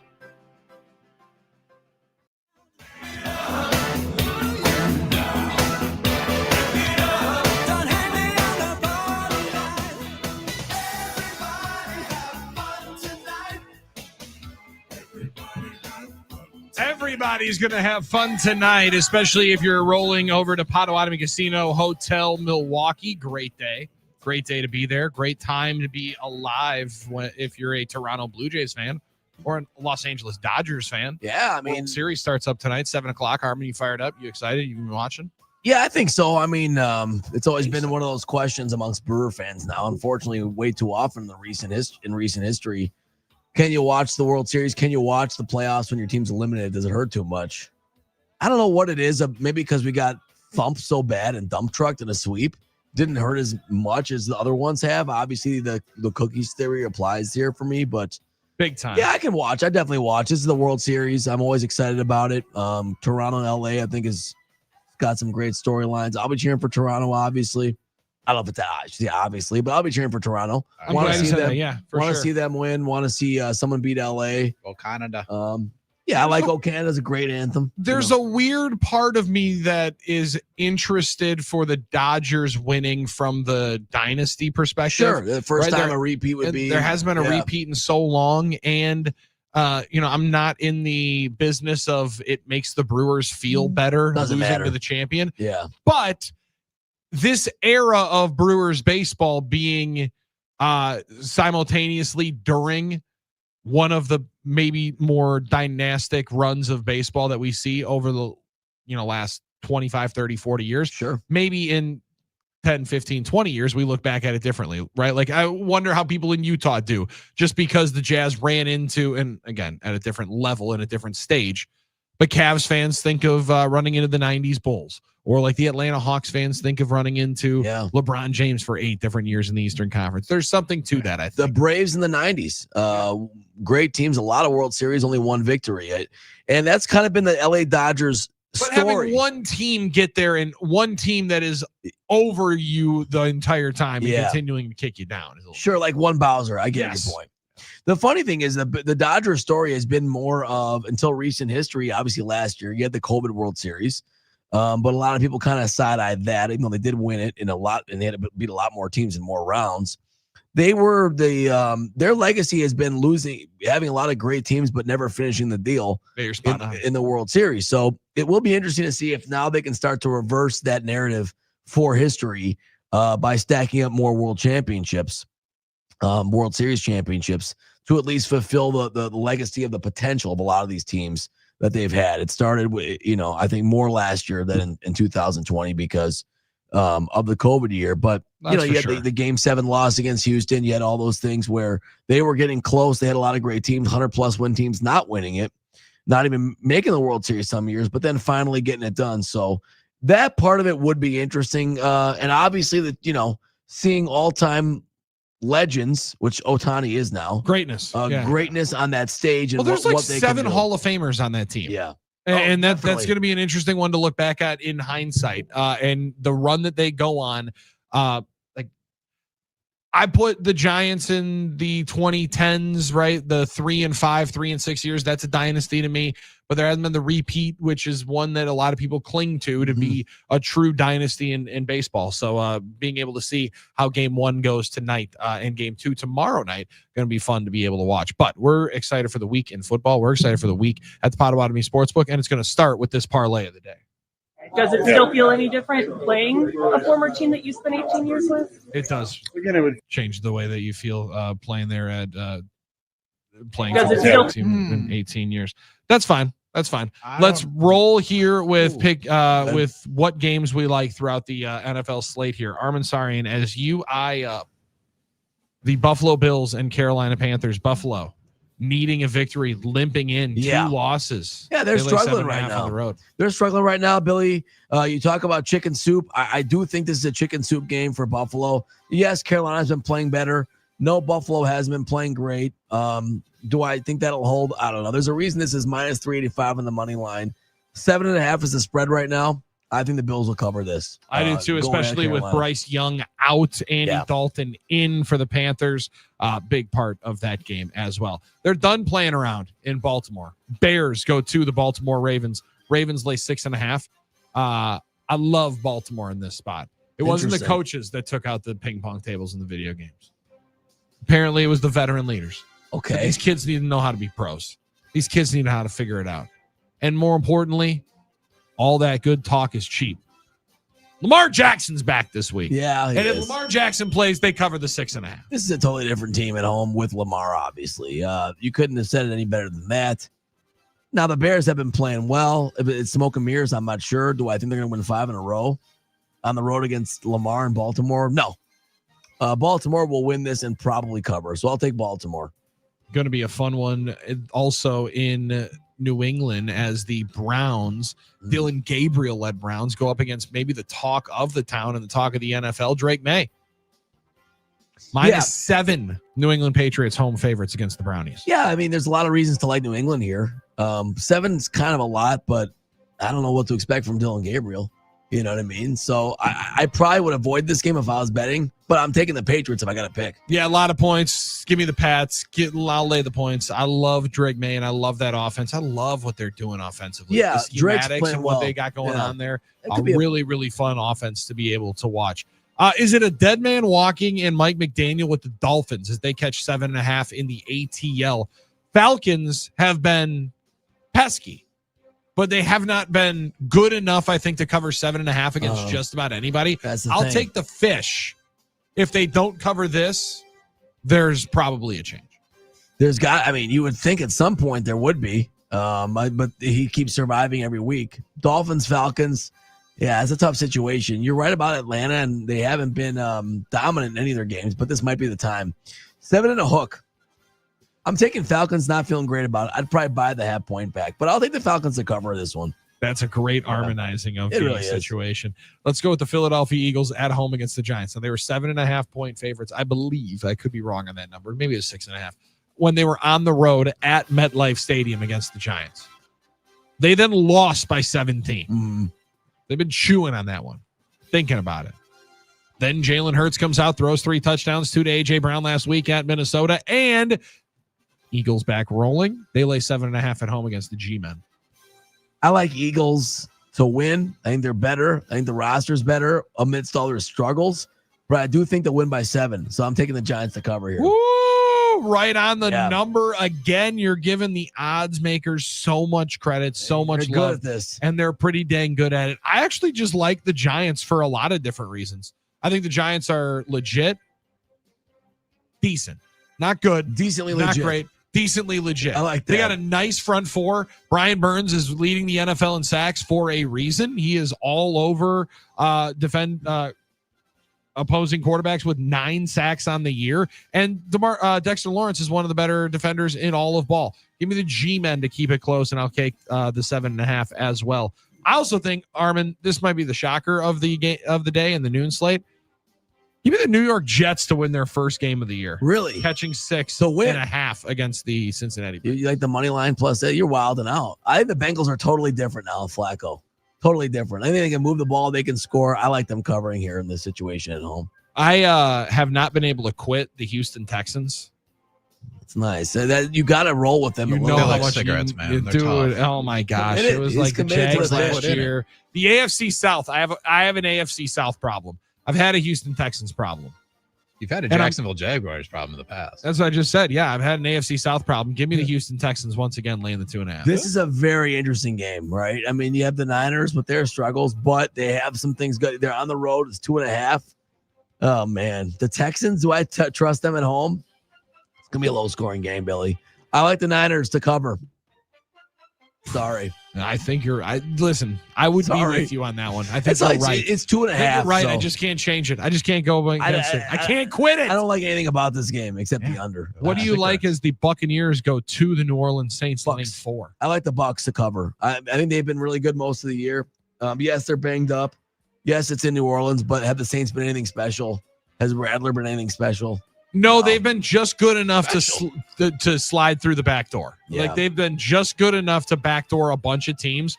But I think the Bucs just get right and beat Cover. the brakes off of the New Orleans I Saints love that. in New Orleans. Yeah, I love Bucs -4. Cowboys, Broncos in Mile High, 50.5. I think there's a lot of points in this one, but Denver lays 3.5 at home. Amidst all the offseason making fun of, clowning of the Cowboys and Jerry Jones and the Micah Parsons trade, this has been a good Cowboys team that's getting better, scoring a lot of points, and they're 3.5-point dogs at Denver. I'm taking the Cowboys to cover this one. Taking the Cowboys to cover this one, and I am right there with you. All right. Dallas 3-3-3.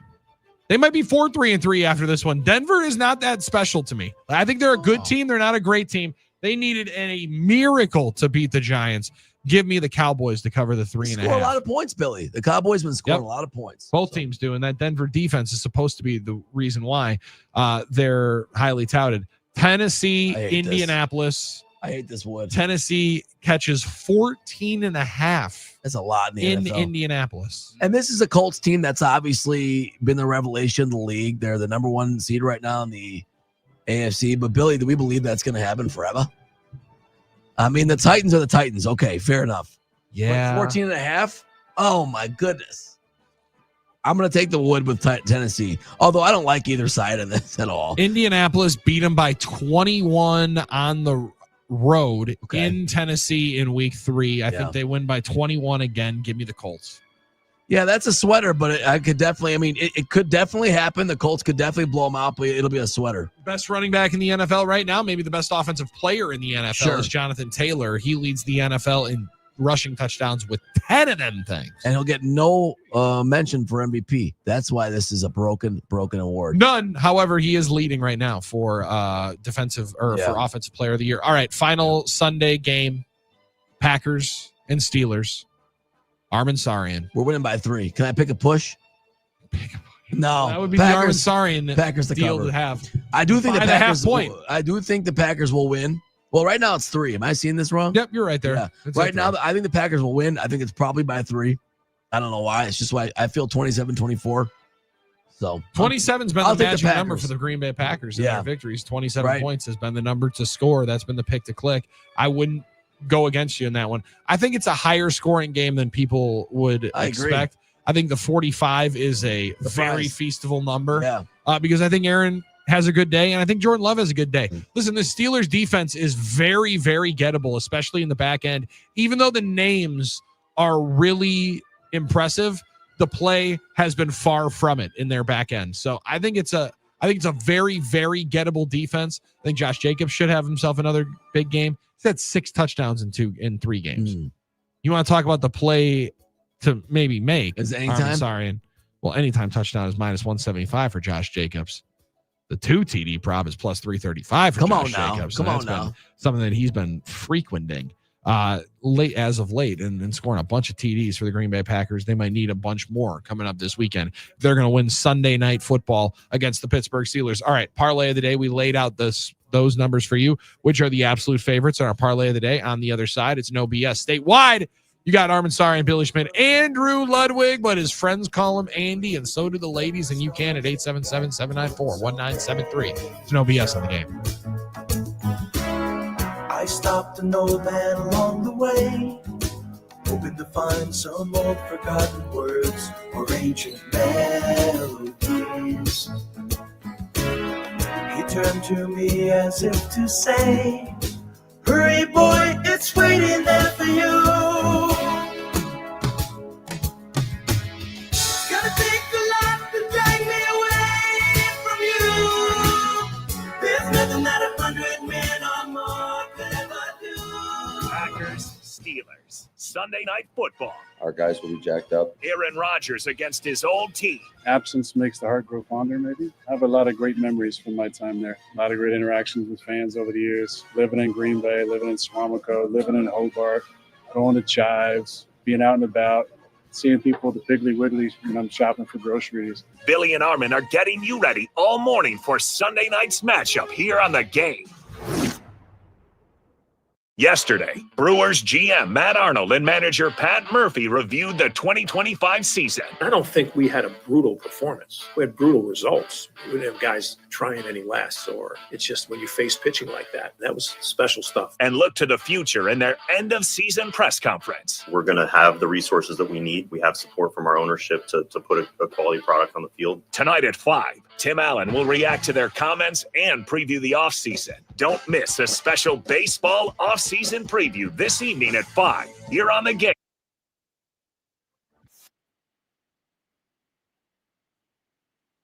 You can find all of the shows in podcast form. Just search No BS on the iHeartRadio app. Now, a year in rock spotlight, 1978. In January of 1978, the Saturday Night Fever soundtrack is released featuring the music of the Bee Gees. It hits #1 in the U.S. for more than 6 months. An amazing 18 weeks at #1 in the UK, it becomes the best-selling soundtrack album of all time. In February of 78, Pasadena, California hard rock band Van Halen released their self-titled debut album. It hits number 19 on the charts. Their cover of The Kinks' You Really Got Me cracks the top 40 at number 36.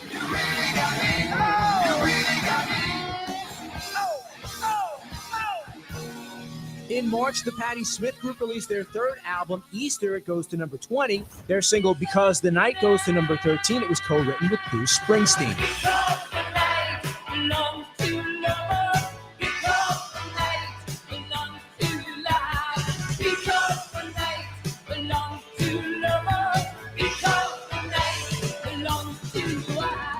In May of 78, Detroit rock singer Bob Seger releases his 10th album, Stranger in Town. It goes to number 4 in the U.S., yielding 3 top 20 singles, including Still the Same, which also goes to number 4. Are you still the same?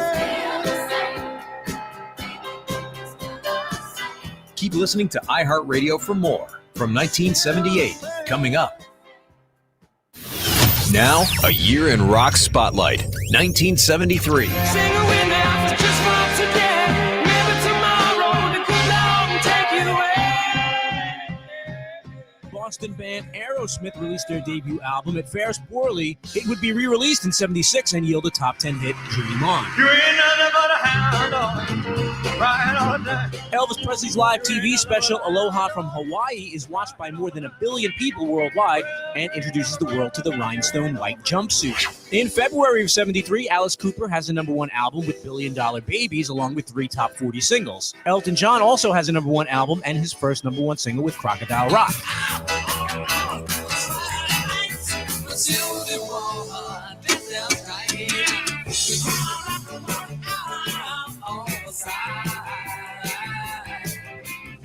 Paul McCartney and Wings have a #1 single with My Love, and the Stooges signed to Columbia Records and released their final album, Raw Power, produced by David Bowie. In March, Pink Floyd releases the now legendary Dark Side of the Moon. It goes to #1 and becomes one of the best-selling albums of all time. And everything under the sun is you. The sun is a great spot.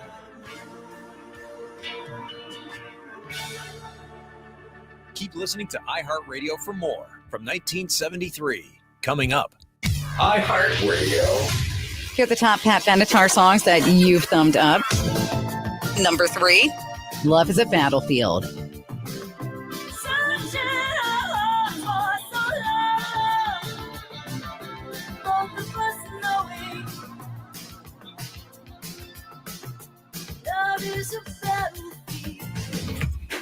Number 2, We Belong.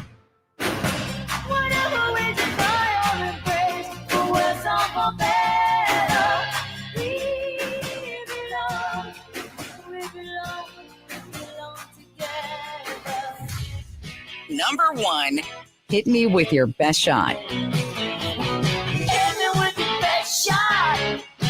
Why don't you hit me with your best shot?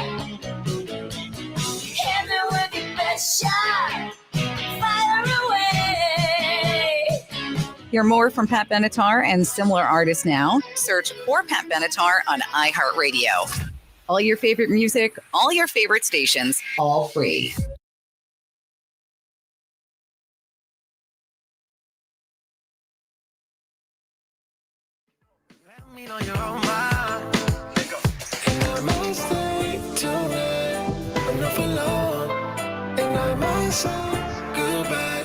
No BS on the game. Billy and Sarian with you statewide as a Football Friday is a real good feel-good Friday. It's going to warm up potentially. Is it, Armin? Is it going to get nicer? It can't get much colder. I think we're sticking at mid to high 50s for highs, so I don't think so. Hey, you know what? It's that time of the year. I'm sorry. I mean, you know me, I don't love this time of the year, but that's No, what you don't. All you people This is what wanted I it. asked for. That's what all you people asked for is fall. I want fall. That's what all you people asked for. Is that fall's a great time of year in this state. It's great. It's Armin. winter. Man, I've been That's what baiting people you all and want. waiting for you to stand up into this take. This And garbage finally, take that at falls- 9:47, you give me what I want. That fall's better than spring. Every once in a while, fall's a great month and a great time. Yeah, fall's great when beautiful. when we get the 5 minutes of fall in this state. No, that's what makes May better. Always has been, always will be. Spring's better because summer's in front of it. Don't give me this nonsense. It's what you people want, though. Hey, we got fall. Hey, pumpkin patch. Hey, It's almost Yeah, going to pumpkin reach 60 spice. coming up in Scarves. Madison coming up on Sunday. you're getting summer Sun. or winter. We don't get a good fall in Wisconsin. We might have that 5 minutes. All right, of a good fall for 15 seconds, but that's what it is. You better enjoy it You and guys soak it up want it. while it lasts. Where are they at now? All these guys that were fighting me years ago on this, Cone Roller and all these other guys, LaCroix. Hey, fall's better. Hey, Where are those guys now? Come on. I don't know where they are, but you should rile them up. You should wake them up and get after them a little bit. Go off on those guys. You know what I mean? All right, let's hit a parlay of the day. It's Potawatomi Sportsbook. Bet big, bet bold, bet above the rest. Time now for Billy's Parlay of the Day, brought to you by Potawatomi Sportsbook. Bet above the rest. It's a bird bash at Potawatomi Sportsbook and Potawatomi Casino Hotel. Go and make sure that you're playing with your rewards card this month. And on Thursdays, they got special deals as well that you can win even more, $50,000 in cash potentially up there. Bird Bash, your shot at $300,000 in their December season finale. More information is at Potawatomi.com/Bird Bash. Potawatomi.com/sportsbook is how you find the bet builder. Hit the bet builder, build out your bets before you get to the Potawatomi Sportsbook this weekend, because it is going to be buzzing. Going to be a ton of action going on at the Potawatomi Sportsbook, Armin, because it is a great slate to invest on. And it starts with my favorite play of the weekend, Buccaneers laying 4 at the New Orleans Saints. I get that they're banged up. I get that they're hurt. I get that Baker Mayfield is still the starting quarterback for the Tampa Bay Buccaneers. I know Mike Evans is going to be down. I know Chris Godwin's going to be down. Emeka Egbuka might be the only saving grace for the offense. But I do not care. Give me the Tampa Bay Buccaneers rolling into New Orleans. Rivalry game. They win it by a touchdown. They win laying the 4 points. Over 45. I like that, Billy. Over 45 is, again, maybe my favorite play of the Packers and Steelers on Sunday Night Football. I'm surprised that that's that low. I mean, I must be missing something. Both defenses on paper are good, but have been giving up yards. You're talking about a technician like Aaron Rodgers that has been scoring points, and the Packers have scored a lot of points as well this year. I'd be surprised if all this thing has to do is go 24-21 to push. So you don't think that's going to get to that spot? I personally do. Unless it's a blowout, one team is just absolutely horrid offensively. I see it going over. And Billy, if the Packers are going to win, they're going to have to score 27 points. That's how you find 45 in an over. And one other over, we mentioned it, all three in our parlay of the day is in the late afternoon slate into the evening on Sunday night. Give me the over 50.5 Denver against the Dallas Cowboys. Okay. Now, that's a lot of points. I understand that's a lot of points. Both defenses, one defense is very, very, very bad. The other has played down to its competition the last couple of weeks. I think Denver's defense is much better than they have performed. However, I think Dak Prescott's playing phenomenally well. He's got his complement of weapons back with CeeDee Lamb and George Pickens. Pat Surtain II can only cover one of them. Give me the over 50.5 in the Dallas Cowboys Denver Broncos game in the 325 window. Yeah, I like it. There's a point where we have to start accepting that this is a Dallas Cowboys team, at least in offense, that's played very well. Except for their first week, there's the only time they scored under 30 points, Billy. Their last 5 weeks, 44, big 30 point production. I'm sorry, 27. So I messed that up. They did lose to the Panthers, only scored 27, but it's been 37, 40, and then they've been rolling. The only time was that Bears game. That Bears game was only when they really dropped the ball offensively, but they had the 40-point game against the Giants as well. We're talking about a team that's, if I'm doing some quick math correctly here, 71, 78, 108 points in the last 3 weeks. Is that right that they put up? You're the one that just did the math. I'm not doubting you on your math. So I agree. They're putting up points lately, and I believe that that should continue here against the Broncos, even though they're going up to Mile High on the road. I think they can do it. Just a tick under 6-1 plus 595 right now at the Potawatomi Sportsbook for that parlay of the day. Bet big, bet bold, bet above the rest this weekend. I smell a winner. Sportsbook. I smell a winner. As much as I smell fall, aka winter in the air, I smell a winner, Billy. You can smell a winner. You're going to smell a whole lot of pumpkin spice, and then this is going to be gone this weekend, right? Yeah, I think so. Now I know you've got Packers very, very early on Sunday. Trick or treat on Sunday in your neck of the woods at the condo deal, or do you guys fire it up on Halloween night, which would be next Friday? I've been prepared, waiting for kids to come around trick or treating to the condo for the last 8 years, and nobody has. So I don't think we have real trick or treating going on. So I have not been part of the trick or treat game. Move away or something, man. Well, I'm getting there. So we're getting there. Okay, we're going to be doing that soon. So I have not been part of the trick or treat game for a while. I wonder if that's going to be now part of our life going forward in the new hood. I'm not sure. We'll see. I hope it is. Yeah, I want to be involved in it. The new hood. Well, I want to be part of it. Yeah. Roll on over. Starts at 4 on Sunday. I'll tell you what. Some of the Get a couple of Snickers bars and roll on out of there. bars, little Milky Way. You're only making it to 4 or 5 houses. We're only 16 months old. You can even give me candy corn. I'm not gonna cry about it. I'll eat candy. No, 100%. If it's free, it's me and give me 3. Yeah. I'm gonna be a fan of it. So I mean, enjoy anyway, the weekend. I'd like to give away some cowtails, but no one does that. You know, No one wants that. I do. No one wants I your do. cowtails. I'm gonna buy them just for Poor myself. Quick Trip can't hand them out any easier. Phenomenal week on No BS. It's been a trying one here, but you guys make it a whole lot better on the NicoletLaw.com talk and text line. Luddy, great job. Thanks to Wayne Larrabee for joining us today as well. Armin, let's do it again on Monday. Let's do it. That's been Armin Sari, and I'm Billy Schmidt. It's been No BS. Stay wide on the game.